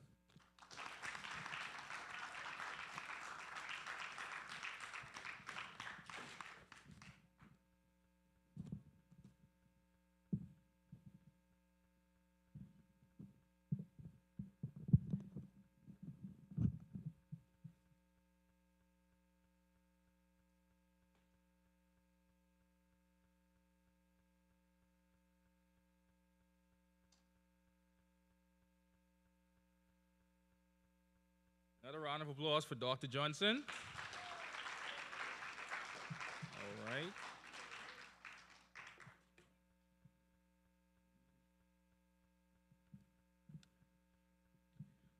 Alrighty, thank you guys so much for a very productive day. I know the schedule was a bit long, and I can see around the room everyone has definitely had a fair share of engagement for today. So thank you so much for engaging with us and being such receptive and vibrant young people in this space. So just to give you a heads up as to what you can expect for tomorrow. So on our slate for events, we actually do have a networking session that starts at 8 a.m. Now, this is optional, but individuals will more than likely be on the grounds to engage in several conversations before we get back into the conference setting. So after which we will be heading straight into our first session at 9 a.m. Now, it is imperative, though, that you guys come on time because we actually have an engagement specifically designed for tomorrow that requires a bit of a time constraint. So I'll let Stephen tell you a bit more about that. Okay, so tomorrow we're actually expecting the Prime Minister to join us in a special engagement. So we ask that you be on time so we all can be seated by 10 a.m. because if you don't come on time, you might not be able to enter the building due to security reasons. So again, we implore you to come and be seated by 10 a.m. In addition to tomorrow, we have quite an exciting lineup scheduled for you. So after the PM's engagement, we actually have Ambassador at Large Rick Fox with us, who's going to talk more about his company, Partana, and how they're actually building homes that take carbon out of the atmosphere. After that, we actually have a topic presentation regarding the International Court of Justice and the recent advisory opinion adopted by the UN. And in addition to that, we also have a Benjamin Davis, who will talk more about Drive Green Car Rentals, which is his business, and he's going to also allude to how we can actually become more sustainable in the transportation sector. So basically, Ashanti will go more in depth in terms of our meet and greet symposium, which will be starting about 4:15, and that will run into the last hour of our session. So much. So yes, we will be having an NGO meet and greet symposium tomorrow afternoon. We have a lot of lovely individuals invited. Behind you guys is actually one of the groups that are going to be with us, Braun Limited. So we will definitely have a very dynamic group bringing directly to you the various NGOs present in country and the work they're doing. So there'll definitely be conversations about how you can get involved as youth, what they do in its entirety, as well as any potential opportunities for collaboration in the future. So it's definitely an opportunity we wish to present.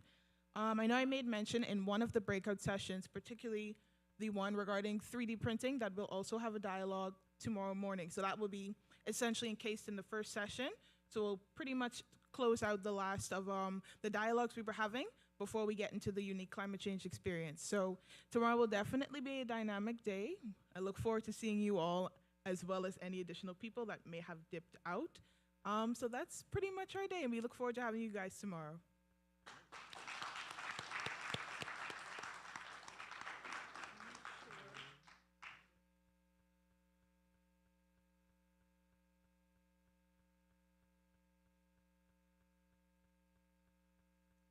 Alrighty, so we are done. Good day, everyone.